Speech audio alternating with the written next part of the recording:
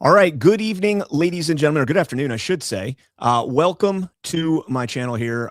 We are going to be live streaming the Tina Peters hearing today, the appeals hearing for its oral arguments for her, appeal from the October conviction that she tragically was handed down. However, there was a slight problem. The timing was actually Eastern time. So I was told it was 2:30 Eastern. It's actually 4:30 Eastern. So there's about 2 hours until the Tina Peters trial begins, the appellate hearing. In the meantime, however, we're going to go to the J6 subcommittee hearing on the pipe bombers being led by Representative Barry Loudermilk. The opening arguments are going for that right now. And let me make sure that I'm live here because I did have a problem on the first time. Okay, there we go. I am live. Okay, so we are going to go live to the hearing with Representative Loudermilk. I don't know if I'm going to stay on screen or not to give commentary throughout it. Most people just kind of like to hear what's going on instead. So on that note, let me go ahead and bring this up. And they are going through right now. He's giving his arguments, or his opening statement, I should say. So let me go ahead and jump into this. Racks were unexpectedly removed from the Capitol on the evening of January 5th. The removal of these bikes were, according to Valerie Hasbury, who was the chief security officer for the architect of the Capitol, she said this was absolutely illogical. The discovery of the pipe bombs on January 6th further disrupted efforts to establish those boundaries and strained security resources. The placement and timing of the pipe bombs discovery proved critical in blurring the lines between public space and restricted Capitol grounds, and therefore made it easier for protesters to enter the Capitol building on January 6th. The Biden-Garland Department of Justice boasted that the Ray FBI pursued their investigations of Americans following the events at the Capitol on January 6, 2021 with, quote, unprecedented speed and scale, end quote. We now know that for 47 out of Joe Biden's 48 months in office, the Ray FBI held in its possession the critical evidence identifying Brian Cole Jr. as the pipe bomber, but failed to make any progress on the case. In contrast, in October of 2025, the Patel FBI put together a designated red team consisting of law enforcement officers from outside the FBI. Within 6 weeks of its creation, the red team identified Brian Cole Jr. as a suspect using material and evidence the FBI had in its possession since February of 2021. On December 4th, 2025, 4 years, 11 months, and 2 days after the event, the Patel FBI arrested Cole for allegedly planting the pipe bombs. FBI operational updates and internal after-action report paint a dismal picture of the Ray FBI's investigation of the bombs. While there is evidence showing that some resources were dedicated to the investigation, there is also evidence that critical components of the investigation were slow-walked and then resources were cut just 2 months in. For example, CAS, the cell analysis team, reported, quote, difficulties in getting the Washington field office to accept help, deployment delayed, end quote.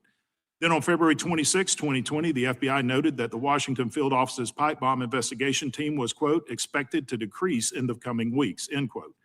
At the same time, FBI was diverting resources from the case. Given the significant evidence against Cole in multiple categories, it is difficult to understand how he was not identified as a suspect in the spring of 2021.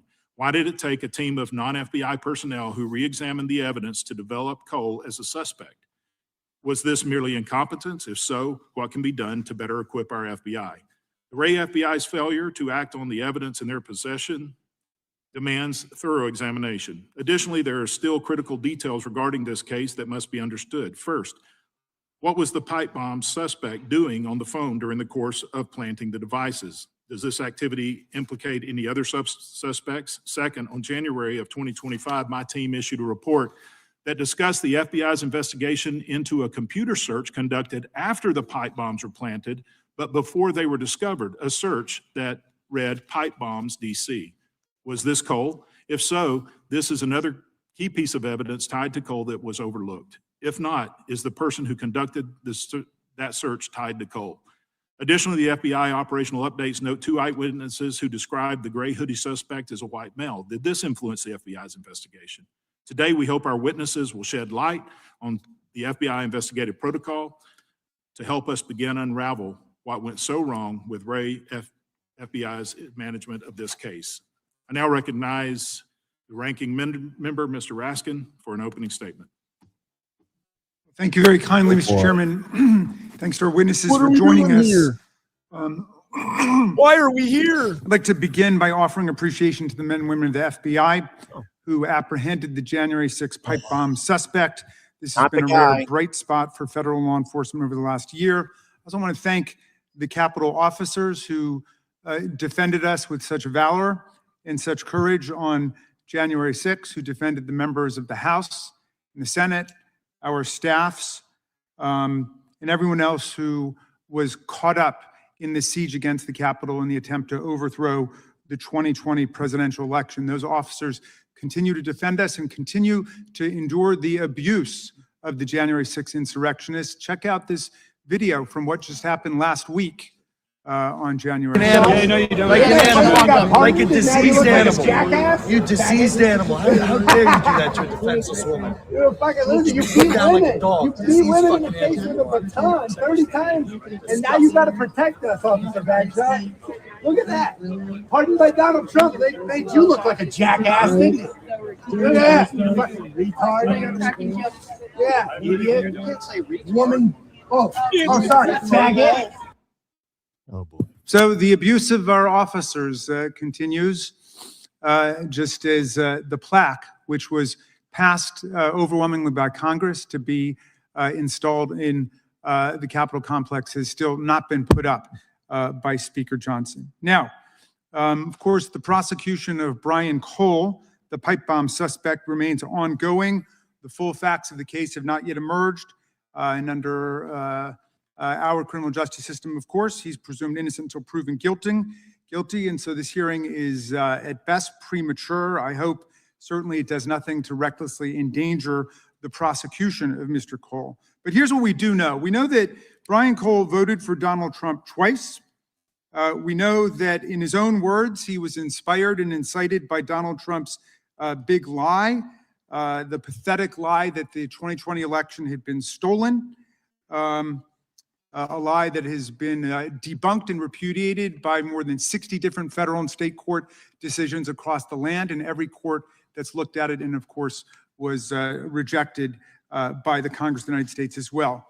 Mr. Cole told investigators he was in D.C. because he was going to protest in support of Donald Trump. He told the FBI that he believed the narrative that Trump had spread, and if the election was indeed tampered with, quote, someone needs to speak up, right?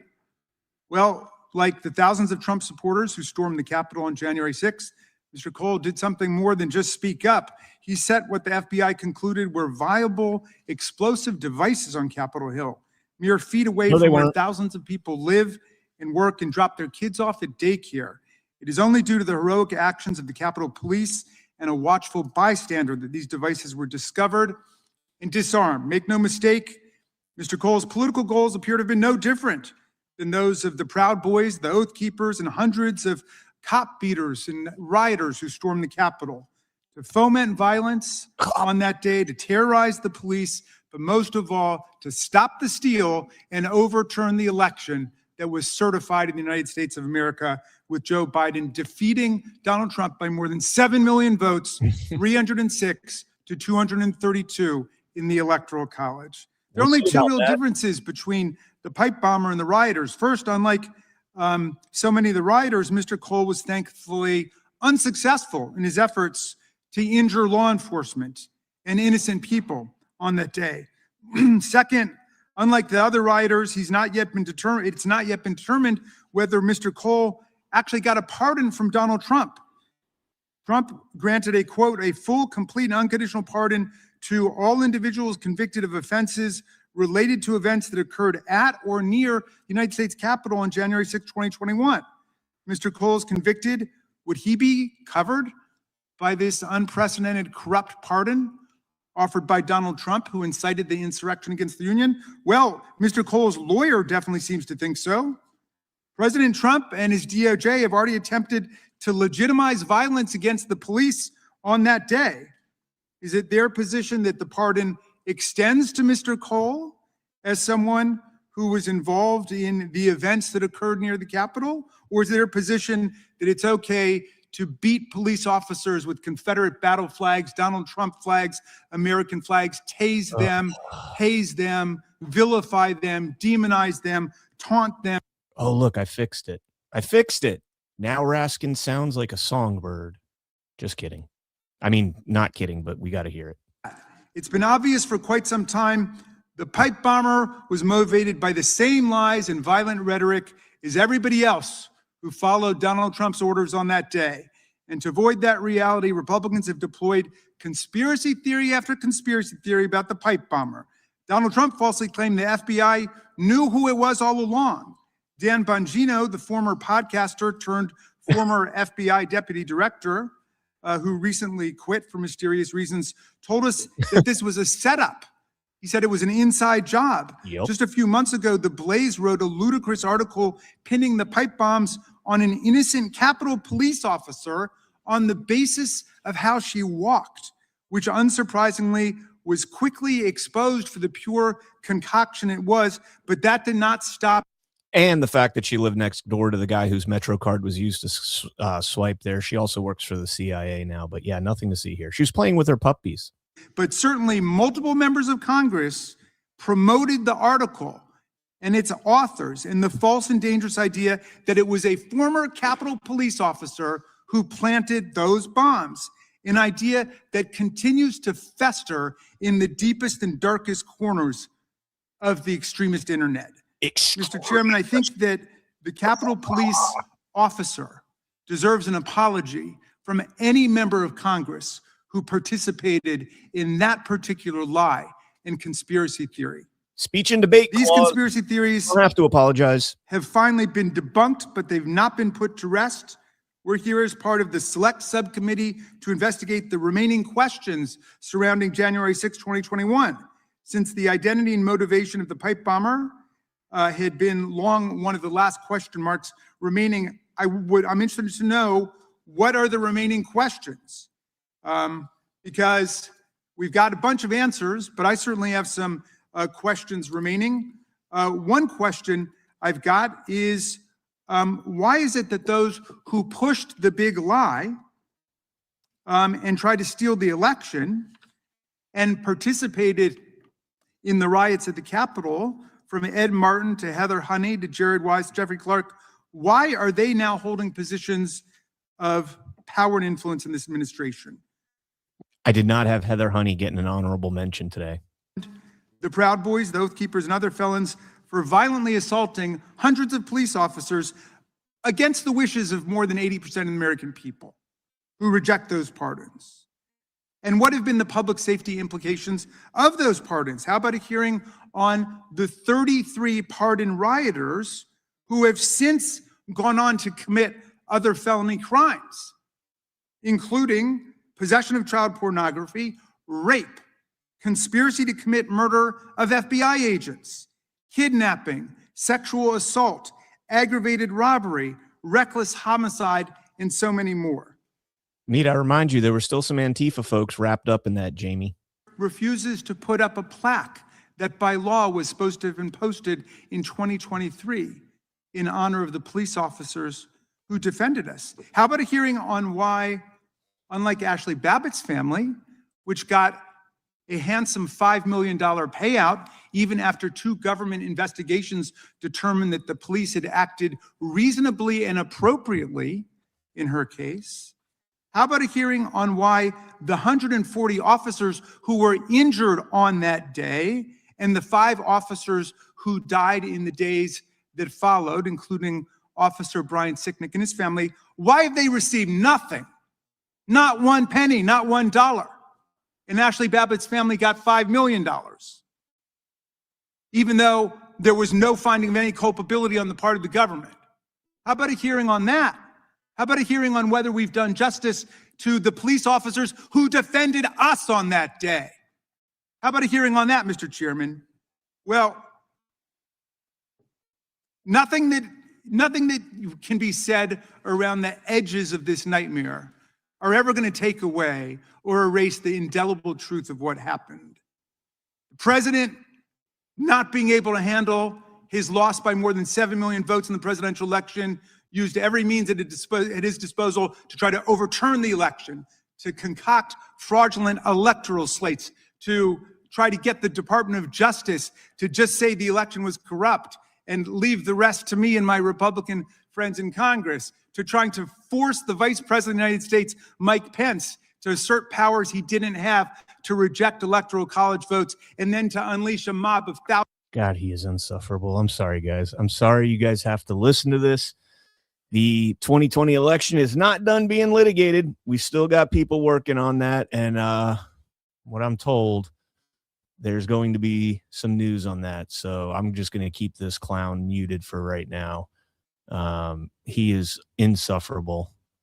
It was nice to see Ed Martin and Heather Honey and Jeff Clark get some mentions there as people working in the administration now. That's awesome to see.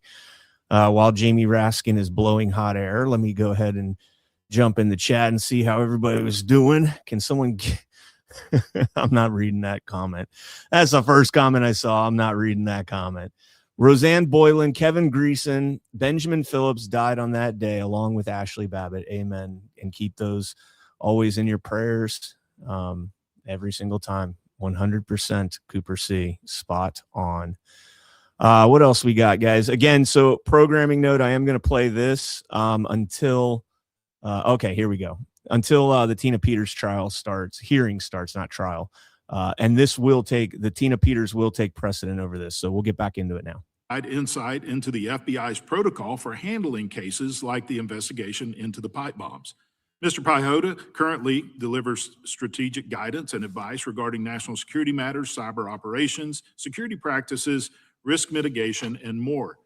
Mr. Thomas Speciale, is that correct? Mr. Speciale is a former senior advisor to the Director of National Intelligence at the United States National Counterintelligence and Security Center. Mr. Speciale has also served as senior collection strategist on domestic terrorism at the Office of the Director of National Intelligence. He is a career intelligence officer, having served across the U.S. intelligence community in and out of uniform for over 20 years, and has a great understanding of how intelligence is used from an operational standpoint and can help provide insight into the intelligence failures which occurred on the 6th. Mr. John Nance is a former FBI special agent. In total, Mr. Nance has served in the law enforcement community for 26 years. He was assigned to the Miami field office and subsequently to the Washington field office, where he finished as a supervisory special agent. Prior to his FBI career, Mr. Nance was a deputy sheriff. Mr. Nance's combined law enforcement experiences make him well suited to provide insight into the FBI's pot bomb investigation. Mr. Mike Romano is currently a counsel at Lycan and Liss Riordan. Prior to his position, Romano previously served as a prosecutor at the Department of Justice for over 17 years. We'll now begin by swearing in the witnesses. Would you please stand and raise your right hand?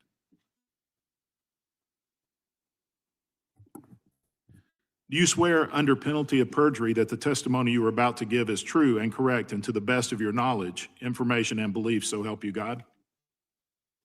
Let the record reflect that the witnesses have answered. You may be seated. Let the record reflect that the witnesses have answered in the affirmative. We thank you all for being here. Please know that your written testimony will be entered into the record in its entirety. Accordingly, we ask that you do summarize and complete your summary of your testimony in 5 minutes. Please remember to turn on your microphones using the button in front of you so that members can hear you. When you begin to speak, the light on the timer in front of you will turn green. After 4 minutes, it will turn yellow. When the red light comes on, your 5 minutes has expired, and we ask that you please wrap up at that moment. Mr. Pajota, we'll start with you, and you may begin. Thank you. Good afternoon, Chairman Loudermilk, Ranking Member Raskin, members of the subcommittee. Thank you for the opportunity to discuss the Federal Bureau of Investigation and its handling of the Capitol Hill pipe bomb investigation. It's an honor to visit with the committee today. As said, my name is Chris Pajota. I'm a retired FBI agent with nearly 25 years of experience. At the time of my retirement, I served as an executive assistant director, one of the FBI's most senior executive roles. Prior to this role, I served as an assistant director, and before that, as a special agent in charge. During my FBI career, I was taught about and personally developed familiarity with investigative, operational, administrative, and leadership requirements that can and should be met during properly executed and managed FBI operations. We are here today to discuss the possible circumstances surrounding a case that cuts to the heart of public trust in federal law enforcement, specifically the FBI, specifically the placement of 2 viable pipe bombs outside the Democratic and Republican National Committee headquarters circa January 5th, 2021. The December 4th, 2025 arrest of Brian J. Cole Jr. was a noteworthy investigative achievement for the FBI and its law enforcement partners. Yeah, Unfortunately, innocent man in this jail. arrest alone is not the central issue before this committee. A primary issue for discussion today is how this case remained unsolved for nearly 5 years, despite indications that the FBI had decisive information in its possession. Yeah, the 32-year-old There are artist 3 was primary able to areas evade of the FBI. consideration when looking at the past and present FBI challenges: culture, leadership, and operational practices. We must assess the following factors to determine the FBI's general fitness and performance in how it conducted the Capitol Hill pipe bomb case. Culture. How did the FBI demand the fabled fidelity, bravery, and integrity in all of its related operations? In the high-stakes environment present, it was plausible that investigators inadvertently eliminated or disregarded possible leads due to a lack of time and resources or flawed prioritizations, a fidelity shortfall. They became overly conservative in their approaches or fear of mistakes, a bravery shortfall, or pursued too many leads in a surface-level fashion to show urgency and expected progress, an integrity shortfall. In the end, culture determined how the organization behaved and performed when times were good or bad. Leadership environment. Leadership remains the lifeblood of any FBI investigation, the kind of fearless, principled leadership that demands excellence and makes no concessions when the safety and security of the American people are at stake. How did the FBI leadership set expectations and maintain standards, preferred practices, and behaviors during this case? What drove FBI leadership to set priorities, allocate resources, and motivate people in this matter? One thing I learned over the course of my career was ultimately we lead or we fail. Operational practices. Information volume can crush an investigative team if not adequately resourced and prioritized. How did the FBI manage investigative workloads that could have resulted in terabytes of specialized data and information and required a small standing army to process investigative findings in a timely, usable manner? Regarding other operational impacts, the presence of additional factors, such as case ownership churn, the reassignment of case agents, insufficient investigative skill or experience, investigative or analytic stovepipes, and overwhelmed administrative systems could have converged to cause unforeseen and unrecognized investigative gaps. If the pipe bomb investigation was not actively led and managed, it is no surprise that the investigation eventually stalled. In closing, this discussion brings us to an important takeaway. The Cole arrest itself appears to revalidate and remind us of the power, effectiveness, and necessity of a skilled, objective, apolitical, well-led FBI. However, the Cole arrest was not born of a new strategy. It was the result of a salvage operation. Salvage operations and cold case approaches will not protect America and its people. The Cole arrest indicates that we still have work to do in rebuilding an FBI that can effectively meet and defeat 21st century threats and challenges while concurrently protecting the American people and upholding the Constitution. I look forward to your questions. Thank you.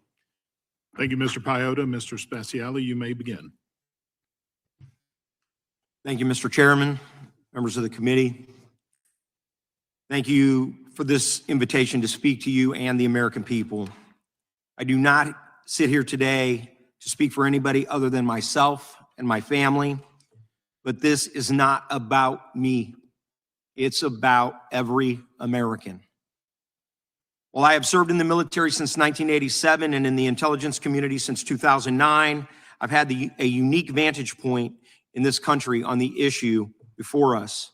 In the months leading up to January 6th, I served as the Senior Intelligence Collection Strategist for Domestic Terrorism at the National Counterterrorism Center. As an intelligence collector and an analyst, I am trained to pursue hard facts rather than political ideology or what is convenient. Everything I present here today is available on my website, along with a more detailed statement regarding these issues. In late October 2020, I warned the FBI Domestic Terrorism Task Force leadership that we should be thinking about potential black swan events due to the fragility that I saw in our country, the distrust of the government, political polarization, and an extremely volatile social environment. But my warnings were ignored, and I was labeled a domestic extremist by my FBI Joint Duty Assignment Supervisor because I was a supporter of President Trump. At NCTC, I was fighting back against the FBI's desire to get a federal domestic terrorism criminal statute for deterrence purposes, and to treat constitutionally protected activities as a factor, not a constraint. That's KGB and Gestapo-like thinking. At NCTC, I authored 2 highly classified documents, a collection emphasis message and a collection posture statement on domestic extremism, which I am happy to discuss. These, if declassified by Director Gabbard, would greatly illuminate January 6th thinking on the part of the FBI and others leading up to January 6th.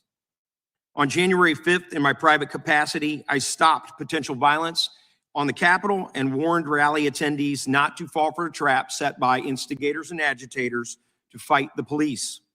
On January 6th, I warned attendees that I was afraid that there would be blood in the street. All right, guys, I'm going to pause here real quick, not pause, but mute this real quick because I've got a guest that's going to join me and give you his take on all the people on this panel here, some insider baseball that you won't get anywhere else because he knows these people. So welcome to the show, Kyle Seraphin of the Suspendables. How you doing, brother? Long time. What's going on, buddy? How we doing? Living our best life. Not impressed with Pyota's start there, and of course Loudermilk and Raskin's opening statements were lackluster, but yeah, what's going on? What's this panel all about? What do you know about Pyota? No, nothing. I know nothing about any of these individuals. Nance sounds familiar to me. I think you and I might have discussed him a couple times, but oh, Nance. Yeah. All right. So Pyota was a FBI senior executive. Like you said, he was in charge of the FBI's science and technology branch, and he was the number 4 in the FBI under Chris Wray. He retired before the pipe bomber case, before January 6th. So he doesn't know anything about this case. He knows about FBI procedure, and he was a senior manager, which means he probably hasn't touched an FBI case since maybe 2010, something like that. So he's 15 years out of date when it comes to doing any work that anybody that cares or matters should be interested in. So it's just worth knowing that they brought these people in. All of these people are in it for the government. They're in it to tell you that the government did a great job. You're going to hear a lot of praise of a nonpartisan FBI. That's not the case. I think the FBI is probably partisan swung to the right at this point in the management end. At the senior level, the mid-level is still what it used to be. So they're just kind of mouthing platitudes and getting along until they can get Kash Patel hung up on something. And then I'm sure they'll swing back to do the same thing they did before. The FBI is not a partisan organization, but it does look out for the FBI. And that's what you're going to see. This is the FBI asserting that they need to protect themselves. This guy Special, he's like a Twitter thirst trap. He's been desperate to get people to show up at his spaces. He used to hit me up in DMs all the time. He has nothing to do with this at all. He allegedly conducted his own investigation into January 6th with no government authority. So he just did stuff. And he's running for office in Virginia. So he's hoping to get some TV time for his campaign. So there you go. Pyota did a really good hit on Andy Stump's podcast, the Cleared Hot podcast, if people want to go watch it. And Andy asked him, he's like, hey, man, why didn't you fix these problems you saw at the FBI when you were there and you're telling me about? Because he wrote a whole book called The FBI That I Know or whatever. You know, I miss my old FBI or some sort of bullshit story. And so Pyo like gets hit with that from Andy Stump, you know, former Team 6 guy. And he goes, he was like, well, I hadn't earned the right to push back against it. And he was like, you were the top 6 people there. And he was like, actually, I was the top 4. There were only 3 people above me in the FBI. It was the director, the deputy director, and the associate deputy director were the only 3 people above him. He had the entire division Imagine that where you are, like whatever, like 40,000 people in the organization, give or take. There's a director, it's a straight line down to the deputy and then the ADD. And then you have the entire branch is what they call it. And the branch was all science and technology. So laboratory, a bunch of admin functions, like all this stuff, thousands and thousands of people, one of the biggest admin branches there is. And yeah, he didn't have the right to be able to push back against the culture. That just tells you that the FBI is broken if a number 4 can't do something about it. So Pio did that. And then lastly, John Nance, last but not least. John Nance was my boss. And he was my boss in 2018. He was actually he was better than the boss I had previously, who was a terrible female FBI agent that's, got promoted. John was lazy. He always wanted to be on the news. He always thought he was going to be a writer. He spent a bunch of time when he was working on surveillance, just like writing Facebook posts and doing things that he probably shouldn't have been doing. Evidence of that is by the time he was my boss, he was reaching out to Dan Bongino and asking for a job for him and his wife. He wanted to be a writer for them. He was looking to try to connect. And Dan Bongino put him on blast in 2022 or early 2023 when Nance was attacking me for showing up on Dan's podcast. And so this ends up being kind of funny and personal to me. Nance doesn't know anything about the pipe bomber either. He wasn't working on the case. He was never briefed on it. He didn't do surveillance on it. He was sitting in an office in the corner of Manassas somewhere looking at like spreadsheets of what kind of airplane parts they had to buy for his pilots. And I have no idea why he's talking, but Nance always thinks he's the smartest guy in the room. He's probably the laziest FBI agent I ever met. He went to law school, but never passed the bar so he could get into the FBI like a lot of people did. He was a sheriff's deputy, but unlike regular people, he worked patrol. And then his first thing to do was become a sergeant and a public information officer. So he loves to hear himself talk. He thinks he's super bright. He's lazy as shit. I really dislike him as a human being. And by the way, so did Dan Bongino, who called him a snake, called him a wolf inside the tent, called him a government propagandist, an FBI mouthpiece, a government bootlicker. There's a bunch of things. If anybody wants to go to Dan Bongino, the D Bongino handle on Twitter, and just type in the letters NANTZ and go read about all the things that he had to say. Amusingly, now the current FBI director and the former deputy director, Bongino, were actually promoting Nance's appearance here because Nance is going to say what a great job they did on the pipe bomber case, but he has no idea because he didn't work it. So that's what you're dealing with. Did you cover Romano? I think that's his name. Romano's an AUSA. He's the Democrats' witness. I think he's kind of irrelevant to what we're going to see from the Republicans. So he's going to be a rebuttal witness. They're going to try to make this all about, oh, look, there's Ivan Raiklin in the back there. Yeah. And you're seeing Stuart Rose, who I just talked to a few minutes ago, and he wanted to kind of get the skinny on these guys before. So that's why I just told you I'll come tell you, because I already gave the skinny out to a couple people, and I had a lot of people asking me, like, who the hell are these guys? The Democrat witness is going to probably make this about January 6th. So he was a January 6th prosecutor, as far as I understand. He's in private practice now. You can see what the tactics are already going to be. One side is going to say the FBI is great. We saved it. It used to be terrible, but now it's good. And these are the guys who say it. That's not true. Doesn't mean that there's not a middle ground for some of this stuff. And the other side is going to be the Democrats saying January 6th was the worst thing that ever happened. How come we're not talking about January 6th and the bad things? At the end of the day, I still don't believe they got the right person. I think that every journalist I talk to that covers this case do not think they got the right guy, to the point where we're now getting into the filings and realizing that the government is alleging that the pipe bomber case and all the things that they bought, that Brian Cole Jr. bought, apparently he didn't even buy alligator clips until after January 6th and after the bombs were delivered. They're showing that he bought alligator clips total, but there needed to be 6 of them, and I think he bought 2 of them. And so they can't even show that he bought all the parts of the bomb that they claim. The defense is out there dismantling the entire confession because in that confession, apparently they've reviewed it, and he never actually explains how he built the bombs. It just feels like he got bullied into saying that he did, and he sort of just like washes it off. There's a lot of things that got washed off from what I can tell in the confession. I'm just reading summaries, not the entirety, which the defense has. But the major things that got washed off are where are the bomb-making materials and where'd the black powder go? And he said, I threw it away, so it's in a dump somewhere. Where are the shoes that were iconic and such a big deal? These like $300 or $400 shoes, these like sneakerhead kicks that you were supposed to be wearing.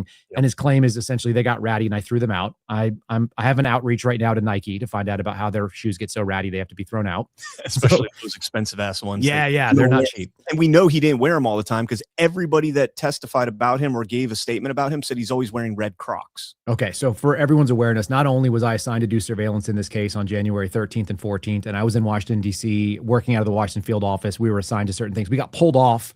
We were working a house that was next door to the one that the pipe bomber or that the blaze indicated was their most likely subject. And that's all interesting. But I'm still in contact with people that were on that surveillance squad. They never got put on a pipe bomb case ever again. And that goes up until to this day. I guess they didn't even use the professional surveillance squad to do the surveillance on Brian Cole Jr. That's really weird. And I've got a really good friend that lives in Brian Cole's neighborhood and lives about 6 doors down. I almost bought a house 100 yards away from where Brian Cole was. My wife and I were looking before we moved to New Mexico. So I was actually going to move into Woodbridge and take a house. And if people have seen where that is, I was actually going to buy a house on 3 Dormers Court. You can go check the map there, but it's just, there's like a little forest area between the backyard where I was going to move and where this guy is at. So I knew the area really well. There are feds all over the place because it's actually a decent place to buy a good sized house, was a good sized yard, 4 kids. It's quiet. You know, there's a little bit of nature, but I know for a fact there are 2 Secret Service canine handlers that do bomb squad stuff, and they are hanging out, living in that neighborhood about 10 doors down. There are FBI agents in that neighborhood. There are local and state police officers living in that neighborhood, and an assorted other feds and intelligence people. This is a very government heavy neighborhood because it's nice, it's affordable, it's within striking distance of DC, and apparently under all their noses. He just lived there by doing his normal thing and changing none of his routines, and the FBI couldn't detect him. This hearing is bullshit. I'll just give it, that's the cliff notes on it. So well, I mean, I agree with you 100%. We've talked, many times, we've talked about, this case, and I've listened to you and Steve Friend and Steve Baker and everybody else talking about this case as well, because it's very interesting that Brian Cole, the 30, whatever it is, year old autist with a mind like a 16-year-old, is somehow able to subvert and stay away from the FBI, despite having his cell phone and, the 934 wipes that didn't occur until 18 months after January 6th. Yeah, I but mean, also, it is like a notable OCD type behavior, but it doesn't have anything to do with the events on the ground or what he was doing. I just got a message from one of the three-letter legacy media outlets saying this is pure garbage.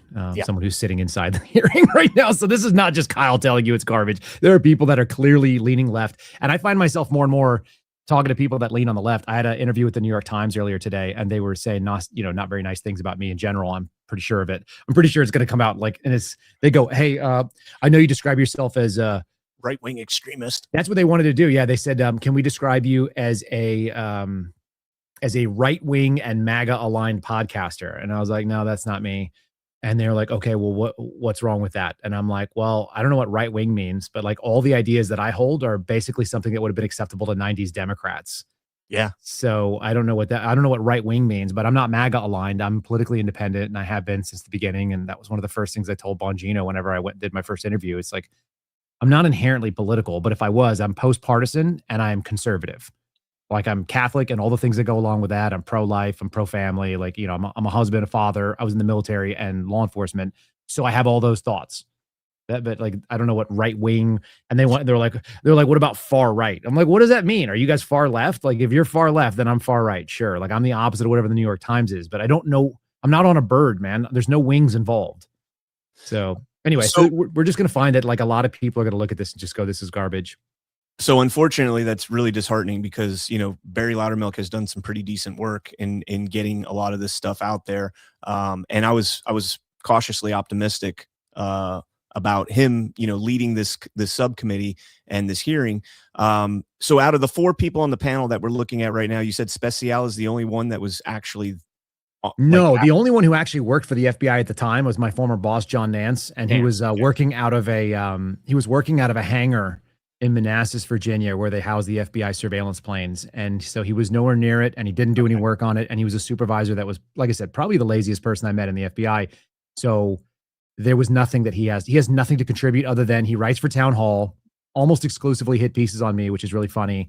And he was formerly badmouthed by the FBI deputy director, and then now is being promoted. And he's 100% in on whatever's going to get him audience. You can see him. He does a couple of swings at Bongino early on in his Twitter career. And then you like follow him later. And now he's like on his knees in front of Dan. And it's like, everything he says is brilliant. And whenever he shows back up on his new podcast, it's going to be incredible. And so many people are going to be experiencing, destruction. It's like, so it's embarrassing actually for him.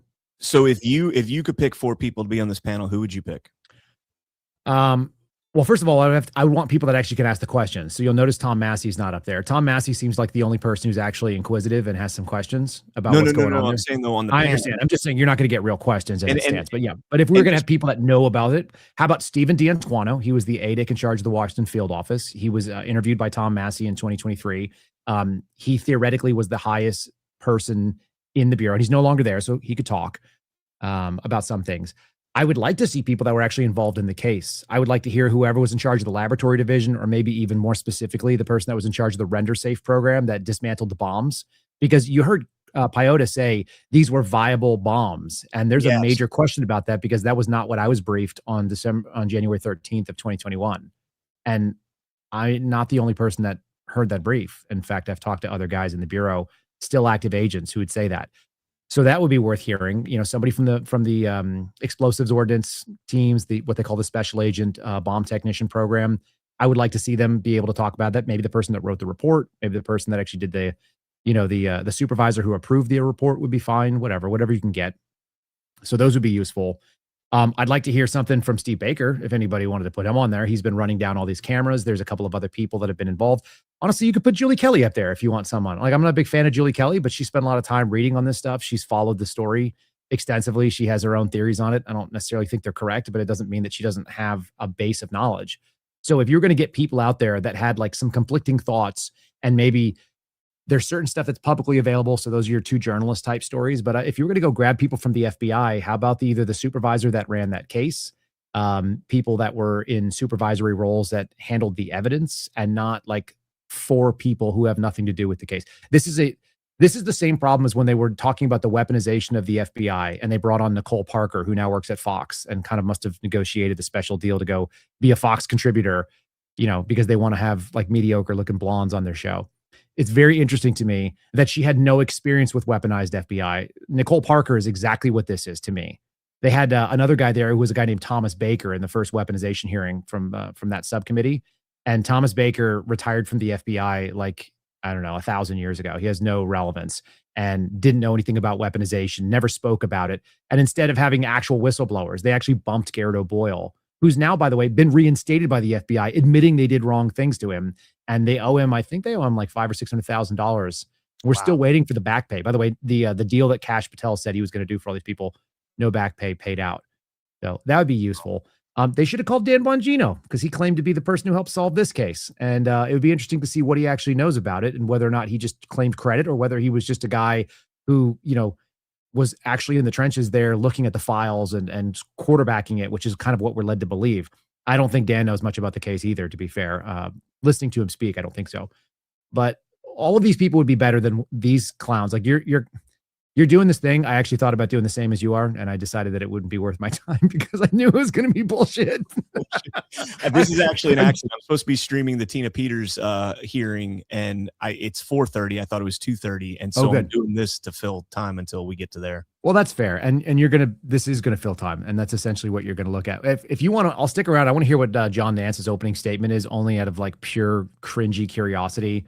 And you'll notice, like, sure, John loves to talk about John, and he's gonna mouth the party line. I can already tell you about, he's gonna talk about his honorable service. He's gonna talk about all the great work that the men and women of the FBI do. I mean, he might as well be freaking Sean Hannity. He's vying for a spot on Newsmax somewhere. He really, really hopes he's going to get that. And that's what he always wanted. And if you're interested, I'll even send it to you over in DMs, but I can send you a couple of the funny little things. Like, there were some really unpleasant things that Bongino said about him for quite a while. The fact that he's like rolled over and taken it is really funny to me. I remember he was the one that was chiming in when you and I were having the back and forth about Steve Jensen, and he was the one that kept jumping in there, and that's where he everything FBI, he defends everything that's the official position. Here's one from this is Dan Bongino to the John Nance, January 31st of 2023. You're a sorry piece of shit, destroying the lives of genuine American heroes while you pretend to be one of us, but you're not. It's comical watching you flail around for your FBI masters. You picked the wrong fight. More to come. Like, that's a good one. These are some of my favorites. Like, I screenshot all this stuff because it was like, what planet are we living in? Yeah. You know, how is it like this now? We'll jump into back into the hearing here. I do want to give people an opportunity. If you don't follow Kyle already, he's on Rumble at the Kyle Seraphin Show, and probably about a week and a half ago, I would say, you did a after the first hearing, the preliminary hearing, which was kind of strange for Brian Cole Jr. Kyle went through the complaint. We went through the criminal complaint for sure, and then we also went through the responses. I've done momentary updates on this. I do it on a fairly frequent basis. Stuart Rhodes was asking me for kind of a primer. There's one I did that was a picture. The the thumbnail shows like a puzzle piece missing. And that's what I'll claim people should think about when they hear Brian Cole Jr. He kind of looks like he'd be the right guy, but it's kind of like when you have like the last piece of the puzzle and everything is all built out, and you get the last piece and you're looking and you're like, it doesn't actually fit, but it's more or less in the same shape. And so the circle will fit into the heart spot, and that squarish thing is fitting into the rectangle. You kind of cram it in. There's a little bit of loose spots. He kind of looks like he could be the guy, as long as you just like ignore all the really important things. Like, he's not connected to the government. He has no knowledge of Washington, D.C.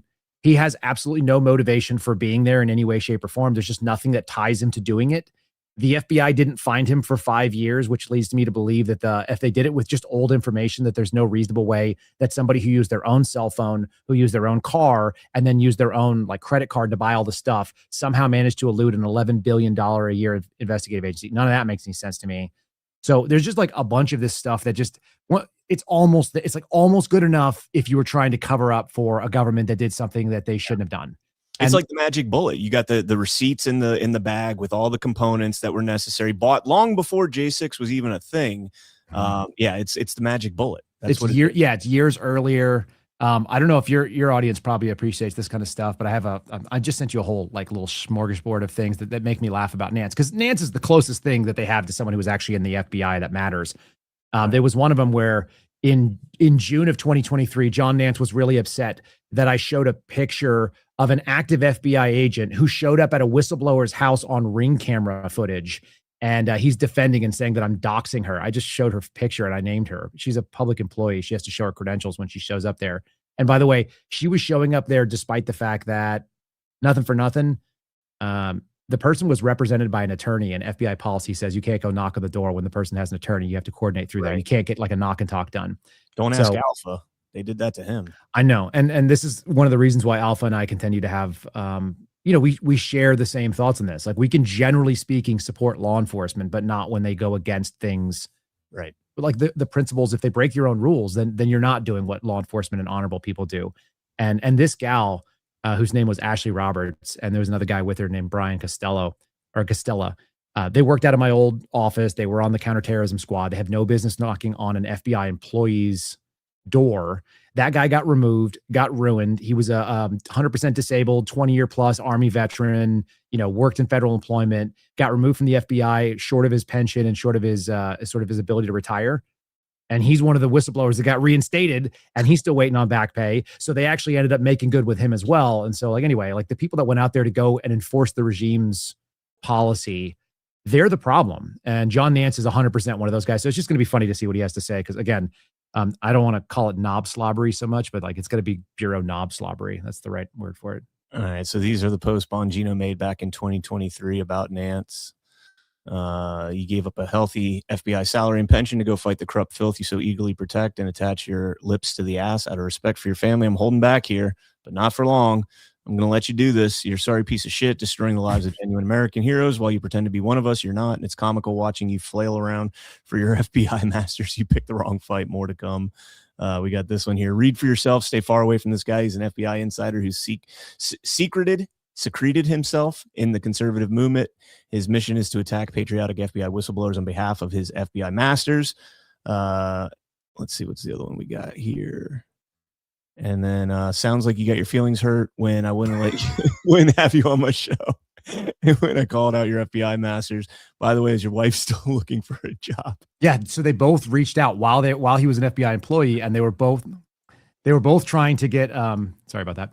They were both trying to get jobs with him. So she wanted to do writing work, and he was trying to get himself secreted in there so he could actually write for the Bongino Report or something like that. So there he is talking about what a study is in law enforcement. It's the same intro he's going to give. 16 years. He did 20 years in the FBI and then 6 years as a sheriff's deputy. But again, about half his time as a sheriff's deputy was as a PIO. So he wasn't doing cop work or even supervisory cop work. He was doing public information because he just wanted to have his name out there. I sent you a video. The video might be the best one. Before, you should play that before you play his testimony or his opening statement, because it's. No, I wouldn't have given it. Oh. It's so golden, man. It's just so funny. This is when Dan and I were still talking, and he knew who Nance was from talking to me and some other people. All right. No, I wouldn't wouldn't have given it much of the time of day if I hadn't seen FBI mouthpiece and wolf inside the tent, the guy by the name of John Nance. Anytime you read a Nance story, you got to read it through the lens of who's telling Nance to say this. Well, notice how right in the title he wants to take a shot at Cobb because he's jealous of Cobb. John Nance, again, I believe speaking as the FBI mouthpiece himself, says how he goes after Cobb by name. Wolves in the tent. Very cautious of these people. They're a group of dipwads who I'm telling you abuse our brand to go and destroy people because these people don't go through proper channels. Kyle used to work for this guy, and I believe this guy's upset because his face isn't on TV talking about FBI scandals he wants to be the face of because he's probably looking for more TV hits. So the fact that Kyle actually had the courage to give up his job because he wasn't going to get the COVID vaccine and fight for people really bothers this guy because Kyle's getting attention. You don't mind. He's the wolf in the tent. Very careful, these people. Love it. Oh. Anyway, you should know that before he goes out and talks, because that was and Dan and I don't get along at this point pretty clearly. I think Dan blew his opportunity, but when Dan walked into the bureau, and I'm on record on March 26th, it was 9 days after he got into the bureau. I said whatever disagreements he and I had, he's doing penance. Going to work there. So I hope he's successful because I really did want to see the FBI reformed. It would have been great if they had done it. They didn't. They only fired 138 people DOJ wide, and a number of people did retire, but they didn't do what needed to be done. They didn't get rid of the senior management structure. The number one guy that's there right now was a special appointee of Larissa Knapp. I did a whole thing on my podcast yesterday or the day before where we went through kind of the etymology of who are the people in leadership. There's a woman named Shannon Perry. She's a current number 4 in the FBI as well. And she's like a German linguist that came in. She's a DEI hire. She's not an FBI agent. She's kind of scary for a lot of reasons. She was the person that took over the whistleblower or the insider threat office. If you're familiar with insider threat, they're looking for like spies and terrorists. This happens in the military. It happens in every sort of government agency, at least at the federal level. They're looking for people that are threatening government secrets. And she used that to go after whistleblowers, saying that they were a threat to the government agency, not to the government, sort of like broadly speaking, its real purpose. And she's the number 4 person. She's been promoted under Comey, Wray, and now under Kash Patel. These guys have no idea who they are even promoting, which is why you have someone like John Nance, who doesn't know shit about shit, coming in to talk about a case that he didn't work while he was, hiding in his office. One of the last conversations I had with John Nance before we stopped speaking was I reached out to him and I said, "Hey, are you doing okay out there? Because are you getting the shot or not?" And he's like, "No, I'm not getting the shot." And I said, "Okay, cool." I was like, "Well, how's that working out there in Washington Field?" And he said, "I'm just going to hide in my office until I can retire in a few months." And so that's what he did. He retired in February of 2022. And then in April of 2022, I was removed from the office permanently for the same reason. I just didn't have the ability to retire. So that was nice. It was nice to know that he just like hid, defended nobody, stood up for nothing. And then now he wants to be a brave, like sort of elder statesman talking in all these terms of civility. And he'll sound really nice when he speaks. And he's got a great vocabulary. I mean, that's the one thing about John that I'll say. He always wanted to be a writer, so he uses a ton of adverbs and a lot of adjectives. So he's very descriptive, even though he's full of shit. And anyway, if you want to play it, you'll get a fun taste of it. We call that being a cunning linguist. He's a cunning linguist, just like the other lady who was an actual cunning linguist. That's she was a German linguist. Here we go. We'll play. This is Pyota's or Special's finishing up his opening statement regarding the pipe bomb, and my core assessment regarding the FBI's failures regarding January 6th is because the FBI was singularly focused after January 6th to prevent Donald J. Trump from becoming the president again and to cripple, intimidate, and silence his allies and supporters. They never truly pursued the pipe bomber because they were focusing on covering up lies, criminal misconduct, and election interference. And they were hunting Trump supporters. In early 2022, I was a voluntary witness to the January 6th investigative committee where I offered them classified documents, or classified briefing, which they refused. And I provided multiple documents which they destroyed, including my report. Regarding what happened on January 6th, a protective order has been placed on the body cam footage of many of the officers on the Capitol that day. This must be lifted. The DOJ has marked these as highly restricted. That's not a national security classification. Also, we need to look into the FinCEN violations. There are people at the DOJ that I can direct you to that can speak specifically to these abuses. I go into great detail about these classification abuses in my report. As a matter of fact, it is against government regulation, quote, to classify or otherwise conceal information that is a violation of the law or to prevent embarrassment to a person, organization, or agency. The FBI has been abusing this for decades. That's true. The president issued an executive order. Reports have been made to the president. Referrals have been made to DOJ. The result of all of this weaponization has been catastrophic to the public trust in our government, but specifically the FBI. Without accountability and significant reforms, many Americans will lose complete faith in you, in us. We do not want that. Gentlemen's time's expired. If you could wrap up. Yes, sir. I've made a number of suggestions regarding reforms to the White House. Go launch right into The it. hardest moment in my life was not in a combat zone. It was in my own home, sitting with my wife and my son. At one point, I had to sit down and tell them what to do if the FBI smashed open our door at 4 a.m. in the morning, waving rifles around and pointing at them. I did that. Imagine having to tell your 10-year-old son that his friends would do that. Yep. I remember him asking me, why would your friends do that? I didn't have an answer. I have done my part. We have done our part. We have placed our careers, our lives, and our livelihood on the line in service to this country, in service to all Americans, red, blue, brown, white. We will continue to serve the nation in accordance with our oath. It is not an oath to our donors or a man or a party. It is an oath to the American people. It is an oath to the Constitution. Thank you, Mr. Thank you for this opportunity. I look forward to your questions. Thank you, Mr. Yeah, Speciale. he's running Mr. for Mayor. office, you can tell. When has he testified before? Because I've heard him speak before. Maybe it was in He's a in Twitter spaces all the time. I used to get DMs from him all the time. Like, come join this space. And it's like, about what, man? Like, I don't want to, I can't vet his background, but I've had a couple of people from the intel sphere that spend a lot of time, both NSA and some of the other domestic agencies. And he talks a good game, but there's something that always kind of rung kind of hollow about the stuff he was saying. And again, it sounds like a guy who's running for office or somebody who's, guys that just like pump up their resume and act like it's something it's not. You might hear John Nance say that, like, this is one of the big contentions that he had. This is why he reached out to Bongino in the first place. This next guy that's going to speak. He was really mad that I pointed out that the surveillance squad that I worked on, which was called Special Operations Group, which sounds super sexy, but in reality, it was kind of a dumping ground for people that couldn't get along with other people. It was a place where kind of broken toys were sent. And for me, it was the only squad that nobody wanted to go to. So there was an opening when I was working counterintelligence, and I thought the work they were doing there was potentially illegal. I did whistleblower activity on it. I thought my boss was clearly breaking federal employment laws. And so I was like, I got to get the hell out of here. Like, where does no one going to bother me? I did the same thing with my vehicle. I had a vehicle and I was like, give me a freaking minivan with 110,000 miles on it. Can I have a piece of shit minivan, please? And they were like, why are you making special requests for vehicles? I'm like, I just don't want anyone else to care about what I drive. I just want to drive the shittiest car here. Like, what is it? Give me the shittiest car. Can I have that? And they were like, you don't get to make requests like that. No. So that was the same thing. I went to SOG, the Special Operations Group, because I was trying to get away from all the other stuff. And when I said that out loud to Bongino during our first interview, that it really wasn't a prestigious job, I think I ruined one of the novels that he was writing. Because I'm sure he was writing about the special operators of the observation group or some bullshit. I mean, it's a sexy name. It sounds sexy. It should have been called Special Operations or Special Observations Group, and like special, like some of them were short busters. Dude, I had guys that showed up on my job when they made me a team leader as a GS-12.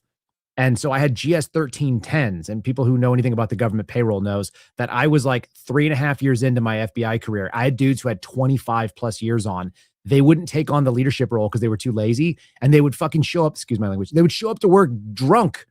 And I would hear them on the radio and they'd be like, yeah, it's just dudes. And I'm like, I'd call him up, Barry, are you hammered right now? And he's like, no, it's just a little couple beers or something. It's like, dude, go home. Oh man. Dude, we're watching a terrorist right now. Like, what are you doing? You're going to get us killed, or you're going to get you killed, or you're going to run into something. Like, get out of your car and walk home, you idiot. And so you'd get people that showed up day drunk at 10 a.m. for a thing. They wouldn't show up on time. I had one guy who was Nance's best buddy from Miami, and he lost one of his communication devices, which was like a two-way. It was like a Nextel kind of thing. It was a Nextel two-way like radio type phone, and it was our secondary comms. So we would primary on the radio that we would use on the air, but if we couldn't, we'd go to the cell network. And I was like, everybody, like, here's our PACE acronym. So military people know it, but primary, alternate, contingency, emergency comms. I'd lay it out at the beginning of the brief. And he would look at me and he would wait till everyone, anybody got any problems? Okay, cool. Hit your cars. Let's go. Be safe. You know, like, here we go. And so then they would all go mount up. And he would come up to me afterwards. And he's like big, like imagine Tommy Boy. He's like really, like, he's like fat and like kind of shortish for his weight. And he like hobbles up to me. He's like, hey man, I don't have my push to talk. And I'm like, okay, cool. Well, where is it? And he was like, I don't know. Like I saw it the other day and it was at the hangar. So like, maybe it's there. I was like, well, get the fuck out of here, dude. Like, go get you can't work if you don't have a secondary comms device. Like that's our secondary comms. We use it all the time. And he's like, oh, okay. Yeah. Roger that. I'm like, when you get it, come back out. Like, go get your comms. I don't need you until then. So he goes, disappears for the whole shift, hangs out with Nance. They get lunch or whatever. The next day he shows up and I'm like, cool. I'm like, hey, Ruben, you got your push to talk? Oh no, man. Couldn't find it yesterday. I'm like, why are you not still looking for it then? Like, you don't have any other duty until you have your equipment. You cannot show up here. It's a safety violation. It's a safety hazard for all of us. And so he would go and hang out with Nance. He disappeared for like 3-4 days. Wow. I mean, like, these are the kind of people that were showing up. These are grown men, 25 years on the job as FBI agents, showing up and can't even keep track of a phone. Like, that's how incompetent and incapable they were. And so that's the crew that I started with. Now, we ended up recruiting a bunch of like really capable guys and prior military and law enforcement. We kind of turned the culture around, which I was proud of us doing. But at the end of the day, like, historically, for many years, the SOG program is crap. And that's what John Nance was on as a teammate. Then he got become the supervisor. And even while he was the supervisor, pretty sure he was banging one of the other employees in there. She ended up losing her marriage over infidelity. I mean, it's like the stupidest stuff you always see. He bought a gym. We had a squad, Brian, that had 16 people on it. Okay. And one of them was a female. And he bought an entire Rogue CrossFit setup with like flooring and bench and bumpers and dumbbells and medicine balls and all this stuff and a rack and a pull-up bar and all the whole thing. It was freestanding in the middle of this big space in the airport. And he only bought one barbell, and it was a ladies' bar. And the reason is because none of us were ever in the office to actually use the equipment. He spent probably $4,000, $5,000 of government money on like Rogue stuff. And it was all for her because she was a part-time CrossFit instructor. I don't think she had authorization to do that either, but she would just like come to the office in spandex and work out. And she was like in her 50s, Asian chick, and she was in decent shape. And she talked super tough, but she was probably about 5'1". And so she ran the squad like it was her own little personal thing. And John Nance, who you're about to hear from, didn't run the squad. He sat in the meetings and drank coffee and listened, and she did all the work as far as I could tell, and she didn't have to do the job that we all did, even though we were all in the same job. So he's a piece of shit. But it was like really weird stuff like that. And then those people will come in and act like they did like some great government service. They got lunch every day. They hung out at the office instead of doing the work of what our squad was, which is that we drove out, sat in our cars, peed in bottles, watched bad guys, took pictures, and looked at them through binoculars. And it was really tedious and boring and sometimes really frugal. Like, it was really fruitful when you could find someone do something bad, like a hand-to-hand with a drug dealer, and identify like a new subject or a vehicle, or find the known associates, or even just tell the SWAT team, hey, there's 2 big dogs and they've got a security camera at the door and the guy leaves at 5 a.m. So you got to hit him at 4:30 if you're going to catch him before the construction job. You know, like stuff that was actually of value we would often provide, but it's really hard fought. You got to get it over a long period of time with a lot of patience. And he wasn't interested in doing that. He just sat around in his office. And so he brought his work girlfriend to hang out with him too. And like all that stuff is just, it's all nasty.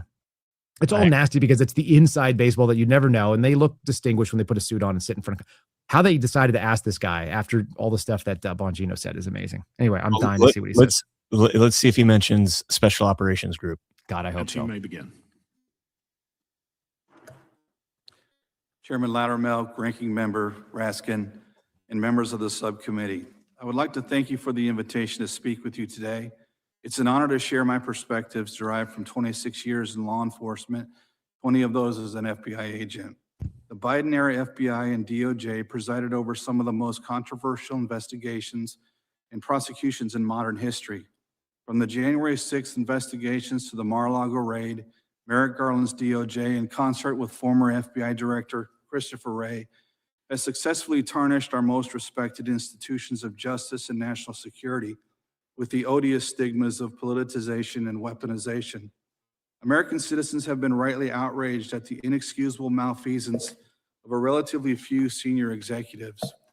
A bifurcated FBI held highly politicized investigations in the compartmentalized precincts of the Hoover Building, while the vast investigative experience and far more rigorous oversight of field agents and division-level management was in large part circumvented, providing insulated political hacks with the unchecked latitude to pursue political opponents. For instance, as documented by DOJ Inspector General findings, the Crossfire Hurricane investigation was predicated on a thin tissue of preposterous fictions spun by operatives of the Clinton campaign and given the imprimatur of compromised members of the intelligence community. What we witnessed during Biden-era weaponization was appalling. I watched the events of January 6th unfold at a Washington field office offsite. I was initially struck by the peaceful and civilized conduct demonstrated. He saw it on Fox News because he just sat in his office and watched Fox News all day. Oh, it's so funny. I told you he would use some adverbs, though, and some adjectives. He's really big on descriptives. Mature. Yeah, imprimatur. By the vast majority of protesters, which quickly devolved into disgust as radical elements wearing the uniform of Antifa anarchists began a campaign of agitation and vandalism, which drew a minority of the more gullible into criminal acts. The Biden administration and complicit mainstream media wasted no time in labeling it as an insurrection, an event to rival September 11th or the Confederate insurrection of the Civil War. However, the only casualty of January 6th was an Air Force veteran and Trump supporter, Ashley Babbitt.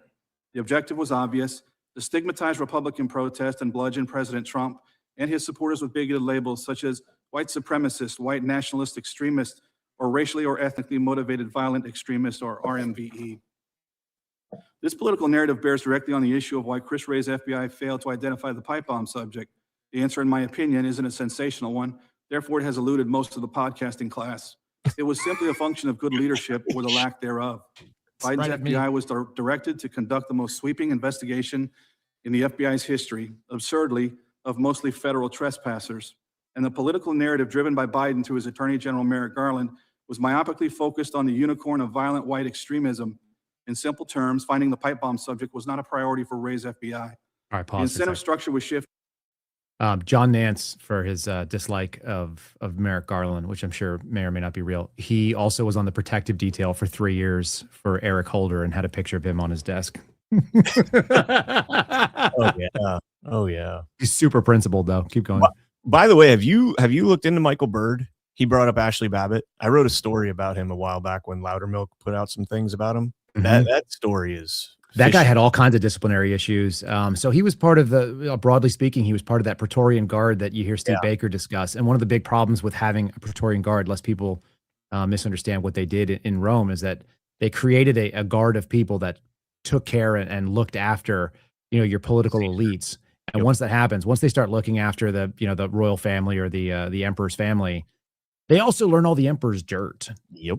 And that's where it got really shady. And so Michael Byrd was part of this sort of protected group of guys that knew where the bodies were buried for members of Congress, and therefore he was untouchable. So no matter what he did. And so that all of his stuff that should have resolved in termination and potentially even prosecution, and some of the stupidity that he got involved in would have been swept under the rug. Baker told me that he's looked into the OPR files for U.S. Capitol Police and seen that they're serialized. So you can imagine they're like, investigated 175, 176, 177, et cetera. They're in order. And there are files that are missing. Yep. 3 of them, at least. And they're all dignitary protection unit guys. So of which Byrd was one of them, obviously. And so this is the problem. And the other issue is that Shani Kirkhoff was one of the people that was in that unit. She moonlighted in that unit. So when you have dignitary protection people and you're part of your U.S. Capitol Police is not an elite group, but there are certainly people in there that have access to some serious secrets. And so they get treated specially. And you can imagine being part of that wouldn't be a bad gig if you were a dishonest person. You didn't mind, essentially holding on to secrets and keeping them quiet so that you could curry favor in your career. I don't know how people live like that, but there's a whole subset of human beings that do that kind of work. Secret Service too. All right, here we go. That an FBI resources were squandered on chasing political chimeras. The obsession with persecuting Trump supporters left no institutional impetus to get to the bottom of the pipe bomber mystery. Elections matter, and the Trump victory has paid out some unexpected dividends. The appointment and confirmation of FBI Director Kash Patel and the appointment of former Deputy Director Dan Bongino has everything to do with finally discovering who planted those viable pipe bombs at the DNC and RNC headquarters. In short, Deputy Director Bongino recommitted FBI investigative resources and assigned a group of task force officers assembled from local and state jurisdictions. Combined with a new type of FBI cast analysis, this group of FBI agents and TFOs worked seamlessly to bring about the identification and arrest of Brian Cole Jr. The current disposition of this case comes down to a simple matter of priorities, an election of great consequence. Critics of Director Patel and the investigation into the pipe. He's in no position to say what they did or didn't use for FBI resources for an ongoing criminal prosecution. So either somebody is feeding him information, which is kind of what Dan Bongino used to talk about, who in the FBI is giving him the mouthpiece words, a new type of cast analysis that's not referenced in any of the case files. And I've read every filing in the court so far. So what you're saying is that you got some insider scoops and people are leaking information to you that they're not authorized to do in the middle of a criminal prosecution. That's a pretty wild statement. Just saying. Wow. I mean, you heard him say that, and it's like, Yeah. okay, well, who's made that claim? Nobody. Did they swear in? They did. They did. Okay. Mm-hmm. Bomb subject have based their allegations on the conjecture of internet cranks utilizing hobbyist analysis of cell phone tower data. That's Conversely, the cast and TFO professionals formulated new and specifically tailored algorithms to demystify cell tower data that had been opaque to investigators up to that point. In essence, we're being asked to believe that the stalwarts of the conservative movement, Attorney General Pam Bondi, FBI Director Patel, and former Deputy Director Bongino, and the esteemed U.S. Attorney for D.C., Janine Pirro, have all colluded to railroad an innocent man. The bottom line is this: President Trump's FBI got their man by dint of good leadership. This bodes very good things for the American people and their FBI. Whoever wrote that for him, maybe it was AI, literally was like, hey, make sure you put something in there that's going to put all of this on President Trump and on these people, so that if anybody in my sphere of the world pushes back on this, it looks like they're disparaging President Trump specifically. Right. Let me say it a different way. What he did is he just took the biggest, thickest, throbbing, veiniest government cock and put it down his throat right there. So that's what that looks like. That's and he got really mad at me when I referred to somebody as being a government fluffer, but essentially that's what Nance is. Nance is the guy who's off scene. He doesn't get to do the main scene in the porno, but he's happy to keep the boner up. And so he just sits there and strokes it. And that was some serious fluffing going on right there. Amazing. Oh man. You want to stick around or you got to get out of here? I'll sit for a minute and then I'm going to disappear. I have a baby issue. One of my children decided to have a fight with her face against a porcelain tub. And so we're trying to figure out what to do with a cracked tooth. And because I'm the same kind of guy that didn't get the shot, I'm also the same kind of guy that looks at doctors, or when I go and do like a pediatric dentistry search and they all say that they're LGBTQIA plus friendly and they're woman-owned businesses and they speak Hindu and they speak Chinese and Spanish and then also English. I'm like, shit, like, can I just find like a regular Christian, like a regular Christian dad who went to like a normal dentistry school and doesn't have to tell you people that he's like, you know, I use this acronym. John Nance and Paiota are both in the same sort of special category of people for me. They're called the Former Agents Group, and you can do the acronym. I got you. Super easy. So the Former Agents Group, there's a lot of them that are in the dentistry profession out here too, apparently. So that's frustrating. All right, here we go. Thank you, Mr. Nance. Mr. Romano, you may begin. Good afternoon, Chairman Loudermilk, Ranking Member Raskin, and members of the subcommittee. Thank you for the opportunity to discuss the Federal Bureau of Investigation and its handling of the Capitol Hill pipe bomb case. It's an honor to speak with you all today. My name is Michael Romano. I was an attorney at the Department of Justice for almost 18 years, and immediately before my resignation, I was a deputy chief of the Capitol Siege Section here in Washington, D.C. It was a great privilege to serve the United States by prosecuting crimes arising out of the violent riot that happened at the U.S. Capitol on January 6th, 2021. I commend the department's work in identifying and arresting Brian Cole for planting pipe bombs outside the Republican and Democratic National Committee headquarters on the evening of January 5th, 2021. This was a difficult case to solve, given the needle in a haystack nature of the evidence. But solving it was important, both because of the harm that the pipe bombs could have caused and because of the suspect's apparent motivation, political violence. Of course, the political violence at the Capitol did not end on January 5th when the pipe bombs were planted, nor on January 6th when they were discovered.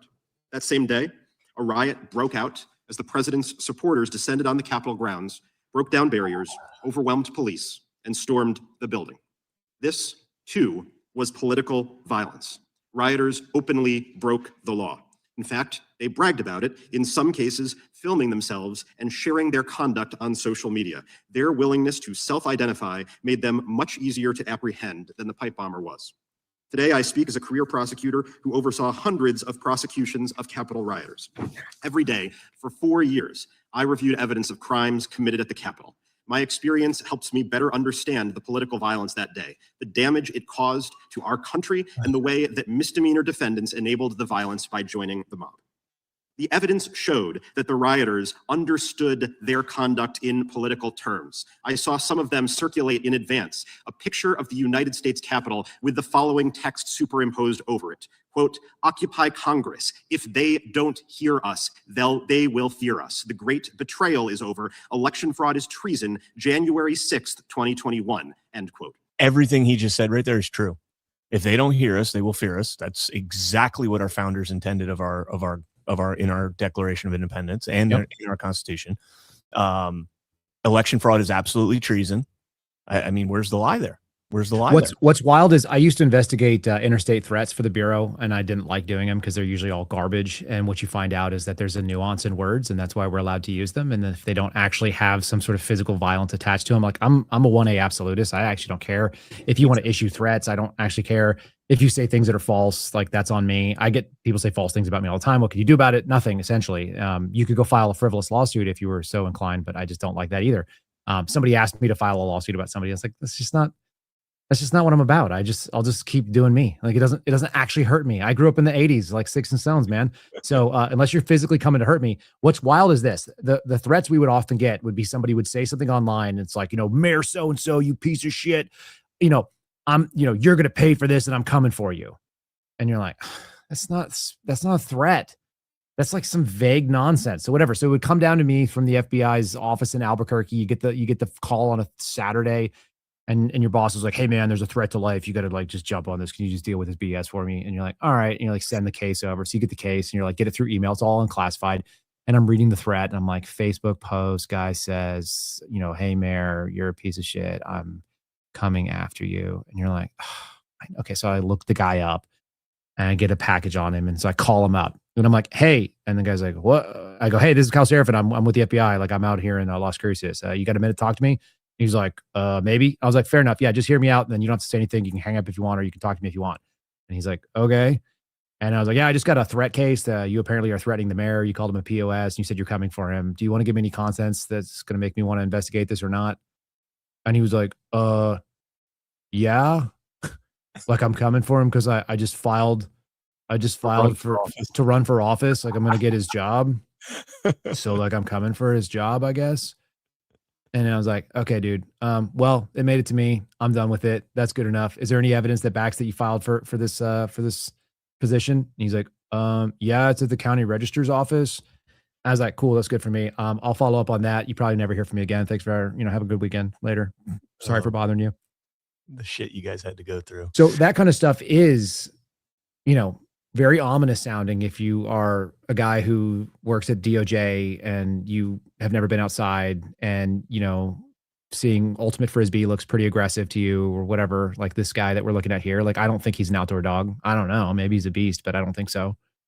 And so his words written on the Capitol, if that scares you, why? They should hear you, shouldn't they? Isn't that the purpose of the elected representatives? Do you not have the ability to gather and to assemble and to petition for a redress of grievances from your government? Because I'm pretty confident I read that.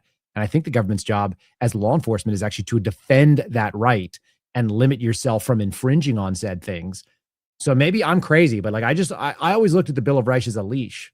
Yep. It tells you where you cannot go as an executive, officer or agent of the government.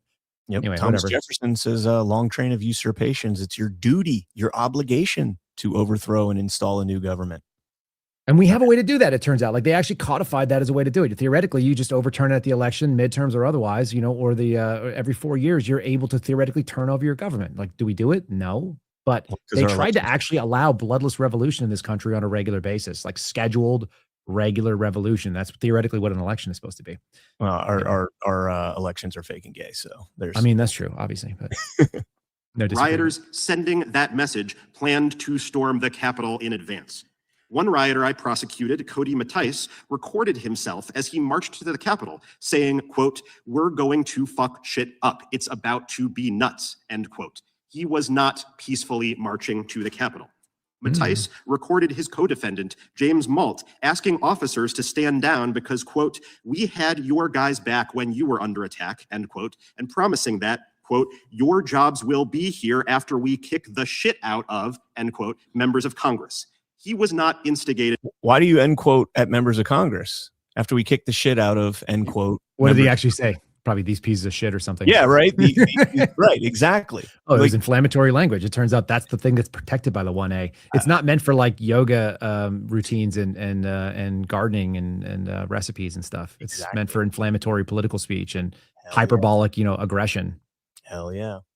By the police. The evidence showed me that the mob shared their sentiments. Its purpose was to prevent the certification of the Electoral College vote by violence or threats of violence. After rioters smashed their way into the building, they demanded of Officer Goodman, quote, "Where are they counting the fucking votes?" End quote. The main door to the house, I saw rioters overwhelm police, occupy the space outside the door, and then I saw rioters, including misdemeanor trespass defendants, urge other members of the mob to use the helmet and use the crowbar to break down that door and get inside so they could target members of Congress like you. Throughout the day, I witnessed rioters tell police officers they had a right to rebel. Some compared their behavior to the Revolutionary War. One defendant, Kevin Seafried, carried the Confederate battle flag into the Capitol. Capitol police officers and others bravely stood in the way and suffered violence for it. And now the rioters who attacked them have been pardoned. And on the 5-year anniversary of that riot, That's what the this White is House about. posted propaganda on its official website, falsely claiming that the Capitol Police instigated the crowd and escalated tensions, falsely claiming that the Capitol Police invited people into the building, and falsely claiming that our work represented a political weaponization of the department against patriotic Americans. None of that is true. The pardons are a permission for future political violence, and the rioters understand them that way, as you can see in footage of violent rioters who came to Washington, D.C. last week on the anniversary of the riot and taunted police officers. It is good that the pipe bomber suspect was arrested. It is good he will face justice. But just as planting those bombs was an act of political violence, we cannot forget the political violence committed by hundreds and abetted by thousands on that day. I'm here and I'm happy to answer any questions the committee has remaining about what happened on January 6th and to speak to the importance of my team's work. Thank you very much. Unrelated to the pipe bomb. So, all right, that guy's, yeah, exactly. That guy's a total tool. It's a whole slate of tools, to be fair. They're all being used for different purposes, but tools, they're used for a specific thing. Yeah, and for those, I saw Badlands just rated us. So for those that are just joining us, we are a little bit behind. Kyle came on to go through, break down the panel that's on here. And long story short, this is a bullshit hearing. None of this is for anything.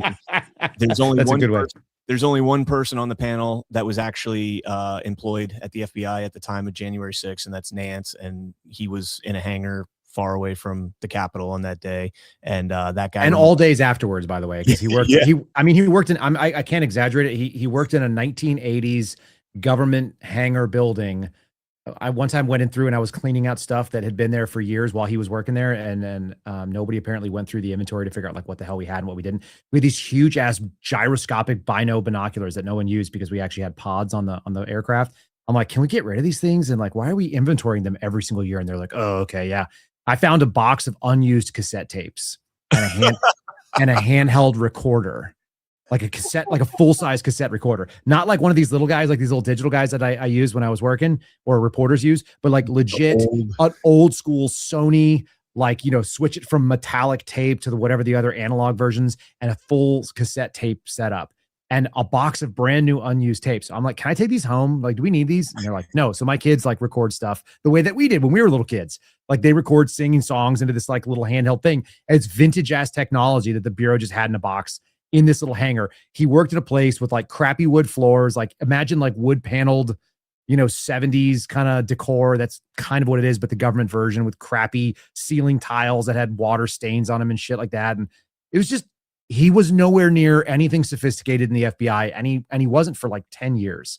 So he has no idea what the hell he's talking about. I just got a message from one of the reporters in the room, said, Nance is pure garbage too. he seems certifiable. So that's a really funny thing to hear. Like, there's multiple people there from the legacy media outlets that are out there, and a lot of them have been kind of telling me they were looking forward to this hearing because they thought it was going to be bad. Apparently, it's going to be bad. So we can start seeing it. I like your graphic description of him. That was very fitting for that.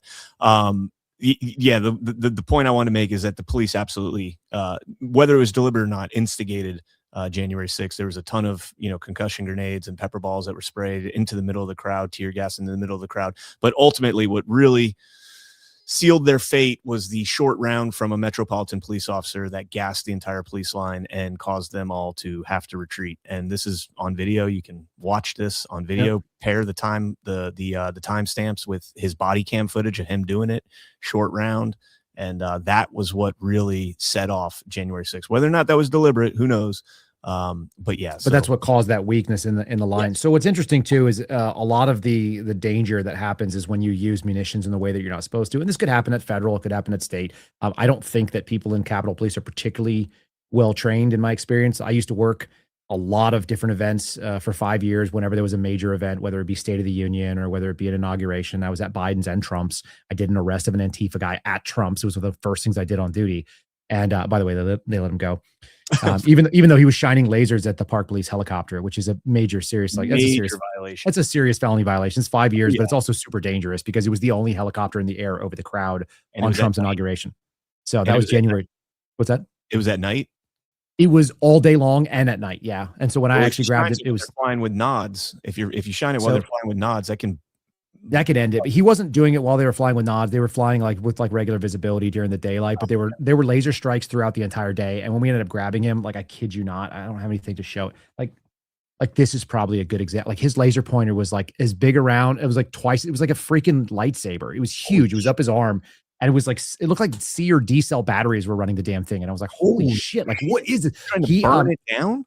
Dude, he sent a beam from this thing while I was watching him onto a building wall that was 200 yards away from us. And I can eyeball 200. I've been a shooter for a really long time, so it was pretty easy.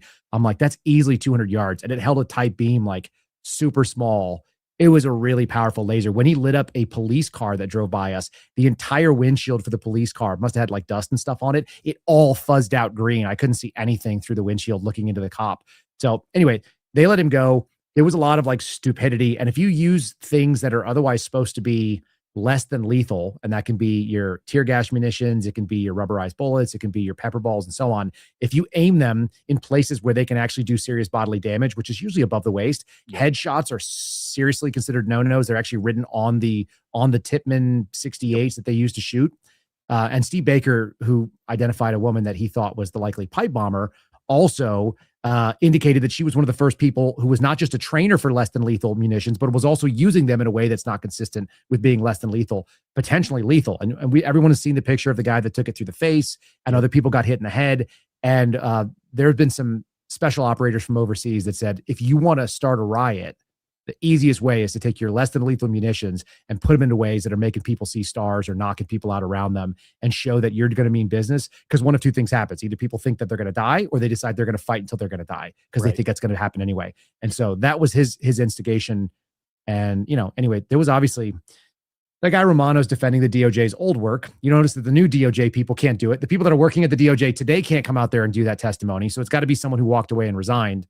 And he was a pretty senior guy. If he was a deputy section chief or a section chief, he's multi-layers above the rungs of just the line prosecutors that were just not calling any shots. So anyway, this should be apparently this whole thing is garbage. And so that's what we're about to watch, I guess. Yeah, the last thing I just want to add, and then we'll get back to it, is the pepper balls on that day were expired, and it was extremely cold on that day, and there's a good chance they were frozen. And at that point, you're shooting a 68 caliber frozen round at 400, 500, 600 feet per second. You hit somebody in the face, that's almost the equivalent of getting hit with a slug from far away. It'll do some damage.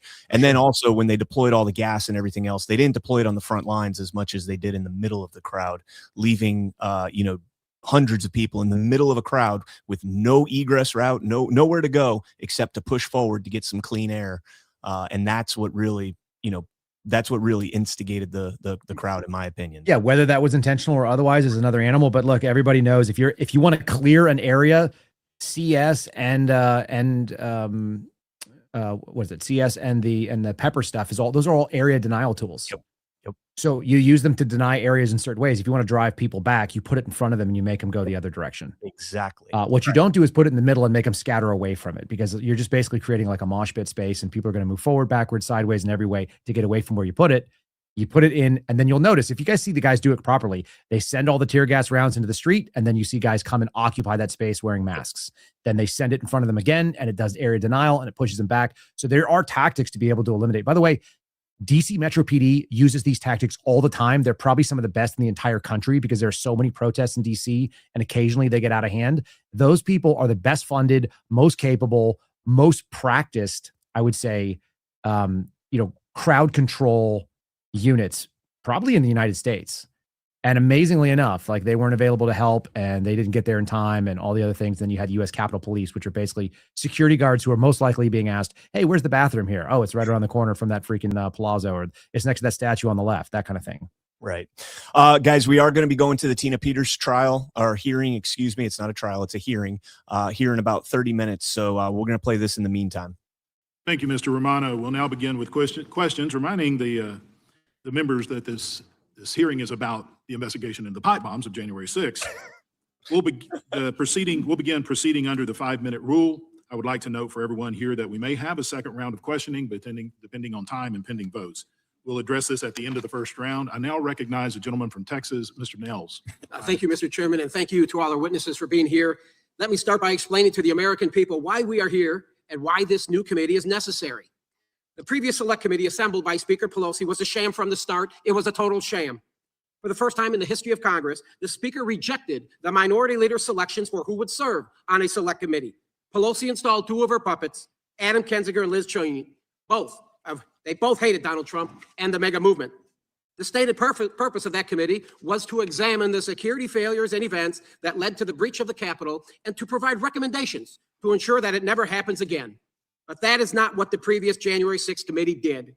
Instead, it set out to destroy Donald Trump and the MAGA movement by convincing the American people that Donald Trump coordinated a violent white supremacist insurrection to overthrow the U.S. government. They did this to justify the prosecution of his supporters and former administration officials, and to ensure that he could never become president again. Today, we can say they failed.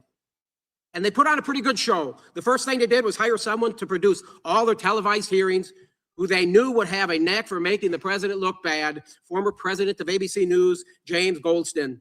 Then they set out to have a highly pre-scripted hearing designated to play on the emotions of Americans. For example, the hearing with Capitol Police officers Don Gonell, Fanone, Hodges, 4 Trump haters who gave highly scripted and pre-planned testimonies. All right, hang on right there for 1 second. Hey guys, Kyle's gonna drop here, but I just wanted to give him a chance to give his socials and everything, so you guys could give him a follow if you don't already. Yeah, if you guys want to follow me on X, you can do it at Kyle Seraphin. Like me, hate me. I'll engage in good faith. I don't mind. It doesn't bother me. There's a lot of haters. I think it's kind of fun. Same thing on Rumble. It's rumble.com/Kyle Seraphin, and YouTube, it's at Kyle Seraphin. So easy to find. And thanks for letting me jump on here. When you texted me, I was like, there's no way we're going to be able to do this in just a couple of text messages, buddy. Well, I appreciate it. We do got to get you back on sit rep here pretty soon to hash out all this stuff and just catch up on everything that's been going on. So, Kyle, thanks for joining us, man. Sounds good, bud. I'll do it. All right. Take care. God bless. All right. We'll get back into this. I'm going to jump off screen, grab something to eat real quick, and then I will be listening on my AirPods. Told the sham committee work cost the American people $18 million. That's right, $18 million. And in the end, they released this 845-page report that failed to achieve the stated purpose of the committee. Instead, it sought to blame the entire event on Donald Trump, whose name was mentioned 4,207 times. The word insurrection, which not a single person was actually charged with, is mentioned 78 times. The Proud Boys are mentioned 218 times, while Antifa, who intelligence confirmed planned to be present, is only mentioned 20 times. The words white supremacy and white nationalists are mentioned 23 times, and MAGA is mentioned 17 times. Meanwhile, Ashley Babbitt, the only person who died by firearm, is mentioned just 5 times. Oh, and remember how we found out from the December 2024 IG report that the FBI had 26 confidential human sources, or CHSs, in the crowd that day? CHSs are mentioned a total of 0 times in this report. I know it's been a long time, but remember Ray Epps. Let me introduce you again to Ray Epps. Play the video. Into the Capitol! Into the Capitol! We are going to the Capitol, where our problems are. It's that direction. Please spread the word. All right, no, Dave, but one more thing. Yeah, so can we go up there? No? When we go in, Are we gonna get arrested if we go up there? you don't need to get shot. Arrest us.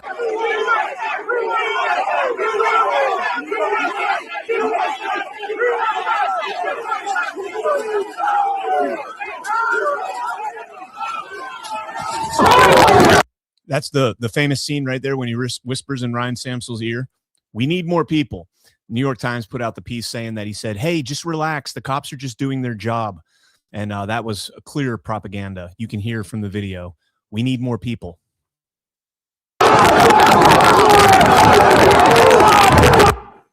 The night of January 5th, he is filmed yelling at the crowd that they are going to go into the Capitol, and again on the day in question. He is filmed at the front of the crowd, at the barricades, just before the initial breach. He whispers something into the ear of the guy next to him, and that guy initiates the breach. Then later at 2:43 p.m., a red flare goes up. 2:45 p.m., red smoke pops, and at 2:46, Ray Epps is in video being extracted from the crowd of eight-man team, even though he was allegedly alone that day. Play that clip. Every three-letter guy I know that was at January 6th, we all saw the same things happening. We all knew that this was an operation. Watch the footage on top of the Capitol, and if you fast forward it and watch it, you really do see movement of individuals. You just see them moving through the crowd. The red smoke pops, and when Epps starts to leave, he's got 4 people in front of him and 4 people behind him, and they literally get him the hell out of there. They go behind the media and then just disappear. They said he was there by himself or with his nephew also. They got separated. You know, if he was there by himself, then why are 4 guys leading him out, 4 guys following? It's plain to see. It's obvious. Now, despite Epps' actions on that day and despite him being number 16 on the January 6th most wanted page for months, his name is mentioned 0 times in that 840-page document. 0. The previous committee's report highlights that I believe some 2,000 protesters entered the U.S. Capitol building on that day. It's on page 77. By conservative standards, that's less than 2% of the total estimated number of protesters present in the Capitol complex, 120,000 on January 6th. Why didn't the other 98% of protesters rush to the Capitol if that's what Trump supposedly wanted? Why did they not listen to Donald Trump's orders and commands? Why did the vast majority never enter the Capitol building? The first breach occurred 20 minutes before Trump's speech ended. Why would Trump supporters leave a Trump speech and breach the Capitol before the grounds even ended? I'm stopping there because you guys have known this. You guys have been listening to me for a while. Trump was deliberately late, I believe, on that day. He was almost an hour late to give his speech, and I think that was deliberate, and they kind of jumped the gun on what happened at the Capitol. Also, it's not lost on me that Ray Epps was caught in a video, and I'm sure most of you guys have probably seen this, but in Arizona, he was in a video of like a protest, I guess, that Baked Alaska was at. Baked Alaska was also the one in the street that was saying, we got to go into the, well, Epps was telling him, we got to go into the Capitol tomorrow. That's where our problems are. We got to go into the Capitol. And that was Baked Alaska that was filming that. Baked Alaska also was at that protest in Arizona time before that, when Epps was caught in the background of that video as well. And again, Trump was deliberately late, in my opinion, to keep most of us away from what was inevitably going to happen. Go back to balance of my time. I yield back. The gentleman yields, and obviously the chair has given some latitude to our side on time. I'll extend the same courtesy to the members of the minority. I now recognize the gentleman from Maryland, Mr. Raskin. Well, I thank you for your even-handedness there, Mr. Chairman. And I appreciate that roundup of the worst conspiracy theories of the January 6th canon, and I hope that this committee will help us to debunk all of them. All of them have been well debunked and repudiated online. In any event, the gentleman does not advance any counter story to what the January 6th committee found after more than a year of talking to more than 1,000 witnesses and looking at more than 1 million pages worth of documents and getting overwhelmingly testimony from Republicans, people in Donald Trump's world. If you go and you read the interviews and you look at the videos, and it's all online, you can see these were Donald Trump's people who told the story. So, you know, I don't mind any of those flights of fancy, but none of them, again, have laid a glove on what was found by the bipartisan January 6th Select Committee. Now, Mr. Romano, you ended up by talking about pardons. And I want to ask you, first of all, Well, generally, what you thought about the validity and legitimacy of those pardons generally being reserved for people who show contrition and remorse and who have been reformed and rehabilitated and no longer are a danger to society. But secondly, I wonder if you would opine as to whether or not Donald Trump's pardon extends to Mr. Cole if he is indeed convicted, as his lawyer is asserting. You turn your mic on. Thank you. I thought the pardons of the January 6th defendants were tremendously ill-advised. These were people who had been convicted after a trial or after a guilty plea. Many of them, as we saw, remained proud of their conduct throughout the pendency of their case, remained proud of their conduct at sentencing. They certainly, as a group of people broadly, did not show remorse. And I think we can see that in the way that they have celebrated the pardons and tried to lie about what happened on January 6th. As for Mr. Cole, it's unfortunately an open question whether the pardon applies to him. I don't know that there's a clear yes or no, and I think that's a problem. Certainly a pardon that was not rushed through on day one in the way that this was could have been more targeted and could have not raised the sort of issues that are raised by this question. Well, the Department of Justice under Pam Bondi has actually advanced a very robust understanding of the scope of the pardon. Has the DOJ not? Isn't she taking the position it's even applied to other criminal offenses unrelated to January 6th if there was evidence that was assembled from the defendants after their January 6th arrests? That's true. For instance, when a home is searched and evidence of another crime is developed during the execution of that search warrant, the Department of Justice has taken that position.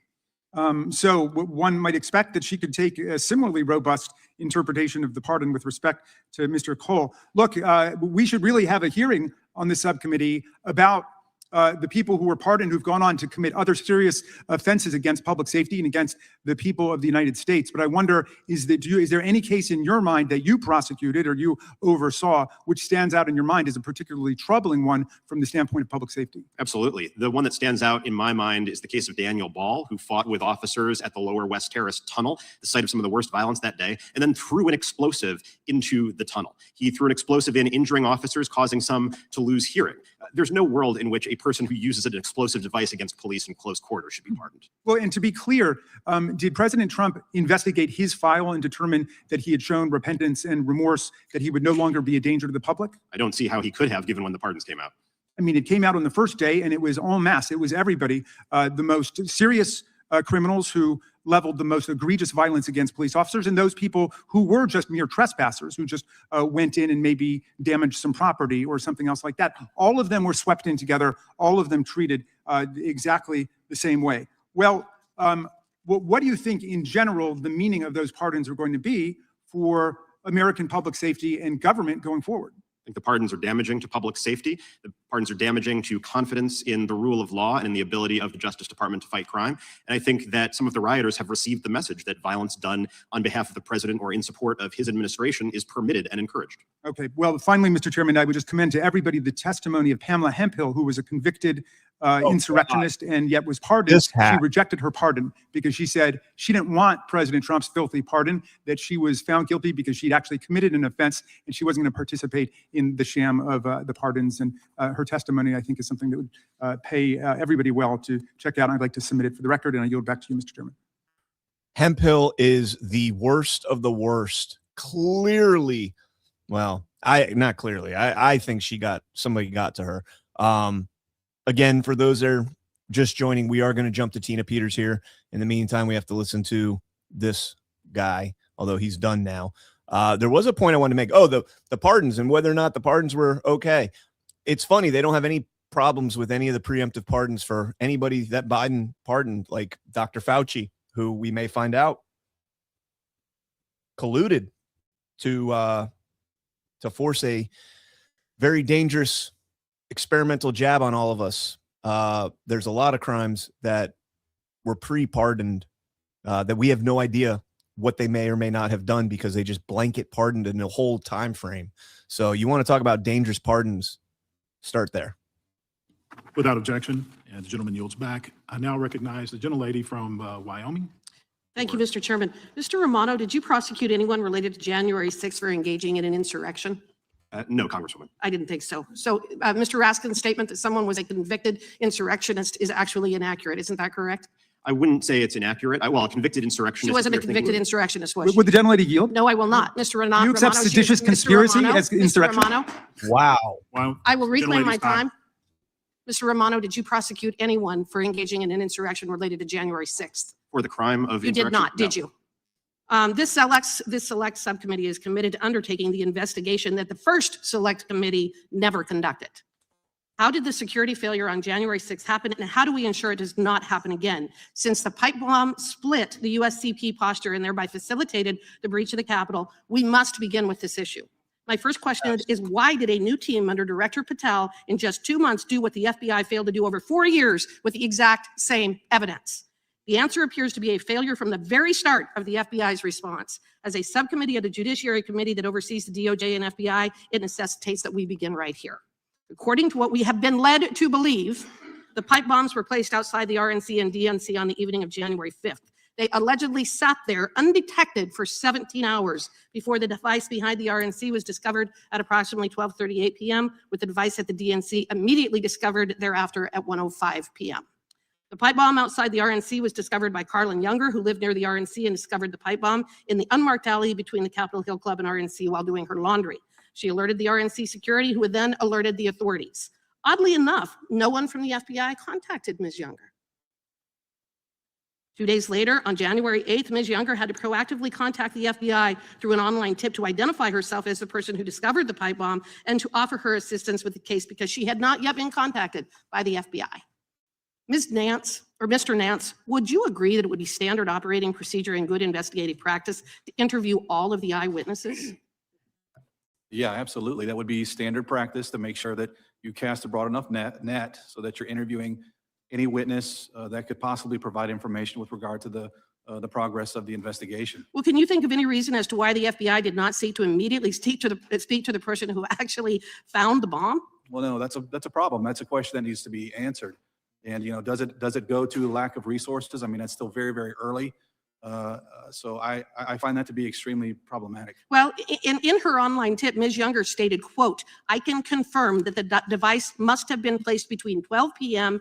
and 12:40 p.m. Eastern Standard Time on January 6th, end quote, because it was not there when she first passed the area around 12 p.m. So when was the bomb actually placed and by whom? The FBI finally interviewed Ms. Younger 3 days later on January 11th, and it confirmed her testimony that the device outside the RNC was not there before 12 p.m. on January 6th. This leads us to 3 significant data points. First, the bombs had kitchen timers for 60 minutes. Second, the witness who first discovered the bomb noted it was not there before noon, about 60 minutes before the meeting of Congress. And third, if in fact the bombs were placed the night of the 5th, they sat there for 17 hours in a highly trafficked area, undisguised, without detection, until the most crucial time for security that day, which was when Congress was voting to certify the election. Mr. Nance, what should the FBI have done with this contradicting evidence? Well, the Bureau should have run that all to ground. I mean, every resource should have been made available to make sure that, that those questions got answered, and that simply did not happen. I think that had to do with a less than ideal leadership posture. Well, I think that's the understatement of the century, Mr. Nance, but I appreciate your remarks on that. Both devices were largely undisguised and visible along heavily trafficked areas, yet they allegedly lay undiscovered for 17 hours, a point Ms. Younger disputes. And again, which oddly enough, they were not detected by the Secret Service bomb sweeps at the DNC before the arrival of then Vice President-elect Harris that very morning. Does the fact that these devices were not detected for 17 hours raise any questions for you? Well, of course, I think it does for everybody. You know, though the January 6th investigation was just beginning, and I suppose you could make an argument that resources were stretched thin, the gravity of the placement of these, where these pipe bombs were placed, suggests that that should have received, at least the same or equivalent amount of resources that the broader J6 investigation. Well, then I appreciate not only did it not receive the attention, the January 6th committee entirely ignored the placement of those bombs, which tells you that they had an agenda that they pursued that had nothing to do with what actually happened on January 6th. With that, I yield back. Gentlelady's time's expired. Mr. Chair, I have a UC. The gentlelady from Texas, Ms. Crockett, is now recognized. Thank you so much. This is from the New York Times. It's dated January 13th, 2021. Trump impeached for inciting insurrection. President Trump became the first president to be impeached twice after the House approved a single charge citing his role in whipping up a mob that stormed the Capitol. He faces a Senate trial that could disqualify him from future office. There were 10 members of his party that joined the Democrats in impeaching him for insurrection. Without objection. Never convicted. Okay, may I proceed? You've been recognized. Thank you so much, Mr. Chair. I don't know where I want to start. Like, I am so frustrated with this country, and I don't think that I'm the only one. And to know that we have former law enforcement here, as someone who worked with law enforcement consistently as a practicing lawyer, I'm quite concerned. I'm alarmed by some of the things that you said, specifically, Mr. Speciale. Am I saying it correctly? Okay. Mr. Speciale, you said, and I may quote you incorrectly, so correct me, you were warning your family about the possibility of the FBI busting into your home. Is that correct? Close enough? Yes, because they were raiding American citizens all over the United States for trespass. And you'd agree with me that that's, I mean. No, I don't agree that you should use FBI tactical teams to raid people who are trespassing. That's not what I was saying.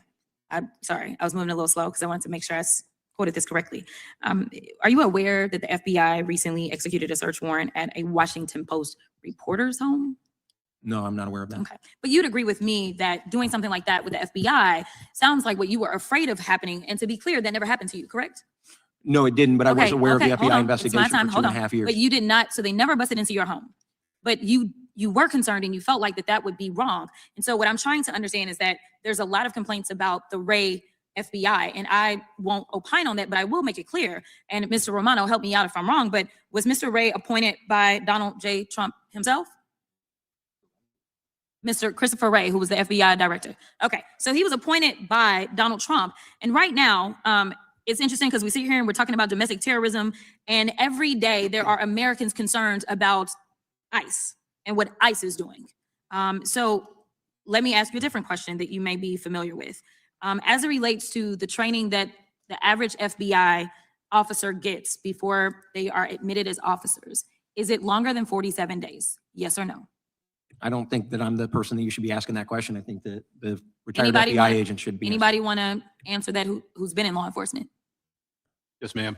The FBI Academy ranges anywhere from, it changes in length and duration. It can go from 12, 14, 16, it's up to 18, 20 weeks. Okay, thank you so much. So here it is. We have people, and I know that there have been conversations about political opponents. I believe it may have been you, Mr. Payota, that you talked about political opponents being prosecuted.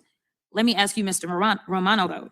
Are you aware that this DOJ has gone after Jerome Powell or is going after Jerome Powell? I'm aware of reporting to that effect, yes. Are you aware of this DOJ going after Tish James? Yes. Are you aware of this DOJ going after James Comey? Yes, after the president tweeted that they should. And are you also aware that James Comey is not currently being prosecuted? His case was dismissed. I am. Are you also aware that Tish James' case was dismissed? Because the attorney was. Are you also aware that a number of times that they tried to indict Tish James, they were unsuccessful? I am. Now, as a career prosecutor, how many times did you have to try to get people indicted before you could finally secure an indictment? I never had the grand jury reject an indictment that I presented. Oh, okay. All right. Well, it seems like maybe they still need you there because they are struggling. In addition to that, I want to talk because like the conspiracy theories are driving me insane. And maybe it is because I'm used to the law, just being the law and practicing and getting into a courtroom. And maybe it's because I've been there.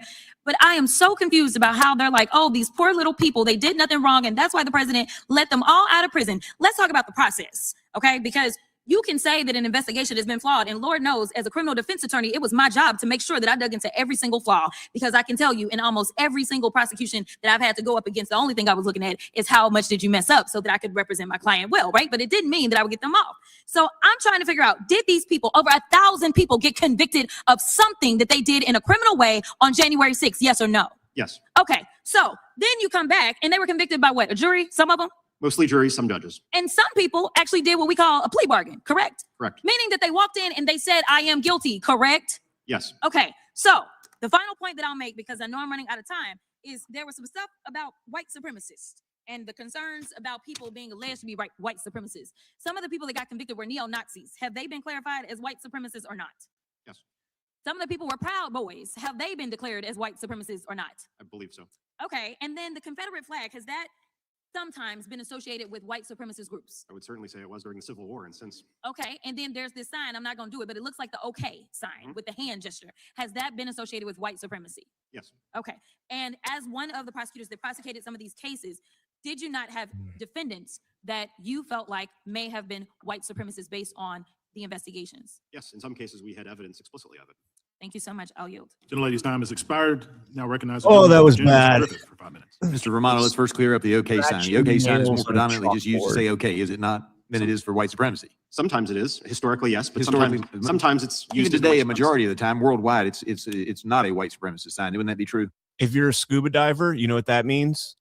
You know what that means? The same thing it means in sign language. Okay. Okay. That's what it means. You don't give them a thumbs up in scuba diving because that means go up. So you go like that. Okay.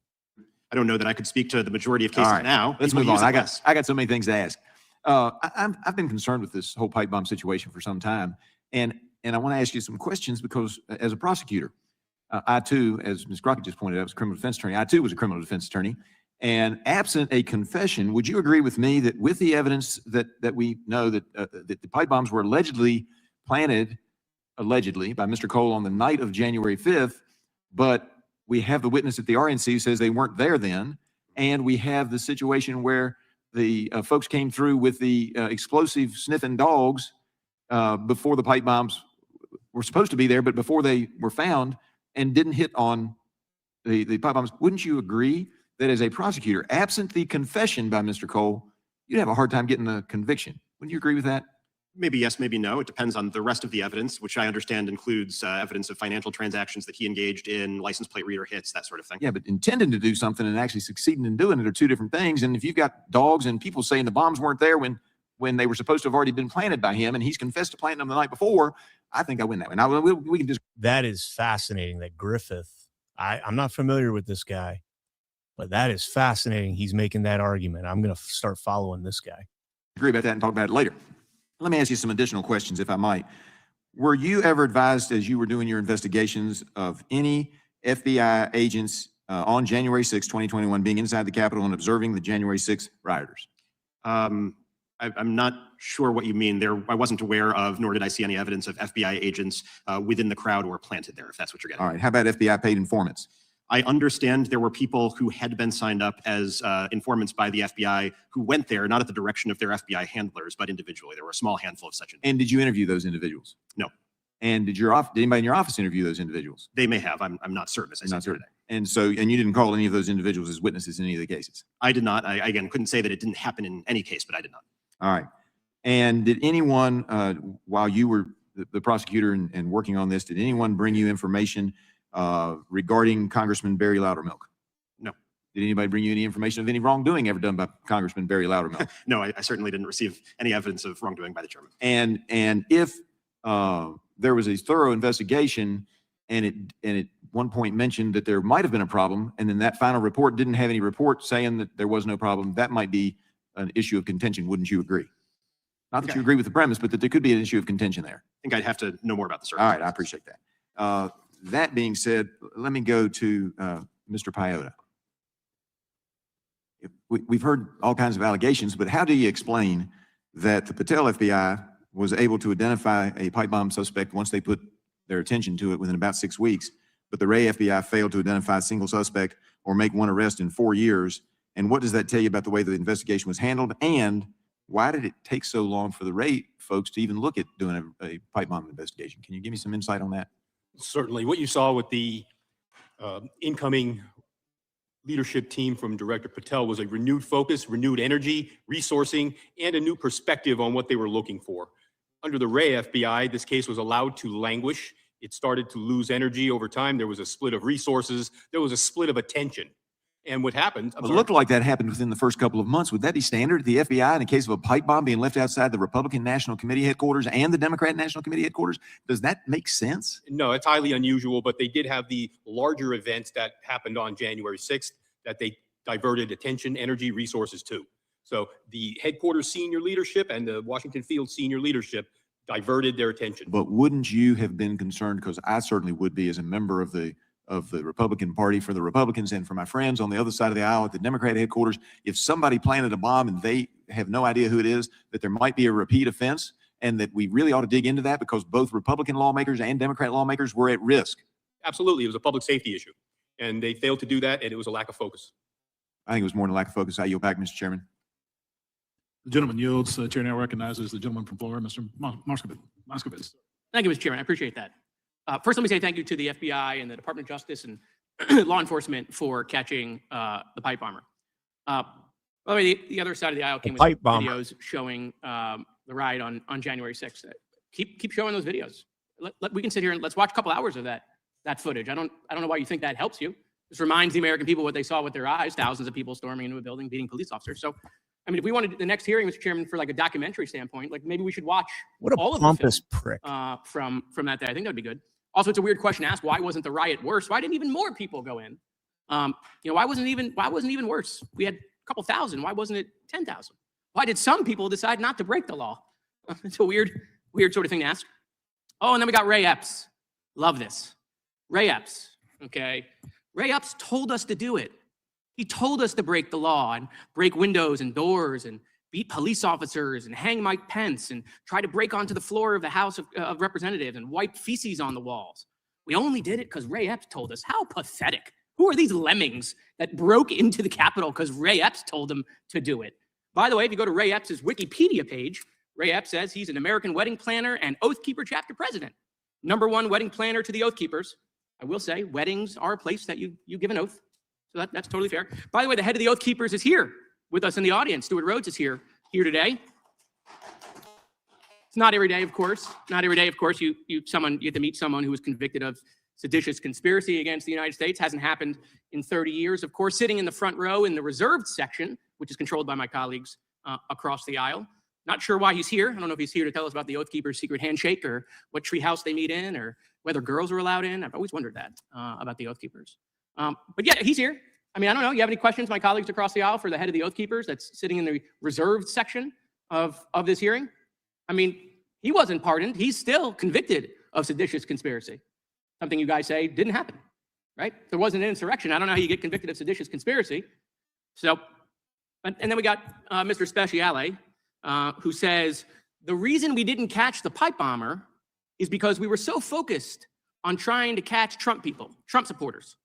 Well, Mr. Speciale, breaking news, as it turns out, the pipe bomber is a Trump supporter. So you're right. Lie. That's a lie. They were focused on trying to catch people. Turns out it's just that person, the person you're talking about. And so I went to your website because you mentioned it, Mr. Speciale, and you put on your website that January 6th should not be forgotten, like the Holocaust and 9/11. It's interesting that you chose those two events that also have terrible conspiracies about them, right? Like the Holocaust didn't happen or it wasn't as bad, or that 9/11 was done by the Jews or an inside job, right? For sure. Interesting that you lump in this one with those. I find that fascinating.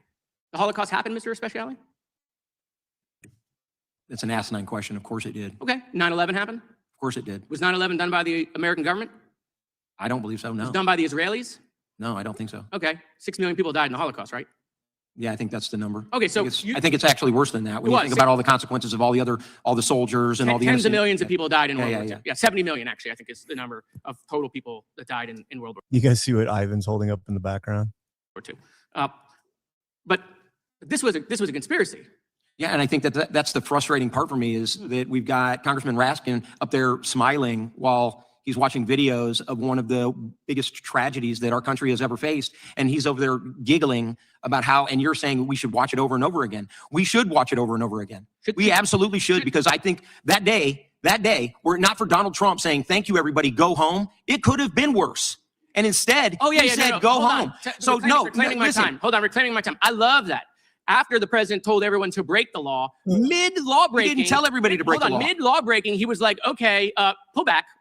He didn't tell everybody to break the law. He said, go there peacefully. The media distorted what he said. They edited the clips. Was it peaceful? And then the January 6th committee distorted it for all the American people. Hold on, Mr. Speciale. So Was it peaceful? the truth of the matter is, Donald Trump said, go home. You've made your point, and they did. Was it peaceful? No, it wasn't peaceful. Okay. Hanging Mike Pence, not peaceful. That's asinine. Of course not. Okay, so it wasn't peaceful. But I can explain better if you give me time. I would happily explain to you. It wasn't peaceful because Ray Epps told people. No, it wasn't peaceful because the body of the. I've made this analysis. I've made this analysis over and over again, and I think it's very important, and it's lost on many people. The crowd of people that were there in attendance that day were a vast majority of them veterans and law enforcement, retired veterans and law enforcement. They were standing around. Most of them, 99%, were peaceful. And then the Capitol Police, I believe, panicked. I believe that they lost command and control in the Capitol Police, and they started CS gassing the crowd. Well, veterans are trained to do one thing and one thing only, And Break that into the is Capitol, fight apparently. That's what- tyranny and fight injustice. That is what we're trained to do. So when the Capitol Police began CS gassing the crowd, the veterans and the law enforcement stepped forward to protect the crowd. Maybe- And that right there is called a black swan. It is what I warned of in October of 2020 to the FBI Domestic Terrorism Task Force. That's how these things happen all around the world. They happen in Iran, they happen in Syria, they happen in Saudi Arabia, they happen in Libya. That's how it's done. And I was warning of that. And in this particular crowd, sorry. Gentleman's time has expired. You can submit the remainder comments for the record. Now recognize a gentleman from Louisiana, Mr. Higgins. Thank you, Mr. Chairman. Mr. Speciale, you can take. Guys, I am monitoring the Tina hearing in the background. When it starts, I will switch over. Great honor to know that Mr. Moskowitz would have treated you with much more kindness had you been an illegal appearing before this committee. Yep. That's a lie, but Mr. okay. Romano. Mr. Romano, have you been deposed by this committee, sir? No, not by this committee. Would you be willing to participate in a deposition by this committee? Absolutely. That's going to happen. Mr. Chairman, the COVID era government oppression was very real and impacted American citizens. Our freedom to travel the land was greatly restricted. Our freedom to congregate, our freedom to worship, our freedom to speak. The government oppression that America suffered in the COVID era leading up to the November election cycle of 2020 was unprecedented. The Biden FBI did penetrate legitimate First Amendment communications and groups of American patriots who had the audacity to object to government oppression. The Biden FBI, trained to manipulate and agitate, did foment rage within these groups of American patriots. The November 2020 election cycle was compromised. The Biden FBI did have undercover agents and confidential informants embedded within the rally crowds on J4, J5, and J6. And the Biden FBI did conspire to entrap MAGA Americans prior to J6 and then successfully entrapped several hundred Americans on J6. The Biden FBI and DOJ did unrighteously persecute, arrest, and imprison entrapped Americans.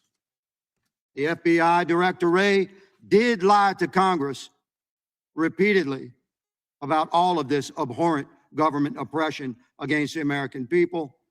President Trump did rightfully pardon the Americans who fell prey to the Biden FBI and DOJ. And within months of his inauguration, the Trump FBI did identify and arrest the J6 pipe bomber suspect using only the evidence that had been in the possession of the Biden FBI since 2021.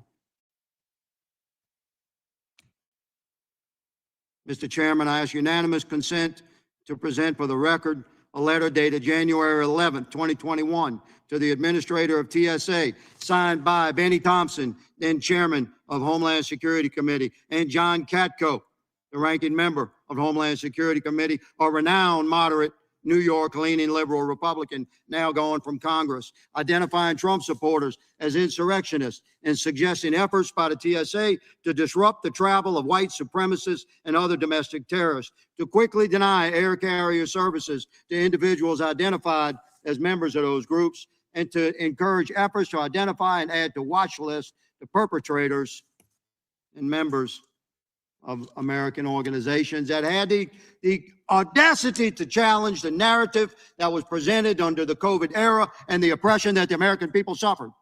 Without objection. Mr. Nance, regarding drawing from your expertise, long-standing with the FBI, can you find any reason, good sir, that the FBI would not have solved the pipe bomber crime based upon the evidence in their possession, including cellular analytics that we were advised by whistleblowers that under 200 possible cell numbers were identified and presented to the FBI and the illegitimate J6 original Liz Cheney committee? Why did the FBI not solve that crime, good sir? Well, I think the rapidity of the Patel administration or directorship in solving this case demonstrates exactly why the Wray FBI failed to do so. I mean, as has been stated before, this was a matter of leadership. I think this is also a matter of messaging.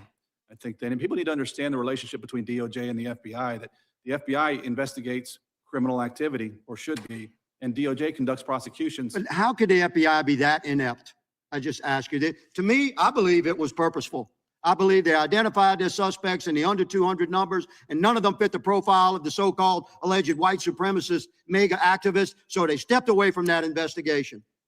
I believe that there's no way they could be that inept. Mr. Chairman, my time has expired, but my passion on this subject has not. The gentleman has yielded back. The chair notes that there is a lot of passion regarding this topic. And it is something that's passionate on both sides of the aisle here. And our objective, my objective in this committee, is to get to the truth of, without political bias, of what happened. And the question remains, how did the previous FBI go 5 years without even a lead, using the exact same data? No exception. I've talked to the FBI agents that are currently at the FBI, were at the FBI before. They confirmed to me there was no new evidence brought forward. New eyes were brought into this process. A red team was brought in, which also included non-FBI agents that come from teams that are out, task forces. And they took a look at the same evidence. The question being, and I think there's a lot of good information that's been brought up and a lot of questions. Is there political bias involved in the decision? Or is it just a lower priority? This is more, we know that a lot of the resources were shifted over to prosecuting those who trespassed at the Capitol. But what I'd like to do for a moment is actually look at the data that was there during the Biden era FBI, the same data that was looked at by the Patel era FBI. And one of the things, Mr. Paiota, let me start with you. You're familiar with the CAST team, is that correct? Yes. Can you briefly describe what the CAST team is in the FBI? They're a communication analysis team. They do cellular phone communication, review, analysis, records, disposition. They can tell you who was where, when, and they look at the communications network and how it was leveraged during certain situations. So we also have from an FBI report that the members of CAST were frustrated is that they were put on the back burner when it came to the pipe bomb investigation. Would that be something that would normally be done within the FBI? In my experience, no. You take those specialized resources as they come.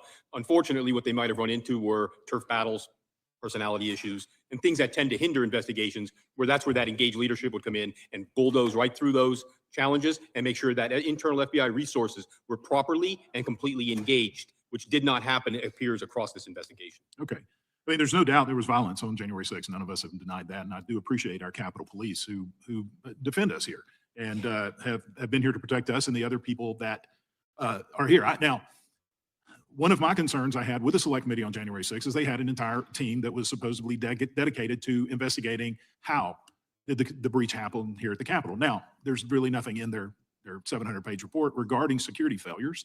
However, Republicans investigating this all the way back to Representative Banks, who's now Senator Banks, as well as my previous investigation, uncovered what appears to be a massive intelligence failure. And one of those that we're actually getting more information right now are these CHSs, confidential human sources, which we know that there were several embedded, which I think that's important for the FBI to have these informants embedded in extremist groups.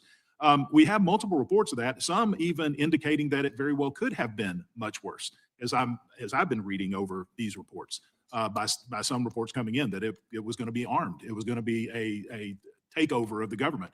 Fortunately, that didn't happen.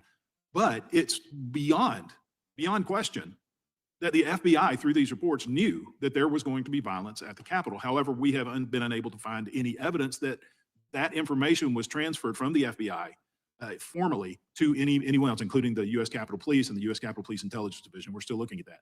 Is that normal operating procedures? I mean, is this turf battle so tight within the FBI that they would not report actionable intelligence that there very, very likely is going to be violence at the Capitol?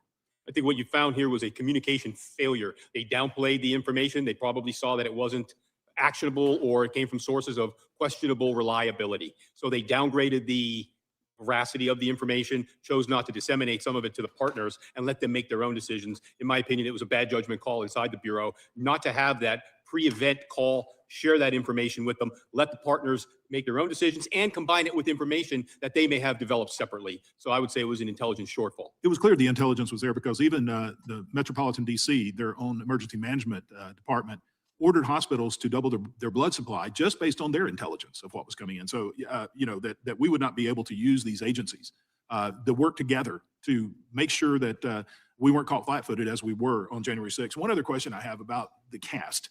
Now, we do know that there was a data request made from all the carriers, and it was a huge request of cell phones that were around the Capitol, January 5th, January 6th. That's the data of which the current FBI was able to narrow down with combination of the videos so they know where the suspect was.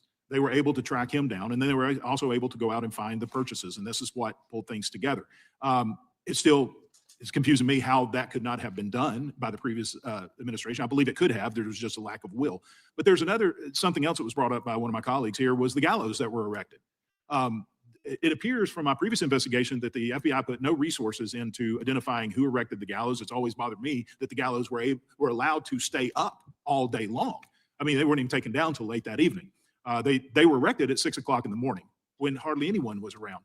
Based on this cast team and this digital data that was there, shouldn't the FBI be able to just go look at that same data and identify whose phones were pinging right at that area of where the gallows was erected at 6 o'clock in the morning? Seems like that should be an easy. They did. The same investigative model would apply. Okay, so maybe this is something the current FBI could tackle. I've exceeded my time, and we'll begin our second round. And the chair recognizes Mr. Nels. Hey, thank you. All right, so we're gonna pause real quick. They did do that analysis there of the cell phone data and found that they went to a famous coffee shop right down the street from where all of this took place. Real quick, we are still waiting for the Tina Peters hearing to begin. I got a text from Ash that they're still waiting in line. There's a case before them that's wrapping up. So while we're waiting for that, we'll stay on this here. I will switch over as soon as they switch. I do want to hit a sponsor real quick. And bear with me for a second here, guys. New research says that over 80% of Americans and 3/4 of Trump voters support America First international assistance. According to a new poll by McLaughlin, one of President Trump's pollsters, Americans across the country support assistance designed to root out fraud, tamp down on terrorism, secure our borders, support our small farmers, and feed starving children. And over 70% of Trump's voters believe that President Trump should win the Nobel Prize if he creates a world where almost no child starves to death. This is the type of assistance that we can get behind. Many people will try to stop him, but only President Trump can turn America First international assistance into a reality. If he does it, a Nobel Prize is in his future. All right, so let's go ahead and jump back into the hearing here. Like I said, I am monitoring the Tina Peters, although we did just get all cases on this docket are delayed. Okay, so we got an update on the source that we'll be getting from. So we'll jump back into this for round two. Sorry, I was running out of time, but I finished talking about that first breach. This entire document is about Donald Trump. It's about blaming Donald Trump. Donald Trump he ordered his followers to go to the Capitol to storm the Capitol. I find it interesting because the first breach occurred 20 minutes before Trump's speech ended. Why would Trump supporters leave a Trump speech and breach the Capitol grounds before the speech ever ended? I've been to rallies, this and that. When the boss is up there speaking, nobody leaves early. Nobody leaves early. I tell you why, because there was never especially on that day, because everybody in that crowd was hanging on every word that he had to say, and we were all hoping for, that expose, that, whatever, some glimmer of hope. No way we were leaving that day. No way. Call to violence. There was never a call to violence or a call to storm the Capitol. Nope. That was something the militia groups are craving and created on their own. The Oath Keepers, Proud Boys, Antifa, 3%ers. Bad actors that day. Got to say it, bad actors. Oh, with Stuart Rhodes in the crowd, that's a low blow right there from Mr. Nails. Acting alone and not listening to Trump. Stuart Rhodes stated that if Trump didn't do what they wanted, they would have to do it themselves. The January 6th resulted from a gross failure of intelligence, not the actions of Donald Trump. Capitol Police Assistant Chief Yogananda Pittman was in charge of the intelligence division of the U.S. Capitol Police in days leading up to January 6th and produced a report, the January 3rd Special Event Assessment, and stated, quote, Congress itself is the target on January 6th, and, quote, protesters may be inclined to become violent, and, quote, there have been some worrisome calls for protesters to come to these events armed. Another quote, the sense of desperation and disappointment may lead to more of an incentive to become violent, end quote. Even worse, Pittman testified to the Senate that she had shared the appropriate intelligence with the assistant and deputy chiefs of the Capitol Police, which is unconditionally false. It was never sent or shared. Why can I say that? I can say it with certainty because if you look at Harry Dunn, Officer Harry Dunn's testimony in the previous committee, he states that he believed that January 6th would just be like any other day. He had no independent reason to believe that there would be violence. And in his own words on July 27, 2021 testimony, Harry Dunn stated he thought there was going to be peaceful protests and received no threat warning from the chain of command. So the question is, who lied? Harry Dunn, you're lying, or Yogananda Pittman, who's got a nice job. Pelosi gave her a nice job there in California. So now we know why the Capitol Police was so ill-prepared. We know why. Assistant Chief Yogananda Pittman never shared the intel. Now let's talk about the deployment of the National Guard. In order for the Capitol Police to request outside assistance, the 3 members of the Capitol Police Board must declare an emergency. But this wasn't done. Wasn't done until very late. Isn't it interesting? There is not a single word in the report from any of the 3 voting members on the board. How could there not be? Finally, the subject of this hearing, the pipe bomb, only mentioned, guess what? 5 times in this appendix. It's in the appendix at the end of the report, even though the pipe bombs were by far the most serious thing that occurred that day, as it could have killed many people, the VP, the Vice President-elect, the United States. All right, Ash just texted me that they're going in now, so it should be starting pretty soon. Previous committee, nor the FBI cared. They didn't care about it at all. Understand the effect of the discovery of the pipe bombs in the timeline. The first pipe bomb was reported to law enforcement at 12:42 p.m., which drew half of the police away from the Capitol building. The officers began arriving 2 minutes later at 12:44. Then the bike wreck perimeter is breached minutes later at 12:53. Now that security at the Capitol has been softened. It's smart. This was organized. This was an operation, folks. And then at 12:59, 6 minutes later, Congress convenes to certify the election. It's a very interesting that the pipe bomb is reported just minutes before the joint session convenes. Here's the key the American people need to understand. The FBI, Patel's FBI, didn't get any new information. No new information to find the pipe bomber. They had all the evidence to identify him and had been in possession of Christopher Wray's FBI for the entire Biden administration. It's extremely bizarre, folks. It's bizarre because the January 6th investigation was the largest and most extensive in the history of the FBI. This is the article.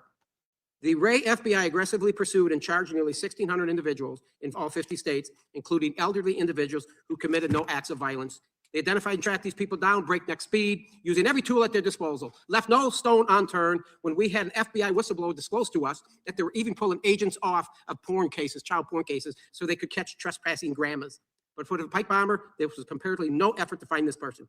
I ask unanimous consent to enter into the record of today's hearing the CNN article titled Biggest Investigation in FBI History still has Merrick Garland in the hot seat. Without objection. And I'd also like to enter into the record, this is good to help my colleague from Texas on the other side that talked about impeachments. November 6, 2024, Trump is elected, the Los Angeles Times, Trump is elected the 47th president, soundly defeating Harris to retake the White House. This is a beautiful one Without here. objection. Everybody read it. I yield back. The gentleman yields. The gentleman from Maryland, Mr. Raskin, is recognized. Thank you, Mr. Chairman. Thank you, Mr. Chairman. So it looks like a new conspiracy theory is born. Originally, the pipe bomber was supposed to be an anti-Trump person, which is why the name wasn't revealed.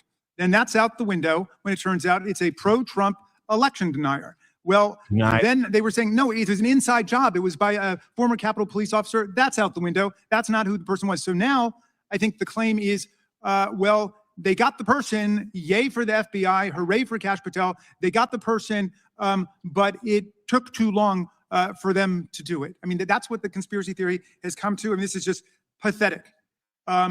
Look, let's start with this. They tried to blame January 6th on Antifa on January 6th.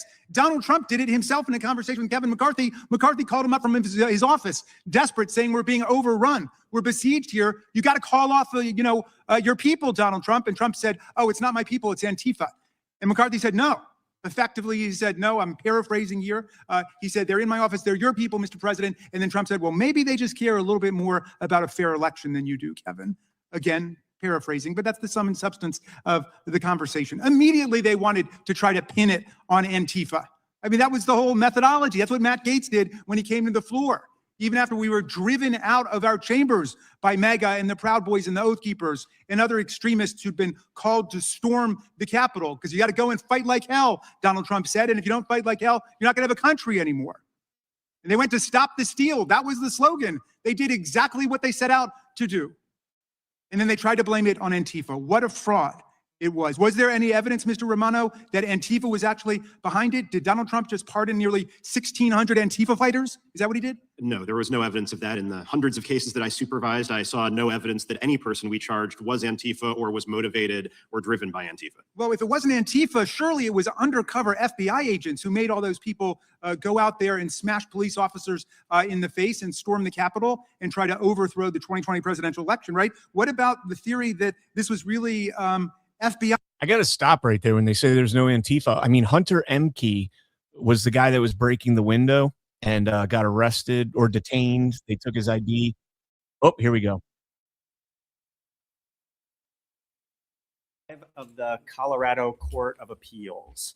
My name is Judge Welling, and with me on division today are Judges Tao and Lipinski. We have one remaining case on this afternoon's docket, and that is 24 CA 1951 People v. Peters.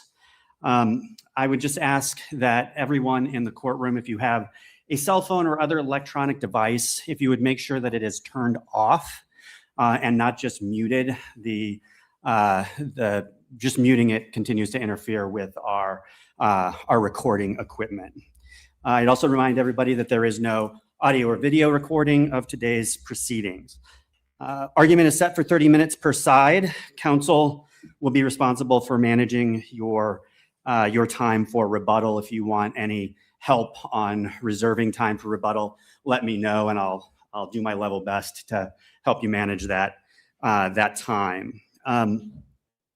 Typically, we don't allow for tag teaming counsel, but both sides provided notice that there's a different lawyer that's responsible for the Christmas Eve motion, and we'll be arguing that.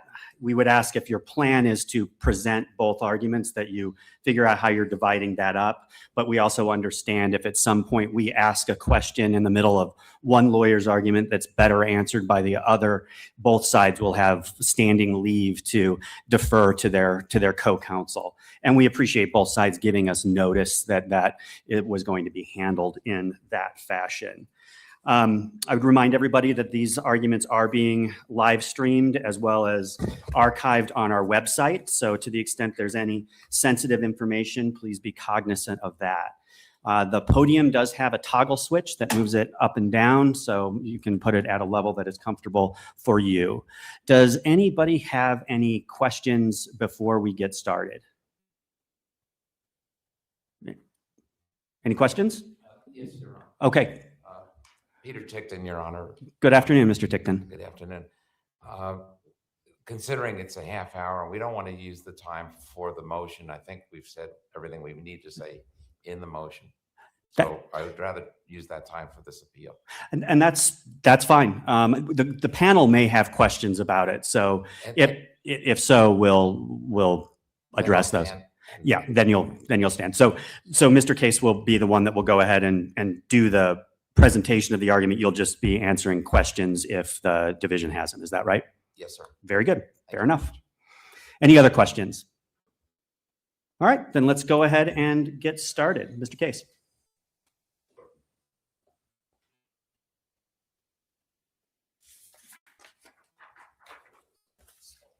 Thank you, Your Honors. Good to be with you today.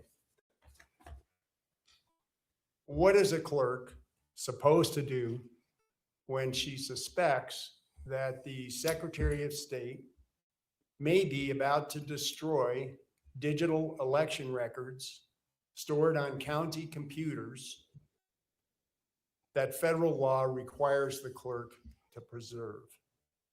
What should she do? Counsel, can I just get a table setting question here? My understanding is that your contention of what the federal duty was under the federal statute is preservation of election records for 22 months. Is that correct? Yes. It's also my understanding that several days before anything occurred with the trusted build, one or more forensic copies of the election records had been made and retained. Is that correct? One copy was made on May 23rd. Okay. 2 days before the trusted build. Okay, so 2 days before the trusted build, a copy was made and retained. and that Ms. Peters was not charged with any criminal conduct for making or retaining that copy. Am I correct? That's correct, because it was completely legal to make the copy, which Right, the state which is acknowledges. Which is fine, which is why she wasn't charged. So Correct. why didn't that fully discharge her federal duty to the extent Because- that it was to preserve election records? Sure. Because she didn't know what the government, what the Secretary of State was going to do to the county computers during this so-called trusted build. But what would it matter if she had a forensic copy of what the computer looked like before that she has Because retained she's and preserved? responsible for protecting the records, Yes. not just preserving them, Yeah. but for seeing what happens to them. And she's not a computer expert. So what does she do? She knows what she knew at the time. She learned from the Dominion tech rep, David Stahl. He told her the QR code's going to be deleted. Well, why is that important? The QR code reads ballots. It processes a certain kind of ballot. So without the QR code, you can't process those ballots. That means, number one, 52 USC 20701 had been violated because that QR code was deleted. And number two, it means you can't do an audit of the prior elections without the QR code. But why wasn't that preserved in the forensic copy that had been made 2 days before? Because isn't the forensic copy that was made an unalterable exact copy of Yes. what was on the system? So Yes. why didn't that preserve those records to be able to have that audit trail? Well, if the QR code was there, it was preserved in the forensic image. Right.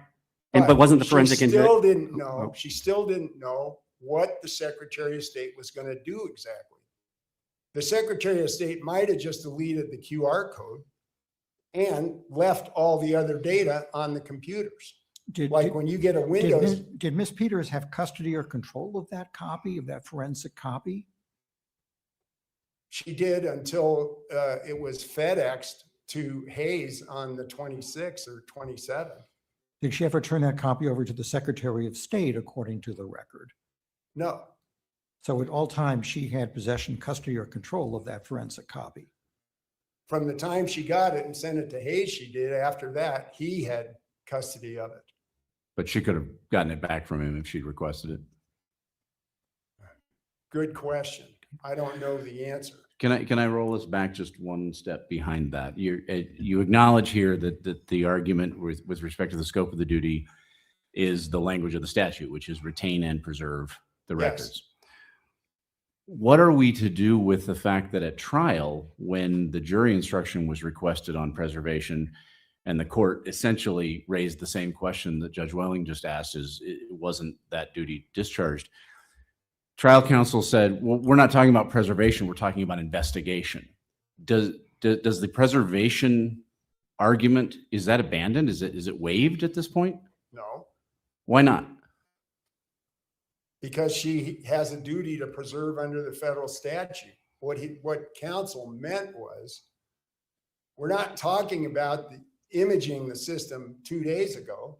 We're talking about investigating what the Secretary of State's about to do to county records that are her responsibility under federal law. And But- she has a duty to investigate that. Where does the duty to investigate arise? It's not specified in section 20701. Well, it's not prohibited either. It may not be prohibited, but what gave her an affirmative duty to investigate? Because she had to find out what was going to happen to the record she's responsible for. And she is not a computer expert. So what does she do? She asks the IT department. This is Exhibit 19. But it sounds like you're conceding she didn't have a duty under any law to conduct the investigation. I'm looking at section 20701. I don't see any reference to investigate or investigation. Well, in the doesn't, federal I'm statute. sorry, Your Honor, I didn't mean to interrupt. Sure, I don't see a reference to it in the statute. So please help me where that that legal duty came from. Well, it's true that 20701 doesn't say investigate, but she has a duty to protect and preserve those records. So she has to find out what's going to happen to them. But she had that. She had the forensic copy. She had the forensic image, yes. So she needs to find out what the Secretary of State is going to do to her county records that she's responsible for. And this is all part and parcel of your supremacy clause immunity argument. Am I correct? Yes. Okay. So in order to have a supremacy clause argument, you have to have a federal duty and that this was in furtherance of that federal duty, Sure. right? And Yes. you're saying that she was investigating. And I think one of the reasons the trial court rejected the supremacy clause argument is that's not within the scope of her federal obligation. And I also didn't see you continuing to advance here the investigation theory as to what she was doing. So the court, is my understanding, is the court refused that that defense on the grounds that investigation wasn't part of her obligations. Is that? I thought what he said is she had no authority to investigate. That's my memory of it. Could be wrong, but he said you don't have any authority to investigate. But she does have the authority to investigate. Just like if you found out that one of your judges, a clerk came in and said, I just saw a guy show up with an envelope that had 10 $1,000 bills in it and hand it to a judge on the Court of Appeals, you would have a duty to ask more questions. But for purposes of the immunity argument, isn't there an important distinction between whether she had authority, perhaps as the clerk and recorder, and whether she had an affirmative duty under federal law to investigate? And to tack on to that, because if she just executed a duty but didn't commit a crime, we wouldn't be here. What she is contending is she investigated, but in the course of investigating, she violated a state criminal law. And she is contending with the immunity argument is, notwithstanding having violated the state law, I am immune from prosecution under that state law because I have this duty. So just because she can do certain things, that doesn't necessarily come within the scope of the immunity. The immunity is you were doing something that the federal statute says you have to do. And doing that made you violated the state law. The immunity doesn't extend to all things that you may be permitted to do, does it? Well, I think it extends to finding out what's going to happen during the so-called trusted build, which turned out to be a wipe. The Secretary of State came in and deleted 29,000 files that were part of the 2020 election records, and did that in 62 counties in Colorado. Do you have any legal authority for the argument that under either Section 20701 or any federal statute, that someone situated like Ms. Peters had a duty to investigate? I'm still struggling with where that duty to investigate came from under federal law. Because they're her records. She has to protect them. So she wants to find out what's going to happen to them. It's just like the trial court saying, well, you could have sent the machines to Denver. You could have canceled the trusted build. That's not an option either, because if they go to Denver, she doesn't know what's going to happen to them. My understanding is you argued below that there was a duty to investigate, and that is what triggered the supremacy clause immunity. But to us, I'm reading you as saying that it is preserve and retain that is what that duty was, and that she was carrying that out. Is it one or is it both? Or Well, if you say that if you say that it's different to see what happens to your records than to preserve and protect them, I guess that's a difference. But she didn't see a difference. Okay.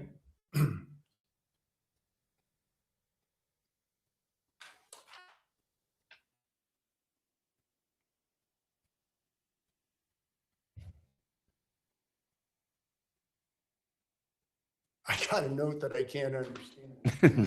I think my clerks say that all the time when I give them notes. So I don't know why they're so hung up on the investigation aspect. as Mr. Tickton has pointed out to me, there's a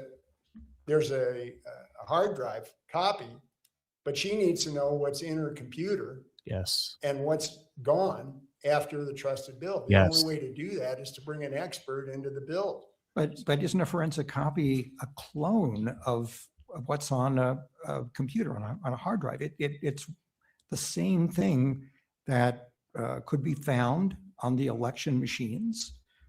So, well, it's supposed to be, but if you don't stand there and observe what Yes. happens during the trusted build, you don't know what happened to make the change.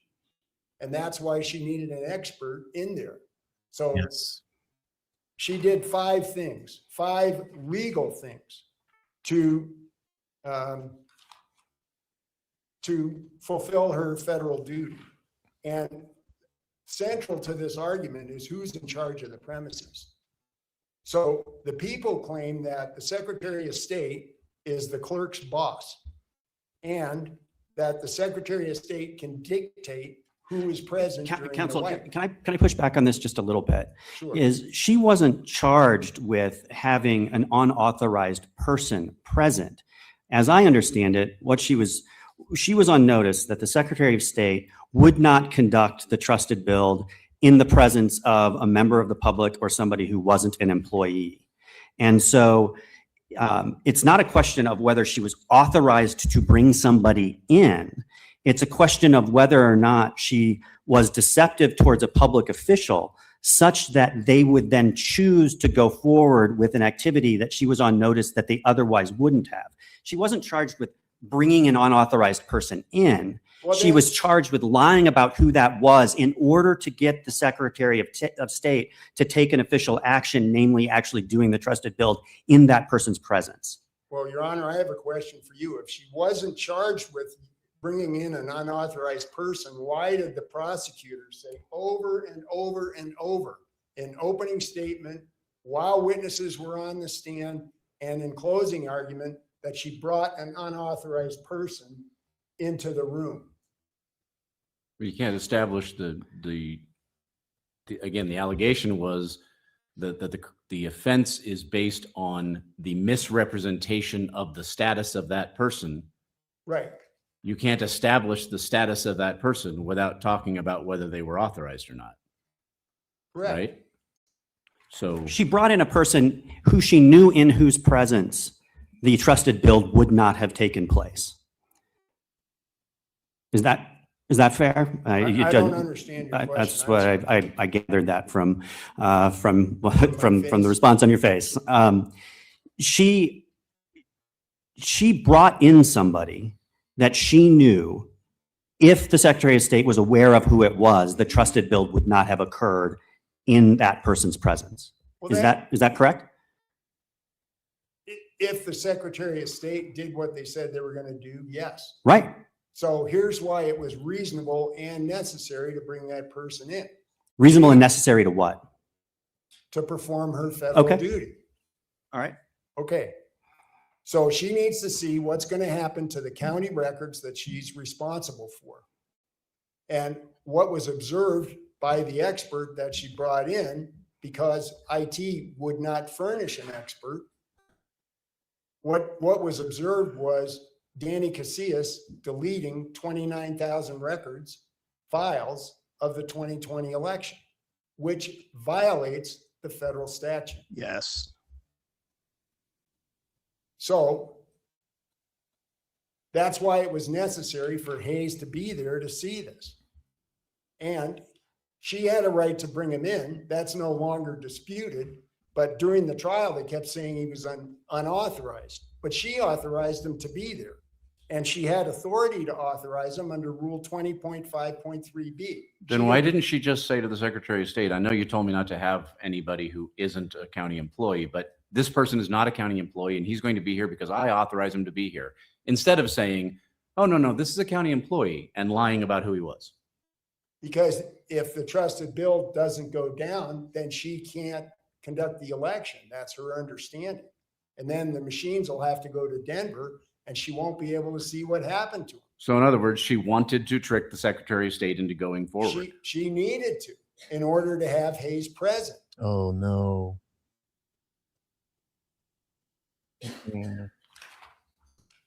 It was reasonable because there was no harm caused by Hayes being there. The computers worked fine. She wasn't charged with destruction of county equipment or, I mean, the harm here, the crime was that the misrepresentation of who he was led to an official act. That's the attempt to influence a public official part of this. That's what she was charged with, not that she destroyed computer equipment or did any sort of property destruction. Well, I understand that's the people's theory, but this case was all about elections until the trial. And when the judge wouldn't allow any evidence in about elections and the people objected to any evidence about elections. But before the trial, it was all about elections. The judge found that the clerk tampered with her own equipment. He made that finding. Based on the specific charges, which are violations of state law, how would evidence of, say, election fraud have been a defense to the charges brought under the state statutes? I'm sorry, Judge, I don't understand your question. So the trial court said, Ms. Peters, you can't bring in evidence that you believe there was election fraud. Right. How was that evidence relevant to the specific charges, which were violations of state criminal statutes? Well, here's the relevance. The election fraud actually happened when the Secretary of State erased the 2020 election records in 62 counties. And hopefully the federal government is going to do something about that very soon. Under what legal theory would that be a defense to the violations of the state criminal statutes? Excuse me, Your Honor. Please go ahead. One of those 62 counties was Mesa. Those are her records. And she's got a duty to prevent their destruction. So is it a necessity defense? What is the legal nature of that defense to the state charges? That she was performing a public duty, executing a public duty. A public duty or a federal or a duty under federal law? Both. She's executing a public duty. It's her job as the clerk to protect those records and to make sure she knows what's happening to them. So she needs a witness to say what is going to happen during the trusted build and what did happen. Why couldn't that witness have been Ms. Brown or somebody who works for her? They didn't have the technical expertise to do it. I want to go back to the duty issue. It seems to me that the duty argument goes to immunity under the supremacy clause. But I need your help in explaining how the existence of that duty under Colorado law would have been a defense, an affirmative defense to the state criminal charges. Well, because all she needs is a reasonable belief that what she was doing was necessary and that she used reasonable means to achieve that objective. There's both an objective and subjective requirement of that, right? Her belief and the sincerity of her belief is necessary but not sufficient, right? It also had to be a reasonable understanding of what her federal duty was, and that would be a question of law that presumably at this point it's up to us to answer. Is that fair? Well, our position is that state courts have no jurisdiction to determine supremacy clause immunity. Let's talk about that. Sure. Then who would decide that? Federal court. But you didn't seek to remove this to federal court, did you? No, because she's not a person who's entitled to do that under the removal statute.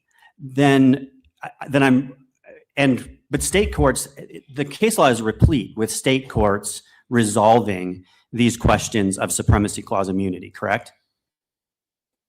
The federal cases say that the Tenella especially says state courts can't decide this. How does a court not have not only the authority, but the duty to determine whether it has jurisdiction over the case before it? Well, assuming you're correct, and I understand you disagree with our argument that they didn't have jurisdiction, but assuming that they have jurisdiction to decide it, then they have to follow the rules. The rule is if there's a disputed fact, you have to have a hearing. No hearing was held. So the factual record to support what she did was never made. It wasn't allowed to be made. So, but I want to go back to your jurisdictional question first, because you are contending that the state court had no jurisdiction to decide whether or not she was protected by supremacy clause immunity, right? Yes, Then she gets charged by the people with state law crimes. yes, And she contends that she is immune from prosecution under the supremacy clause. yes. Who decides if she's right? And how? How does it get there? Well, we filed a deck action in federal court, and they said the state, and the judge said, no, the state court can decide that. Your case is dismissed.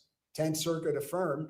So if the trial court had jurisdiction, then he needed to conduct an evidentiary hearing, which he didn't do. So despite the fact that you filed a deck action in federal court, the federal district judge said, you're wrong, the state court can handle it.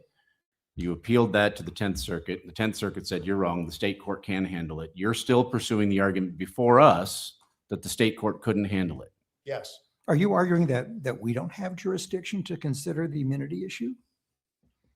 Well, yes, but I know that you disagree with it. Well, no, Assuming that you actually, do- the problem with your argument is if you're right, then we just can't decide it, and doesn't the conviction just stand? I mean, I guess I'm not sure you really want what you're asking for, us to decline to exercise jurisdiction, then the conviction stays. I think what you're asking us is to find that the trial court erred in its substantive determination that she didn't have that immunity, not that nobody can decide it, because you're arguing that she has it and you want us to so conclude, don't you? Well, let me put it this way. We're not waiving the argument that state courts don't have jurisdiction to decide this. I'll call it the Tanella argument. Okay. But assuming that state courts do, then you need to follow the rules. Okay. The trial court didn't follow the rules. He didn't hold an evidentiary hearing. I just want to stress, to follow up on Judge Welling, we have to make a threshold determination of whether we have jurisdiction. And it sounds to me like you're saying we don't have jurisdiction. And if we agree with you, as Judge Welling said, we have no choice but to conclude we have no jurisdiction, and therefore the appeal is dismissed. Well, the trial court never had jurisdiction Well, either. So the case is gone now. So who would tell the trial court that if not us? Well, I think you have to.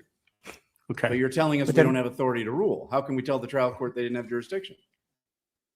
That's I'm- do we or do we not have jurisdiction? It's a yes or no question. You seem to want us to give us jurisdiction Okay, to do if the 10th something. If the 10th Circuit's correct, you have jurisdiction. How's that? Fair enough, counsel. All right. Now, so can I turn now in the time remaining to the trial court errors? Yeah, absolutely. Okay, so the law on affirmative defenses is if there's a scintilla of evidence in the record to support an affirmative defense, the trial court has to give the instruction. Only if there's a legal basis for the defense, right? Correct. Would you agree that? Right. So here there were two affirmative defenses, which the trial court decided before trial he was not going to instruct the jury on, regardless of what the evidence was. This is page 3370 of the trial court file. He says, I'm not going to give an instruction on execution of a public duty or immunity. So no matter what the evidence was, she wasn't going to get the instruction that the Idrago and Cassell's cases say she was entitled to. Well, that circles back to where we started, the table setting, as Judge Welling suggested. And I guess I'll just kind of recap. If the world is as premised in that question, that backing up the records with a forensic copy would preserve the records, right? And the idea being you create a forensic copy, which is a clone, let's say unrelated to any of the allegations, let's say the server blows up, you get a new server, you're able to replace those records with that clone, correct? That's what a forensic copy does. Assuming that the forensic copy had all the information and assuming you could back it up, yes. And that's not being challenged here. You're conceding that the forensic copy was a clone I've never seen it, so I don't, and Well, you're, no one ever whether you're said- conceding, you're not asserting that it wasn't. I don't see No, any. I'm- Okay. no. So if as the premise of that question suggests, the backing up of the records preserved the records, the duty was done, what other than that, what evidence was there to warrant the execution of a public duty defense? And I understand you don't agree that that satisfied the duty, but if it did, is there anything else in the record that would amount to a scintilla of evidence warranting the instruction? Well, she had a duty to see what happened to the records that she was responsible for. The only way to do that is to bring an expert into the trusted build. So rebuttal closing, the prosecutor tells the jury that Dr. Frank told this to the clerk. Quote, "That would be illegal, but I have the best guy in the country," close quote. So what that told the jury was, which was a misquote of the witness, by the way, but what it told the jury was Clerk Peters knew that it would be illegal to bring an expert into the room, and she did it anyway. And this is But your it wasn't prosecutor. illegal. This is your prosecutorial misconduct argument, and Exactly. and that was not objected to when it was said. Is that correct? Correct. Okay. We think it meets the Tardif test for Okay. Plain error. Very good. And I just remind you, you have about 2.5 minutes left. I don't know if you want to reserve some Thanks. time for rebuttal. Yes, I will. Okay. Thank you, Your Honor. Very good. Thank you, Mr. Case. That was not as good as it could have been. If the appellate court doesn't have jurisdiction, the district court certainly does not. Ms. Michaels. Thank you. May it please the court. I'm Lisa Michaels, registration number 38949. Tina Peters was not a federal official. She was a state official who was prosecuted by the state for deceiving state and local officials so she could get an outsider into the state's trusted build process. She had a duty to preserve federal election records, but that's not what was happening here. Here, she hatched a scheme to deceive state and local officials so she could circumvent the state security protocols for the trusted build. That's what she was charged with. She wasn't charged with copying the election server. And we don't agree that her duty to preserve records included a duty to copy the election server, but even if it did, she didn't need her plot of deception to do that. Why wouldn't it? In fact, wasn't she instructed, or not she specifically, but didn't the messaging from the Secretary of State's office to all the clerks say, back everything up before we come? Isn't that how they preserve these? I mean, they have a federal duty to preserve records for 22 months. We have elections more often than that would warrant. So isn't the standard practice they do these backups and then they update the machinery for the next election? Nope. Yes, I'm not sure. I want to make sure I answer your question. I agree with what you just said, But you seem to be hesitating to even concede that making the backup was okay, even though she wasn't charged with it. That seems a little. Well, she wasn't charged with it, and obviously I'm not the trial prosecutor, but I think we don't agree that there was that duty, that was legal for her to do that. But that's not something that she was charged with. And so for purposes of talking about it, we can say that she copied the records, but that wasn't, and so maybe we could even just assume that that met the federal duty, but I'm sorry, let me back up. So yeah, sorry, I was on the right track. So let's say that did satisfy the, just for sake of argument, that did satisfy, sorry, I feel like this is a little bit sounding off. Does that sound okay to you I think guys? we can hear you pretty well. Can the audience hear her? Okay, I'm getting nods, so. Okay, good, thank you. And so, but what she didn't need to do, so her plot of deception was designed to get this outsider into the trusted build. She didn't need to deceive the state and local officials in order to copy the election server. So if we just assume that was part of her duty, she could have done that because she did do it outside of the trusted build. She did it before the trusted build occurred, and she did it after the trusted build occurred. So she had copies from what it looked like before and what it looked like after, and she No one was around when those copies were made. So she didn't have to deceive. She didn't have to get those security credentials. But even more to the point, she wasn't charged with any conduct related to copying before or copying after, as I understand the charges. What she was charged with was misleading members of her office and folks in the Secretary of State's office that would lull them into performing the trusted build in her presence, with full knowledge that had she been truthful, it would not have happened there in her office. Presumably the machines would have been sent to Denver to do the trusted build. Am I missing the mark at all? No, I agree with you. That's exactly right. She wasn't charged with making the copies. She was charged for deceiving the state and local officials. So under the federal statute, section 20701, she had a duty to retain and preserve all records and papers relating to the election. And that presumably would include the official hard drive in Mesa County. Let's assume that the Secretary of State was in cahoots with Dominion, and Ms. Peters knew that the Secretary of State was going to monkey with the records, was going to monkey with those records she had a duty to retain and preserve. What was she supposed to do if she couldn't trust the Secretary of State?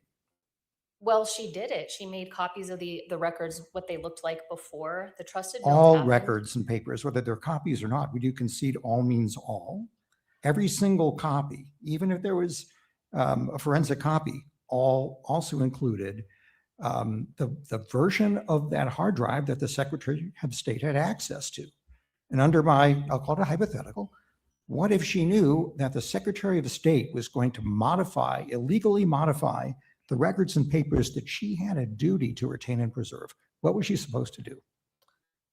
Well, so you're saying like if there was a concern that the build would wipe out those records, is that what I think, to me, she has the copy of what the More than that the records would be falsified.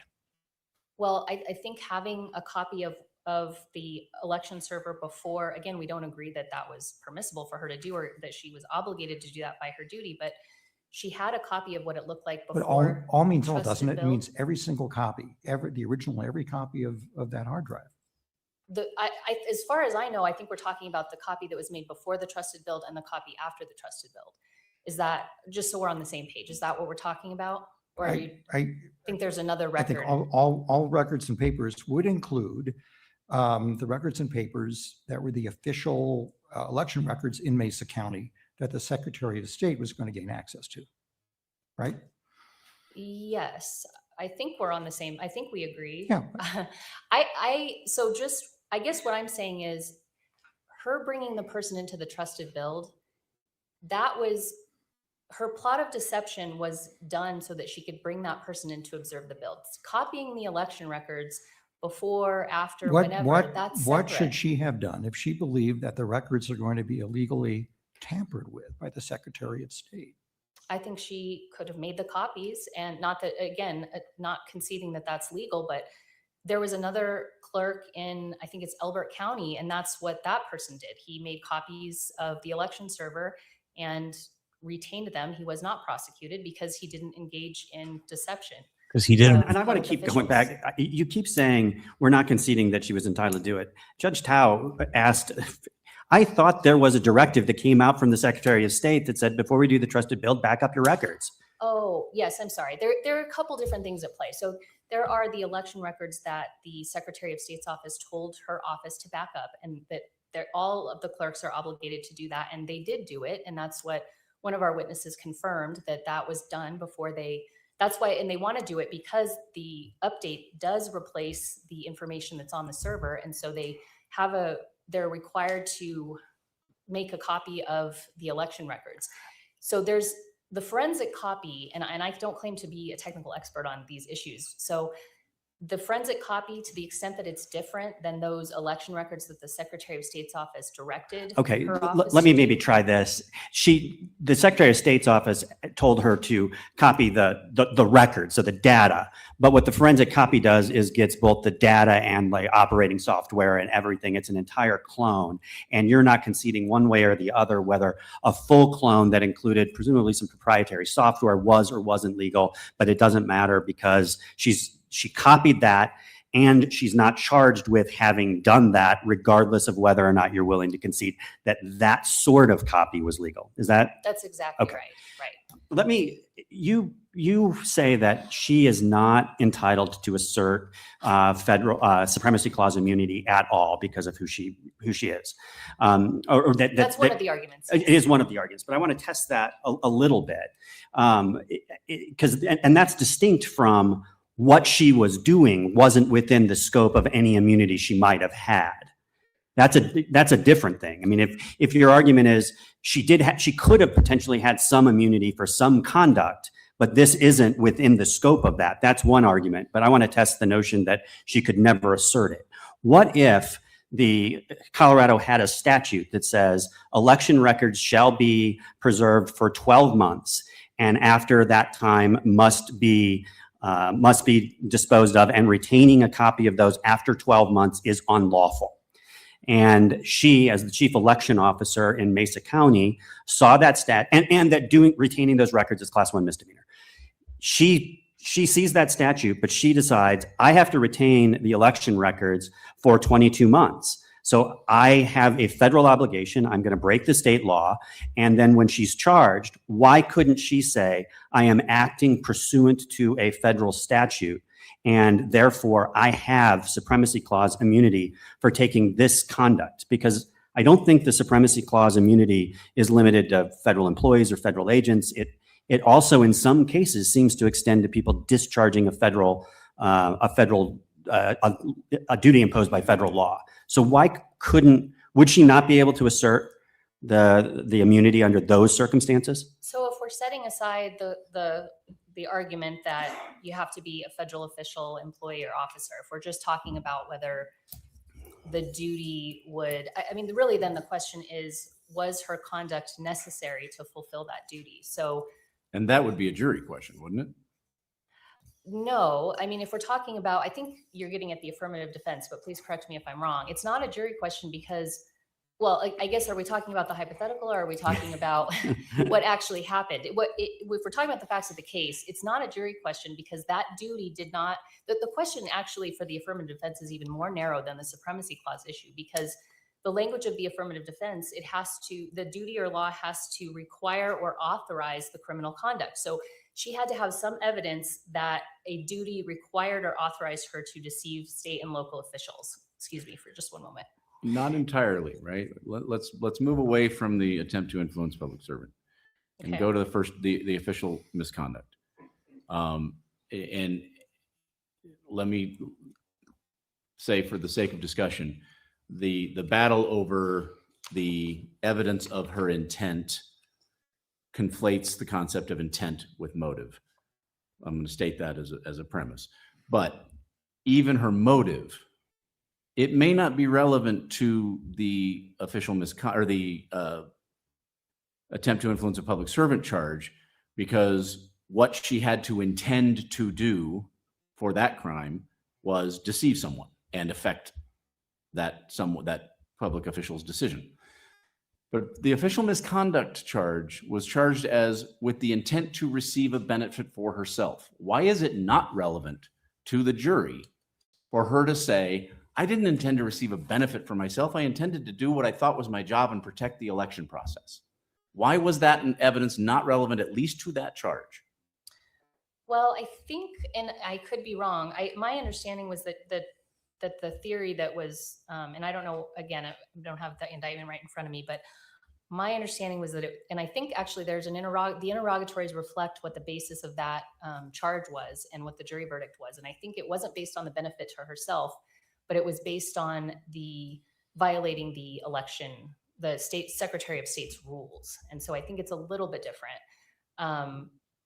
but I think it's the same idea. And those rules, by the way, just to put it out there, are about access and access to that secure room and keep maintaining logs of who's coming and going. So it's the security protocols essentially. So, okay, sorry. And so I don't think I mean, I think it's still the same, even if she had this motive, I think it's still, her intent is still to violate the security protocol. I mean, there are different things charged here. We have the attempt to influence, the conspiracy to commit criminal impersonation and violating these security protocol rules, but it's really all the same. It's part of this scheme of deception. That is what she was charged, that all of it relates to that. And so her intent there, even if she had a motive, she has a motive to conceal this outsider's identity, or she has a motive to preserve whatever that she thinks she's preserving election records.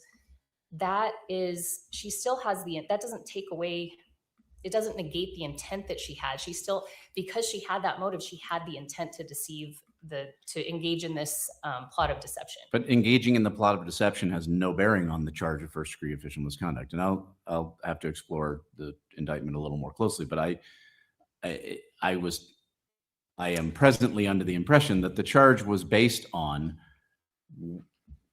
the elements of that being an intent to obtain a benefit for herself Or someone else. or someone else.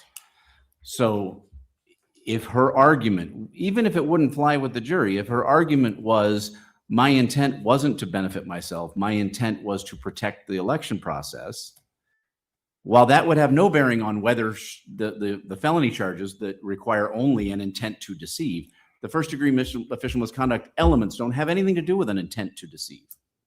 They have to do with an intent to gain a benefit. Why was that evidence not appropriately submitted to a jury? Let's go. For the microphone, I'm sorry, if I can just have a moment. This is an argument that Ash has made the before. jury instruction on that, because I don't have, I guess my first response without pulling this out just to verify is that the intent doesn't necessarily go to that benefit. It would go to the conduct. Did she intend to engage in that conduct? And so there's the intent, of course, applies to the different elements. And so it would apply to, it wouldn't negate her intent to engage in the conduct that constituted a violation of, or is this the So here's the charge for you. Official misconduct. Honor about the dates in question, Tina Peters, a public servant, with intent to obtain a benefit for any person. So it does directly apply. Oh, no, but sorry, could you keep, so there's other, I guess what I'm getting at is what the actus reus is. And so that's the part where her intent to engage in the conduct itself. But again, if there's a specific intent crime, which this is, the prosecution has to prove that specific intent, the intent to obtain a benefit for any person or maliciously cause harm to another. And she says, even if I did what I did, my intent wasn't that. And here's the evidence of that. The jury has to hear that evidence to be able to determine whether the prosecution proved the charge. Well, the jury did hear that evidence. There was ample evidence admitted, and I cited it in the brief. I have the citations here too, if that's helpful, but that evidence did come in. I mean, the court limited it because the court was ensuring that it didn't turn into a mini trial about. So is that a 403 ruling instead of 401 ruling? Wow. I mean, is it a Relevance. relevance as opposed to, or is it undue prejudice Yes. as opposed to 403 being undue prejudice? And Yes, thank does you. a trial I'm court- sorry. Sorry, does a trial court with, you were about to make an analogy of the sideshow overcoming the circus. When it comes to a defendant's constitutional right to present a complete defense, does a trial court have the ability to curtail that in the interests of not letting the sideshow overcome the circus? Don't they have a constitutional right to present a complete defense? And the only restriction on that I think is out there is that means the court can prevent cumulative or irrelevant evidence, but it cannot curtail the presentation of relevant evidence. Well, I think, I'm not sure if you disagree. Our argument is that the danger of unfair prejudice, confusion of the issues, or misleading the jury substantially outweighs any probative value. So that's the basis. Is that the basis of the court's ruling? That is the basis of the court's ruling, yes. And if we're talking about so there's no error because of that. That is the basis of the ruling. But even if there was some sort of finding that the court should have let that in, it's not a constitutional violation because she was permitted to bring some of that evidence in, and she vigorously cross-examined the evidence. It's only if she's prevented from A complete presenting deprivation of any presenting exactly. the defense. Yes, That rises to constitutional. Is that the issue. Cutzinger language? correct. Yes. What do you do about the fact that I can't remember that it was actually a later proceeding in Cutzinger itself at the habeas level. Judge Kane at the federal court strongly challenged the validity of that statement, that goes way too far, that it doesn't have to be a complete deprivation, because that essentially shifts the burden to the defendant to defend their constitutional rights instead of to the people to protect them. I'm not familiar with the continuation of that case into habeas, but I will say that wouldn't be binding on this court. We have to rely on Cutzinger because that's the case law that applies for us since we're in state court. Can you come back to my hypothetical very briefly? Could she have asserted under the circumstances of my hypothetical a federal supremacy clause immunity defense? Oh, right. And if you could remind me exactly. So you're saying, let me just offer if I understand. It sounds like you're saying that, I don't remember the details, but it sounds like you're saying if the state law directly conflicts with, yeah, I think if that's, again, setting aside the argument that she has to be a federal official, I think that it seems to me, I mean, again, you have to engage in the analysis of whether it was necessary. So then you're looking at, is this the only way to achieve that duty? And so, again, without remembering the specific details, and that would take us, pretty far afield. Maybe what but you still seem to be maintaining that she can't assert supremacy clause immunity at all. Full stop. She is not, by virtue of her position, she's just not entitled to do it. That's your first line position, right? Yes, yes. Our argument is that she has to be a federal official in order to assert that. But if you don't agree with that, and given the facts of this case, that she didn't need to engage in that criminal conduct, the deception, in order to. But we only get to that question if she's able to assert it, though, right? Yes, exactly. Is it fair to say that while there may be a supremacy clause issue between the conflicting statutes, she would have an affirmative defense of the public duty, but not an immunity?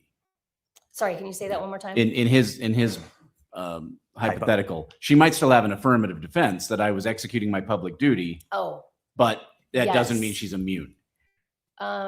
Yes, I think that would fit better in that. I mean, really if we're talking about the affirmative defense, really what that defense is available for is the situation where you have some sort of where the law says this is a crime, but then you have some other duty that requires you to do it. Like we have the case where the process server can assert that defense for the crime of trespassing. So yes, I think the hypothetical would fit into that. So it would be the state law affirmative defense, not the supremacy clause immunity, because you contend that it's not available to her as a state official. Fair enough? Yeah, for your hypothetical. If it's okay with my colleagues, can we turn to sentencing?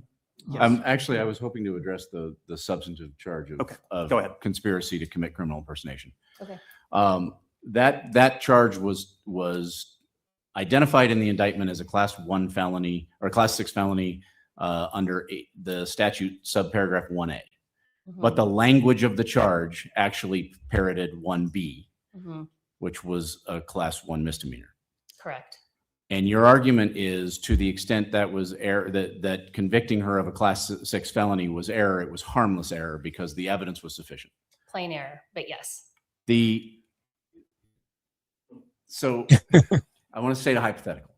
A person is charged with second-degree murder, which is a class 2 felony under 18-3103, that they knowingly caused the death. I'm sorry, can you just start over? I wanted to correct I got caught up because I wanted to just clarify, since harmless and plain error kind of opposite. Our argument You're saying is it's that not reversible. Correct, that's the key. Correct, but under the plain error standard, not the harmless error. That's the key. So my point is, you're saying it's not reversible even if it's error. Correct. And I want to say, as a hypothetical, somebody's charged with knowingly causing the death of another under 18-3103, a class 2 felony, second-degree murder. Mm-hmm. It is charged in the complaint and information, or the indictment if it was a grand jury, as homicide citing the first-degree murder statute and calling it an F1, even though the language was of the class 2 felony. You go to trial, and there's evidence of after intent and with intent and after deliberation, which is what makes it a first-degree murder. But they were charged with, the jury was instructed on, and the jury found guilty on the language of a class 2 felony. Is it your position that a person can still be convicted of a crime with which they were never charged and with which the jury was never instructed, as long as the evidence is sufficient? Yes, I think that is what the case law indicates, that if it's just in this case, I'll just point out too that, you know, I don't have the language of the statutes that you're citing in your hypothetical, but it was one word, might, and it was already. Yeah, but that one word distinguishes it from a felony to a misdemeanor. And this case made an extra sentence, 15 more months in the Department of Corrections that couldn't have been given had it been a misdemeanor conviction. It clearly affects a substantial right. And I'll just say, I'm confused as to why the people are continuing to maintain that the proper remedy on this isn't to enter the conviction for the misdemeanor, because the indictment used the word might, and the jury was instructed on that. So that's what the verdict is. I am baffled as to the position that's being taken, that we can somehow overlook that and still enter the felony because the evidence that was presented at trial would have supported the felony. Are you still maintaining that position in front of us here today? Yes, that is our position. What case law supports that argument? I'm sorry. What case law supports that argument? I've cited it in my brief. I don't have it right in front of me, but the case. It's the omitted elements Yes, case law, correct. right? Mhm. But that's just where the element was omitted, and but the element that was omitted wasn't in dispute. Here, the jury was affirmatively misinstructed. It was instructed on the misdemeanor, and it found her guilty of that misdemeanor beyond a reasonable doubt. This isn't the omission of an element. This is a misinstructed jury. How can we correct that by saying, no, we'll just assume that because she could have also been convicted of the felony, we enter that even though we don't have a jury verdict? That's a... I understand it's a difficult position Okay. for the people to be in. But It's not a position you have to take. But thank you. But I do believe that the omitted element language applies because to me, I understand, you know, I can hear from the way you're talking about it, it seems more egregious to add this extra word than it is to omit an element. But to me, omitting an element is a pretty big deal. And the fact that can be Except not in those reversible. cases, at least the person was originally charged with the elemental language. Here, never on the table. That is true, but if I can just add, and again, it seems that I will not be able to convince you, but I just want to put my argument out there, which is that there wasn't a confusion from the parties about what they were talking about, because the correct statutory citation was used. So they were on notice of the statutory citation. The language was incorrect, but the statutory citation was correct. Couldn't that also mean that the prosecution was on notice that they'd only charged, since the language was correct, they'd only charged that language and not, Well- I mean, both of them were on notice of something wrong. Oh, yes. I guess what I'm saying, Your Honor, is just that there wasn't a notice problem because there was the statutory citation. And the parties treated it as though, I think it was an oversight. I think everybody believed that if they had charged and used the language that's what the record bears out, in my estimation. But I understand I'm not going to convince you. I just wanted to put that is the argument. I'd like to turn to the sentencing issue. We'd like to hear argument on the sentencing issue. So the trial court in sentencing referred to Ms. Peters peddling snake oil that's been proven to be junk. She tried to undermine the election and she was weaving tales. Didn't he consider uncharged conduct as he referred, given the references to snake oil, et cetera? Yes. Wasn't he considering Yes. uncharged conduct in sentencing her? And wasn't that an error? Yes. Well, are we talking about the First Amendment issue? I'm not sure that is, one, it hasn't been raised, but I understand that if it's a concern to the court. I don't think that that's something that's problematic. I mean, all of that was part and parcel of, it was the context of the criminal conduct. She wanted to promote these allegations of election fraud, and her scheme of deception, everything she did But, that but constituted. she wasn't convicted of publicly saying it was election fraud.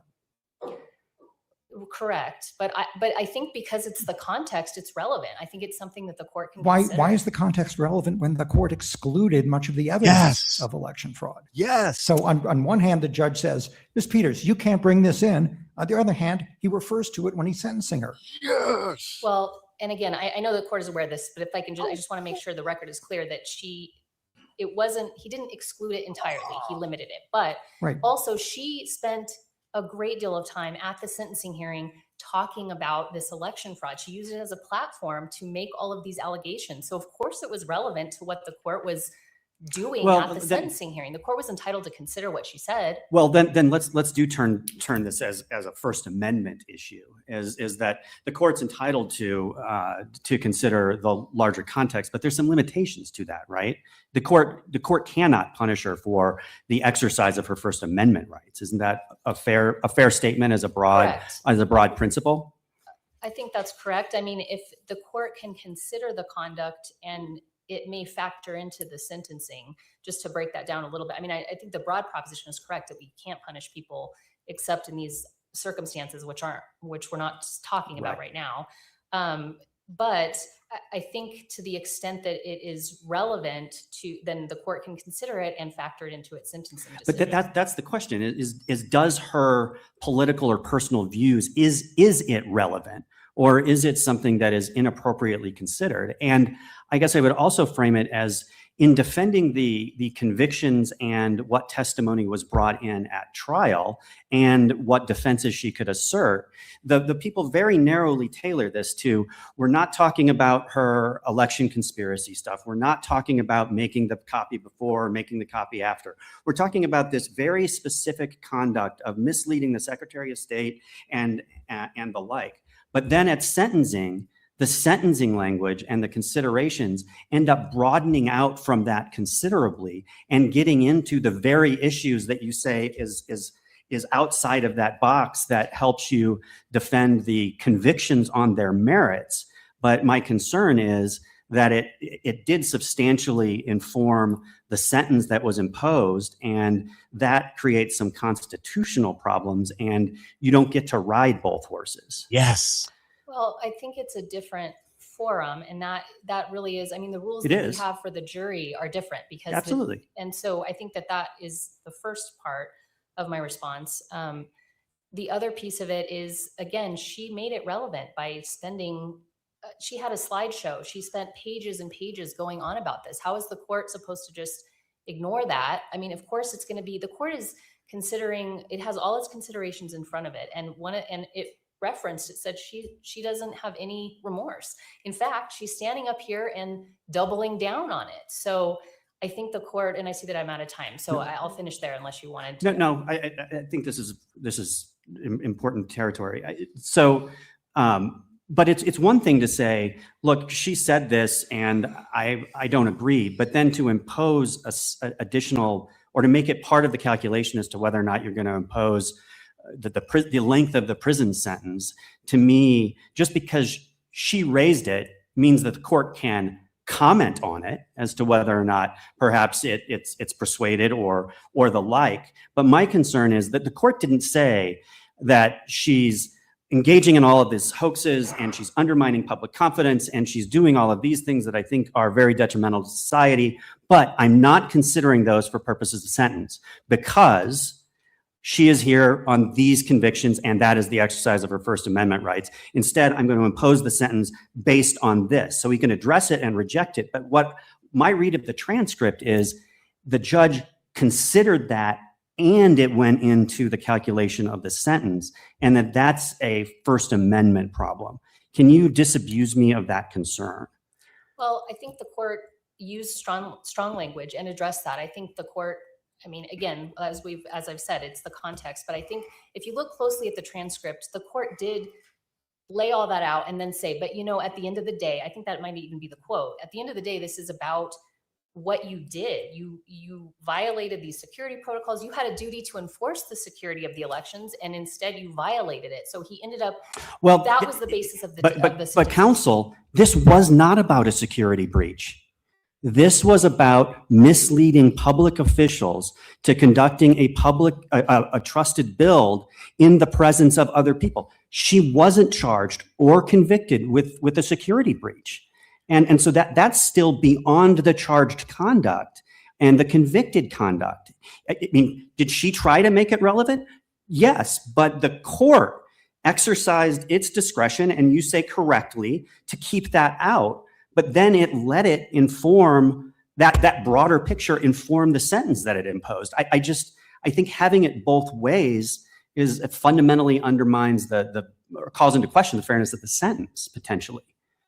Why doesn't it? I understand the concern. I do, and maybe I misspoke. I mean, I urge the court to look at the transcript because I do think the court made that distinction and talked about what she did here, deceiving. I mean, whether we call it violating the security protocols or saying she's a public servant, she's supposed to enforce this, and then here she is deceiving other public officials. Actually, but that's my concern, is we can't just say, whether we want to call it this or that, it's still the same thing. That's not true.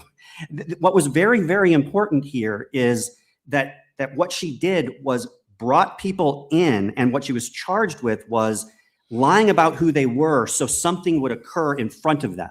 She was not convicted for bringing those people in. And so I think that the constrained nature of what these offenses are also should inform what the sentence is that the court imposes and what conduct it considers in deciding what the appropriate sentence is. And I apologize, maybe I'm not being clear. I am trying to focus in. I think the court was focused on the deception of these public officials, and that is what she was charged with. But what does it matter, given the passage of time, the departure from the office, and the fact that she is still espousing them? He focused, at least for what I see as a significant part of his comments, on her continued statements. Why isn't that a problem? She's not in a position to do what she did again. There's not a specific deterrence aspect of the Stewart case cited by the people on the attorney who said they would do it again. She can't do it again. I mean, unless the people reelect her, which then question whether they want that. But this is a democratic society. So she's not in a position to do it again. Her continued belief in the facts that she asserts, or the situation she asserts, has no bearing on any sentence consideration. Not deterrence, certainly shouldn't be punishment. Why should we not be concerned that he focused so much on her continued peddling of the snake oil? I mean, I'm not saying you shouldn't be concerned, but I don't think there's an error. I think that she spent so much time talking about it. It was the backdrop of the case. There's a lot of publicity. Maybe the court felt like it had an obligation to say that it did not agree with what she was saying and that he thought the conduct was improper. But if you look at he can't sentence her more because he doesn't agree with what she's saying. I agree with that. I'm saying, I think there's two things that happened. I think the court made some comments, and then I think the court, if you look at the transcript, talks about the basis of the sentence, which is her conduct, her criminal conduct. And I don't blame the court for how it characterized it, given what occurred at sentencing up to that point. I mean, the sentencing argument on both sides hadn't been well tailored to the convictions or what she was tried for and convicted for. But at the end of the day, isn't the judge's responsibility to make sure to kind of separate that wheat from the chaff and only focus on appropriate considerations? Or if it wants to address those, explicitly tell us that it's not considering those in the imposition of sentence. Maybe that would have been a better practice. And maybe, we can disagree with how the court, whether the court it was appropriate for a court to make those kind of comments. But I think that's a different question than whether he sentenced her based on that. And again, I think the transcript, it's very easy to focus on the very strong language that the court used. But if you look, it really did turn the page essentially and say, this is what we're here for, and this is why I'm sentencing. And we should consider the totality of the sentencing transcript in making our evaluation, is what you're telling us, right? Yeah. Okay. Exactly. Anything else from my colleagues? All right, very good. If you would give 9 minutes of rebuttal to, I'm adding the additional 7 minutes that we allowed them to go over, so that it's a total of 9. So the argument there With is that, Mr. Judge Case, the floor is, give me just 1 second, Mr. Big, Case. big, Let's big. get the, can we get a total of about 9 minutes on the clock? That was big. Perfect. Yeah, there, just start it. Kind of like Awesome. football, reset the clock. So I like the way the court zeroed in on sentencing because you have a 70-year-old woman, nonviolent, first offense, probation eligible, never had a traffic ticket before all this, given 9 years in the penitentiary. So under DOC regulations, she ought to be in a minimum security facility with similar defendants. How Nonviolent do you first respond to the offense. people's argument that despite the harsh language, when you continue to read the transcript of the sentencing hearing, the court actually sentenced her based on the counts on which she was convicted? Well, I say that's baloney. I was there. I heard the way he imposed the sentence. He was vicious. And we're asking the court, if this case is remanded, please order a different judge. Did you raise that in your brief anywhere? Where? The request, I mean, that's Yeah, a different. that's the relief we asked for, Okay. based on the fact that Is he it- denied her a free trial and sentenced her to 9 years because of what So she if we, was so you're saying. saying if we reverse and remand on the sentence, that it be resentenced in front of a different judicial Well, officer? and retry. But if it's just reversed on sentencing, it's resentencing in front of a different judicial officer is your request? Yes, please. Your Okay. Honor. Okay. So I didn't know this, but until this case, but Colorado doesn't have minimum security facilities for women, just men. They have 4 minimum securities for men, none for women. So who are Clerk Peters' cohabitants in La Vista? Murderers, child molesters, drug dealers. That's the majority of the population. And why is she there? Because of what she said. Counsel, can you address the response that, to the extent the court commented on things that she had said, it was based on the statements that she injected into the sentencing proceeding? She injected how she, the reasons that she was serving. I mean, she talked in her, we're looking at, I've read the whole sentencing transcript, Right. and she put some things in there that were also outside of the scope of what was immediately before the court. Why didn't that open the door to the court addressing the issues that she raised and the affirmative representations that she made about what her motives were and her honesty and integrity? Well, I think Judge Tao answered that question. Interestingly enough, I wasn't listening closely enough because I'm listening for answers to come from the podium, not next to me. You So said it's- We've been it's- colleagues for 15 years. It wouldn't be the first time. Said it's up to the court to, give her a fair trial and a fair sentence and to rule justly, not bring that in when it's outside it wasn't what she was convicted of. Fair Now, Are you saying that the court couldn't address her slideshow presentation, her PowerPoint presentation? Sure, he could comment on it, but since she wasn't convicted of anything in it, he can't sentence her for it. The one thing that Clerk Peters did bring up at sentencing that he did consider and used as a sentencing aggravator was her prior conviction for contempt. That conviction was erased, was overturned, vacated after sentencing. So she's entitled to be resentenced for that reason alone. And that's not an error on the court's part, because at the time that was a conviction that had validly entered. It was subsequently vacated, right? Well, we submitted evidence at sentencing that the whole thing was a fabrication by the DA, but the judge overlooked that too. Okay. So I want to go back to your earlier questions on the immunity issue. So there's nothing wrong with using a false name. Anybody, you're not required to give the name that's on your birth certificate or your driver's license, unless you're doing it for fraudulent purpose. So here, there was no fraudulent purpose. The benefit. The clerk introduces Conan Hayes as Jerry Wood. Now, what's the harm to the Secretary of State? None. After the Secretary of State leaves, The harm is to Mr. Wood. No. It doesn't have to be harm to when there's a criminal impersonation, somebody gives a false name to avoid an active arrest warrant. The police aren't harmed. It's the person whose name was used if they're a real person. She wasn't convicted of that. Gerald Wood was not harmed. He Exactly. volunteered to let Hayes use his key card.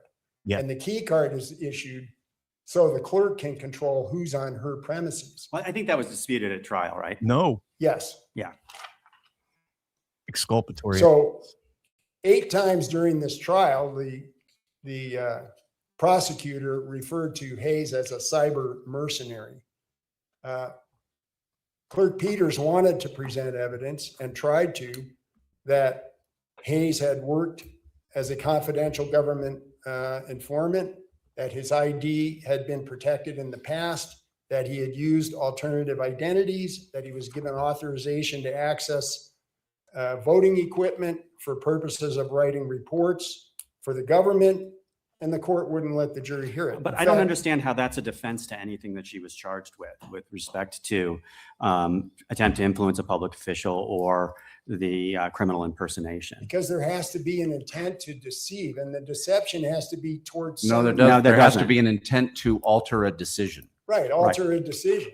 Right. what's the So her decision? intent, the decision is to conduct the trusted build Yes. in the presence of people that she knew the Secretary of State would not conduct the trusted build in front of.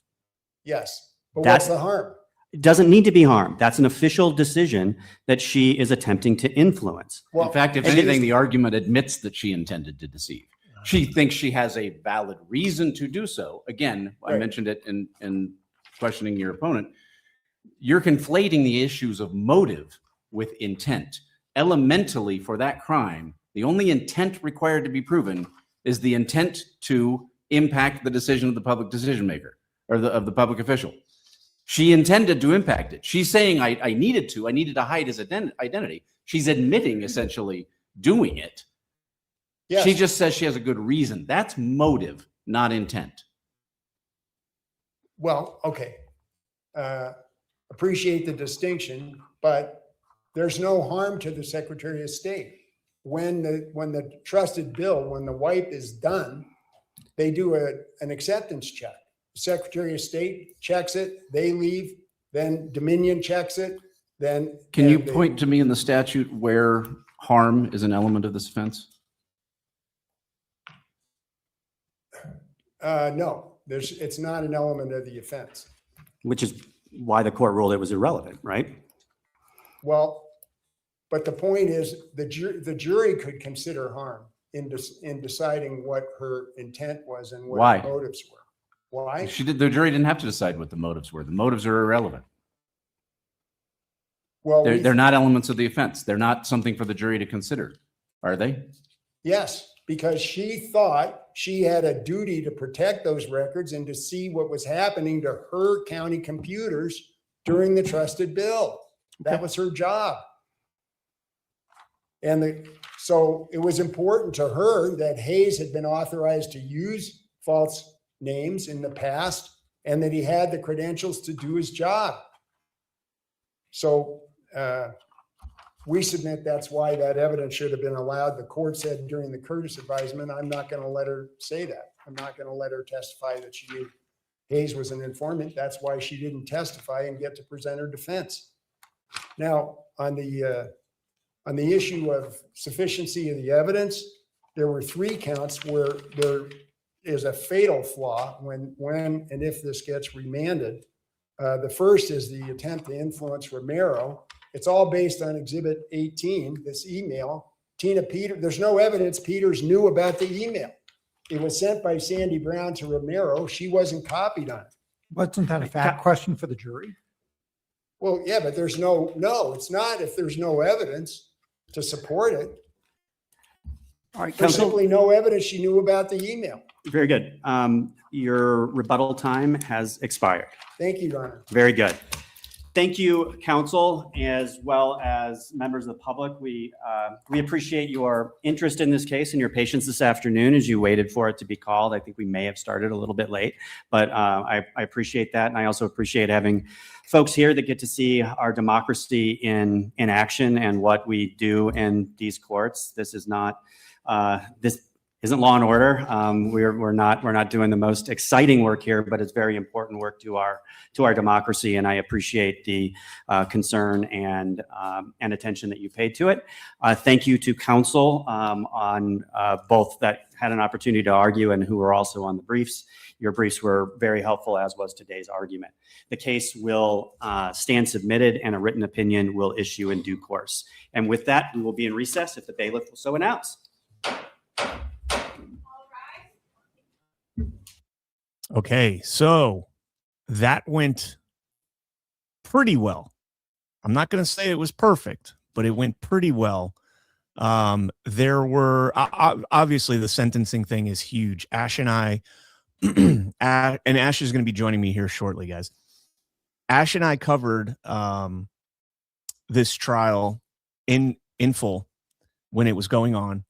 And then we did a 3-part series about a month ago with Alfredo Luna.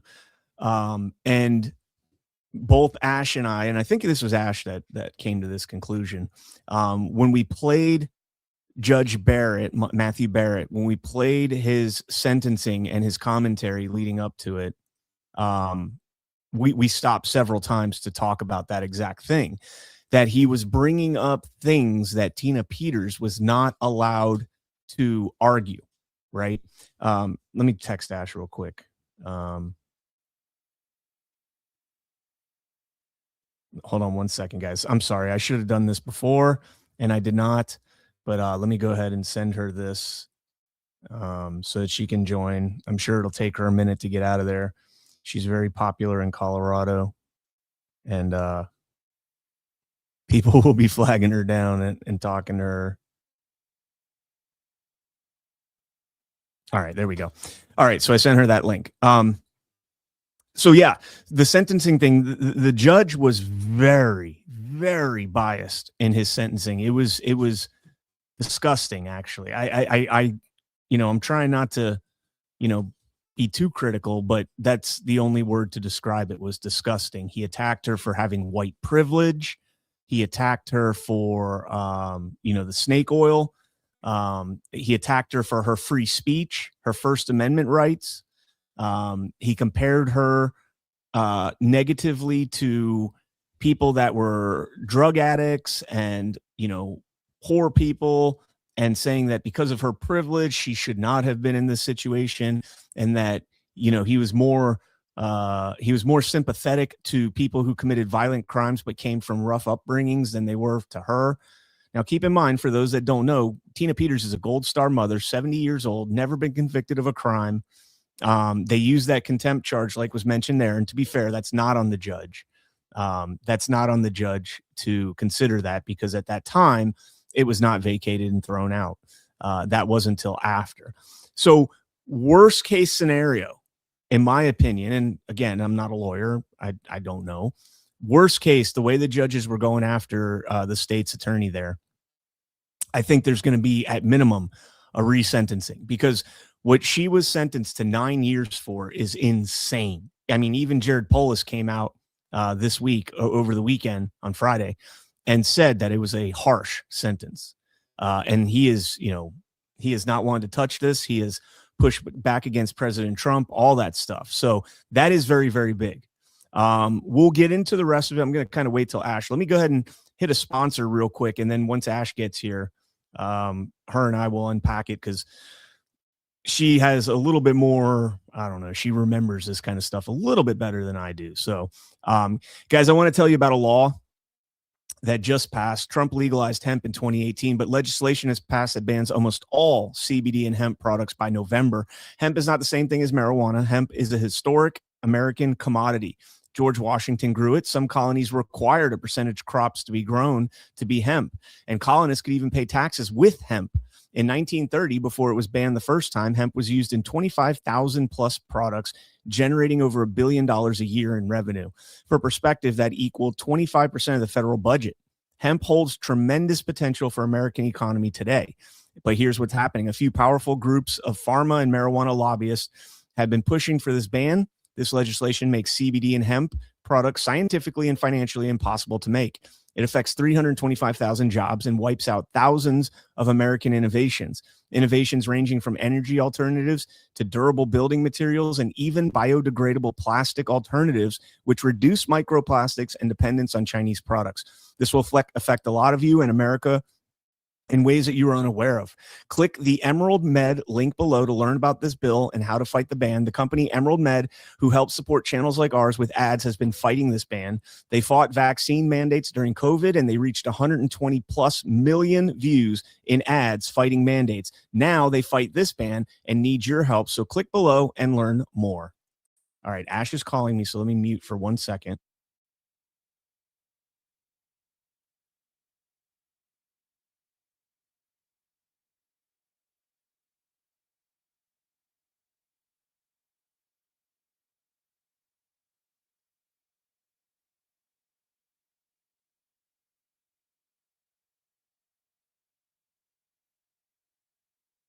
All right, she's going to be joining me in like 2 minutes. Sorry about that. I came in really loud. She's going to be, apparently she didn't get my text. Apparently. I don't know how she didn't get my text, but yeah, so there's a lot of things. I mean, when Case was arguing, I was like, oh no, this is not going to go all that well. They were hung up on the investigation, and I don't really understand why they were so hung up on the investigation, facet of this case. But once the state's attorney started arguing her case or her arguments, it went to shit. It went to absolute shit. Now, one thing, and we'll talk more about this when Ash gets here. But okay, here we go. We got her. Oh, I got to manually do that. Hey, what's up? How are you doing? Is that better? There we go. Yeah, great. Hi, can you hear me okay? We got you good. We got you Okay, good. so I feel, Brian, like we can say that the Badlands audience is the most well-informed about the details of Tina Peters' case based on the words of the appellate court. Yeah. Yes. It's everything we've been saying since the trial. I was saying when we jumped in the snake oil, and that was the big one, because that's a slam dunk. I think that's a slam dunk. And one thing that we've said repeatedly is that the judge used things in his sentencing calculus that were not include that he explicitly prohibited being used in court, and that we were right. We're right about everything. Spot on. Yeah, I thought that went great for Tina. I did too. I thought so. I was looking at this and I was kind of doing some AI background checks, but the misrepresentation of the felony versus the misdemeanor and the literature, the wording that was given to the jury, I looked it up, and that can be grounds for a mistrial on the whole case, not just that particular charge. If the jury was influenced in a way, telling them that this was a felony when in reality it was actually a misdemeanor. So that was pretty big as well. Yeah, and they're saying it's plain error. It's no big deal. Yeah. Listening to the arguments of the state should be very concerning for everyone that lives in the state of Colorado. And we know this, right? It's not surprising to us that the state of Colorado fully weaponizes the government against their ideological opponents. But the good thing is that it's also obvious to the appellate court. And it's a Colorado appellate court. That was a bit of a surprise. I was pleasantly surprised by this. And I told you before, I was pleasantly surprised by their brief on the jurisdictional question. I thought that was kind of they kind of fell down a little bit on the jurisdictional question. I think Case missed an opportunity there when they were saying, well, you don't think we have jurisdiction. Yeah. And what he should have said is, well, yes, I believe you don't have jurisdiction, but if you don't have jurisdiction, the district court certainly didn't have jurisdiction. He did say that. Say that, and then Judge Tao said, "Who's going to tell them?" And John Case said, "You will." And he said, "But you just said we can't." Well, so I thought, fair enough. Yeah, I thought that whole thing kind of derailed a little bit. I was really worried at the time that John Case sat down and they hadn't talked about sentencing at Yes. all, because sentencing is a big part of this. The court brought it up. I was really surprised at the court's back and forth with the state attorney. Um, that was unexpected, but it was certainly looking at the rights of the accused within our justice system and saying, well, it doesn't matter, it's harmless, doesn't sound like it's enough for the court. So that's, I mean, I think this went really well. I think it could have gone better, right? I think the arguments could have been a little tighter, a little cleaner. I think they could have gotten more specific arguments in. I think the fact that Judge Matthew Barrett said, prison is the place we put people that are a threat to society based on the sword or the something or the pen and word of mouth, right? So their arguments about how he didn't really amplify it because of her speech fall down if you look at his record. And we heard the court say specifically that that they will consider the entire sentencing discussion as part of their calculus. I think that weighs in Tina's favor, despite what the court said, the state attorney said. I don't think it helps the state for them to consider all of that, because the judge did call her outside of the lines. I was surprised they didn't get more about the open bias in front of the jury, because I think that that's a strong element, a strong argument for appeal. But on the whole, I think it was a good day for Tina. I think she should be happy with it. Yeah, the sentencing thing, I'm glad they didn't bring it up with Case, because they kind of got her on her heels with that question. Yeah. And she was, I was texting our mutual clerk friend while that was going on, and both of us were just like, holy crap, she is drowning right now, like literally drowning. And that was a really good thing. I think she for sure is going to get a resentencing at minimum. At minimum, that's what she'll get. That's the way it sounded like they were leaning. It sounded like they were leaning towards resentencing. And even when John Case was talking about remanding for a new trial, the court was like, well, what if it's just resentencing? So I think that's probably where it's going to go. She should get time served. Because as the court said, this is one misrepresentation. It's being deceptive with a public official. 3 of them, one act of deception, 3 officials, and the conspiracy to commit the same. Now, we've talked about that a lot, right? But the conspiracy to commit criminal impersonation was not actually a felony, right? Like that whole part was surprising. And then to argue that that's plain error, as I said already, that's mental when you consider that in the United States of America, our justice system prioritizes the rights of the accused. And so I thought it went about as well as it could have for her today. The other thing that I want to mention, and let me find the exact wording because I wrote it down here. The other thing I want to mention is that when they were bringing up whether or not she was advised, the clerks were advised to make copies copies of whatever. They were advised and this is from a clerk, they were advised to save the project. They were not advised to make a forensic image. Yeah. And when you save the project, that is not adequate to back up under 52-2071. It doesn't back up certain log files. There's certain parameters on the computer, on the system itself, that are not backed up. So that's something Case, I mean, granted, he didn't know that question was going to come. He probably wasn't prepared for that. He should have, though, because that's central. Yeah. It's central to their appeal arguments, is that she had, when he asked about which legal argument are you making, the judge on the end with the white hair, he said, which legal argument are you making? It sounded like the argument he was making was lesser of 2 evils defense, which the Judge Matthew Barrett specifically disallowed, would not allow her to bring lesser of 2 evils defense. That didn't come up, but it did sound like, so basically the way the Secretary of State is advising of us to do this creates a federal crime, right? Because I have to preserve and retain these records, but if I don't create a forensic image of the records, then they're going to be wiped, and that's a violation of a federal crime. The court argued that her taking the images in the first instance, the images before the trusted bill took place, fulfills that federal duty. She's discharged of that federal duty, so that she can't argue that anymore. I think they got into a little bit of trouble on that front because of exactly what you're talking about, the blonde chick arguing about it. She did seem to sort of support a lesser of 2 evils discussion and then say, we don't think she has to do it.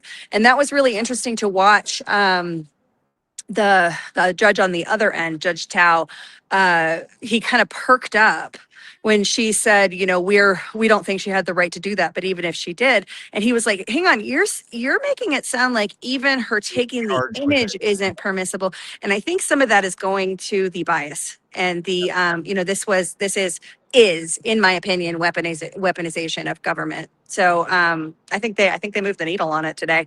Yeah, I jumped in on that one. I was like, she wasn't charged with that, or she wasn't convicted on that because it's not against the law. The one last thing, and then I'll let you go here and we'll wrap up so we can send folks over to General Quast. With Governor Polis coming out this weekend and saying that the sentence was harsh, I don't know if that's going to weigh on these justices or not. But let me put on the tinfoil hat here.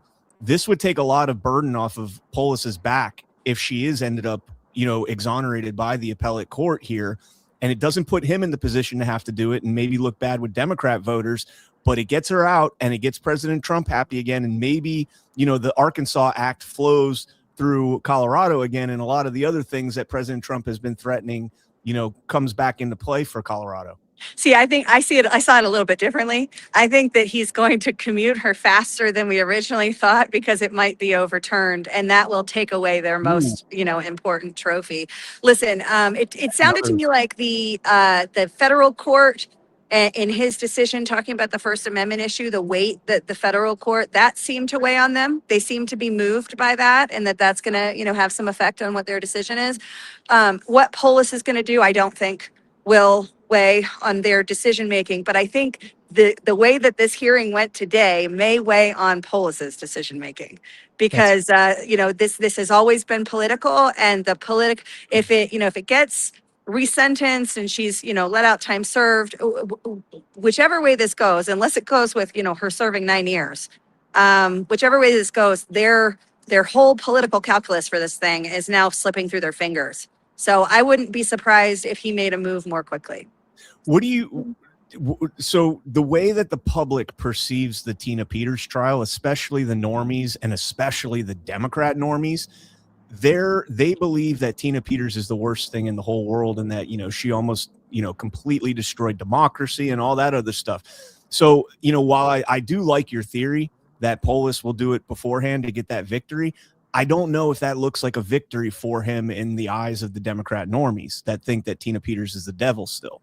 So I would say to you that Democrat normies have no idea who she is. Republican normies have no idea who she is. People in this state largely have no idea who she is. It's the engaged activist sides of both parties that care about this case. That weighs some on Democrats in Colorado and protecting their base. I don't think it has any weight on Democrats nationally and Jared Polis's chances, which is, my opinion, his calculus for even considering it at all. Right. And so I think he's a savvy politician. He's going to be doing what gives him the greatest bump. And I think this thing getting overturned, it's, there. So I don't know if you saw, but Jenna Griswold wrote a letter this morning to Jared Polis telling him not to commute her sentence. They're very, very concerned about this. Matt Crane signed on to that one, too. So Matt Crane has signed 2 of these letters. First one was Phil Weiser and DA Rubenstein. Then it was Matt Crane and all of the clerks. Now it's Jenna Griswold and Matt Crane as well. It's slipping through their fingers. Well, I think that's pretty good. I did want to push back just one last argument. You are pretty accurate that it's going to be the far left people that push back on Polis if he does have to commute her. But that will then enter into the campaign cycle. And then Tina Peters gets rebranded once again as somebody that almost, destroyed democracy, and that'll be used. So I don't know. Jared Polis is not on the ballot in Colorado. Jared Polis's next shot at the ballot is national for president, which is the calculus here. He's got to tack to the middle, not massage the base. That's fair. But it's the base, the far left Democrats that are going to reach the normie Democrats before the conservatives and any facet can reach the Democrats. So I don't know. There's some political calculus that Polis will have to weigh in this, but I overall, I think the appellate court is going to give her a nice victory in this hearing today. So Yeah, I think that there will be a decision that leans in her favor. I don't know if it will be absolute. I don't know if it'll be quick. Right. We don't know, but it did sound, based on their treatment of both parties, it did sound like they agree. This is harsh. It's overreach. It's blown out of proportion. Thanks, Jerry. Well, and what Case argued at the end there about the prison system. Harsh is the word I was looking for. Yeah, what he argued at the end there about, no minimum security prisons for women, and that she's in there with murderers, child molesters, drug dealers, and all that stuff. That's going to weigh heavy too. She's already done 15 months in those conditions. Yes. Yep. This would have been probation for anybody else. This would have been 2-3 years probation at most. And again, I think that if they do get a resentencing, she's in the clear. But she wants to have her name cleared. She wants to have her name cleared. Yes, Yep. the felonies. And she wants, not only that, I would say with Tina Peters, she wants her name cleared, but also she wants elections cleaned up. She wants real elections. And that is what motivates her. When I talk to her people, I've told you, I don't know if we've told the audience, but I'm not allowed to see her or talk to her. So I'm on her list, and I've done all the paperwork and all the background and all the everything. And they came back and they said, oh, we're not allowing media access. After they told me all the hoops to jump through to gain it. And then they, said, oh, we're not doing that. So I have to get it secondhand through people that are allowed, friends and family that are allowed to talk to her. But she is rabid about elections. She wants real elections, like all of us do. And I don't think she's going to shut up until we get them. So Amen. That's a good thing. Do you have any insights at all into how long this could potentially, how long they could be deliberating Nobody on this? knows. Nobody knows. Do you have is there any average time in Colorado? No. Like, It depends. It all varies based on the complexity of the case and the issues at hand, and the urgency of the matter. And she is incarcerated and possibly unjustly or for over time, according to the court. So that would weigh in doing things a little bit more urgently, I imagine. But nobody can tell you how long it's going to take. We've been waiting on it's federal, but it's the same kind of process on our federal appeal. It's like, oh, any day now, right? And it's been months. Sorry.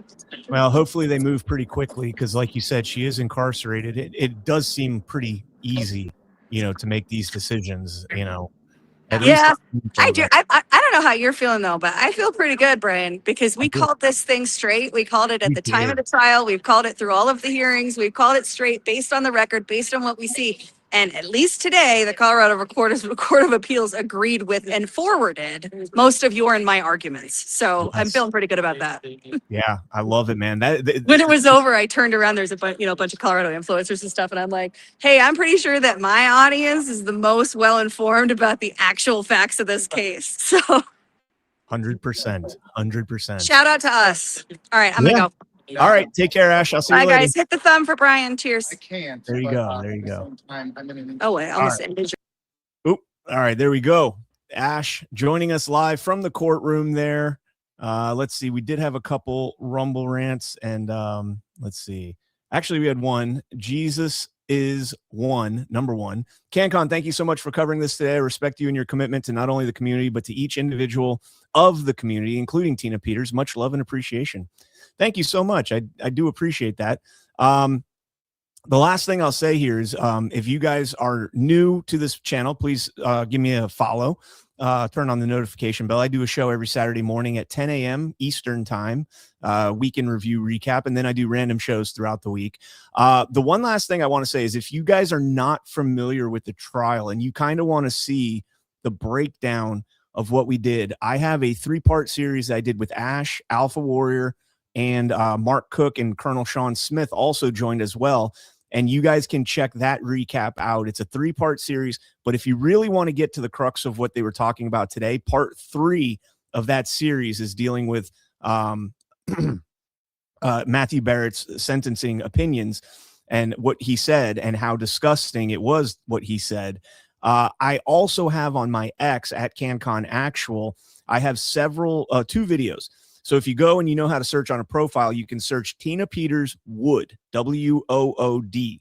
And you can see there's 2 videos, 18 minutes and 25 minutes. And both of those videos right there, I explain why I think this case never should have been brought, using the judge's words, like it's all using words from the court, from the trial, why the case never should have been brought, and also why there was a lot of exculpatory evidence that was kept from Tina Peters, and that there should be some people that are sanctioned, if not investigated, for why this material was kept from Tina Peters.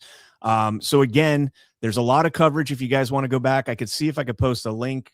Maybe I will. I'm going to jump you guys over to General Quast on Badlands Media, which is if you're new here and you don't listen to me on Badlands, I do a show every morning at 10 a.m. Badlands Daily. I do a show Thursday, tomorrow night at 9 p.m. with Alpha Warrior called Sit Rep, and then Ash and I do a show called Why We Vote on Friday, and I'm sure we're going to talk about this case right here and what went down here. And I've got clips, so we can definitely make some clips and get you guys a little bit more information on what went down. Any comments in the chat? Anybody? Excuse me, I'm dying here. I've been sitting in this chair since 10 a.m. So I don't know if anybody has any questions or anything that I could possibly answer for you guys. Thank you guys. Best news show, best show on Rumble. Thank you guys all so much. And share it out. Please post that link. Which link, RMT? I'll stick around. Which link are you referring to? The recap series? I can jump into that. Let me do one last sponsor here before we get out of here, if you guys don't mind. And I want to talk about the fine folks over at Rumble, because they are incredible. I absolutely love Rumble. They are a beacon of free speech. And guys, they can freeze your accounts. They can shut off your cards. They can lock you out of your own money overnight. Banks don't protect you. They control you. And that's why real financial freedom starts with ownership. Introducing Rumble Wallets, a wallet built for people who refuse to give up control. With Rumble Wallet, you don't just buy digital currency like Bitcoin and Tether. You can own Tether Gold, real gold on the blockchain.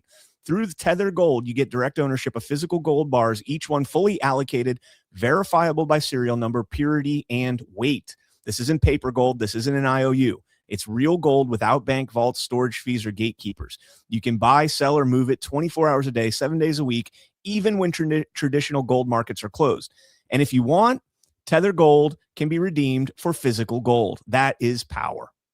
And when you support creators on Rumble, you can tip them directly using Rumble Wallet, peer-to-peer, secure, and outside of the banking system. No permission, no middlemen, no cancel button. The wallet is yours forever. All right, guys. And on that note, let me see, RMT, the 3-part series. Okay, RMT, I will see if I can find that right quick here. Let me get this over here, and I will post the link. I will pin it to the top. And it's under my content. Let's see, Tina Peters. I'll get it for you guys real quick. All right. Here is part 1. And you can just go in and search. Actually, if you search on my channel, Tina Peters Saga Part 1. Let me see if I can't find. I'll post part 3. Copy link address. There we go. And there you go. There's the link for part 3, but you can search it on my channel and you'll find it. Alpha has it up as well, and I think Ash does as well. So on that note, ladies and gentlemen, I am going to raid you guys over to General Quast. He is doing his first show on Badlands Media, and his guest tonight is the one and only Chris Paul, good friend of mine. So be sure to check that out. It's going to be absolutely fantastic. I'll send you guys over there now. Stay frosty. God bless each and every one of you. God bless America. Make the fortune cookie country pay for this.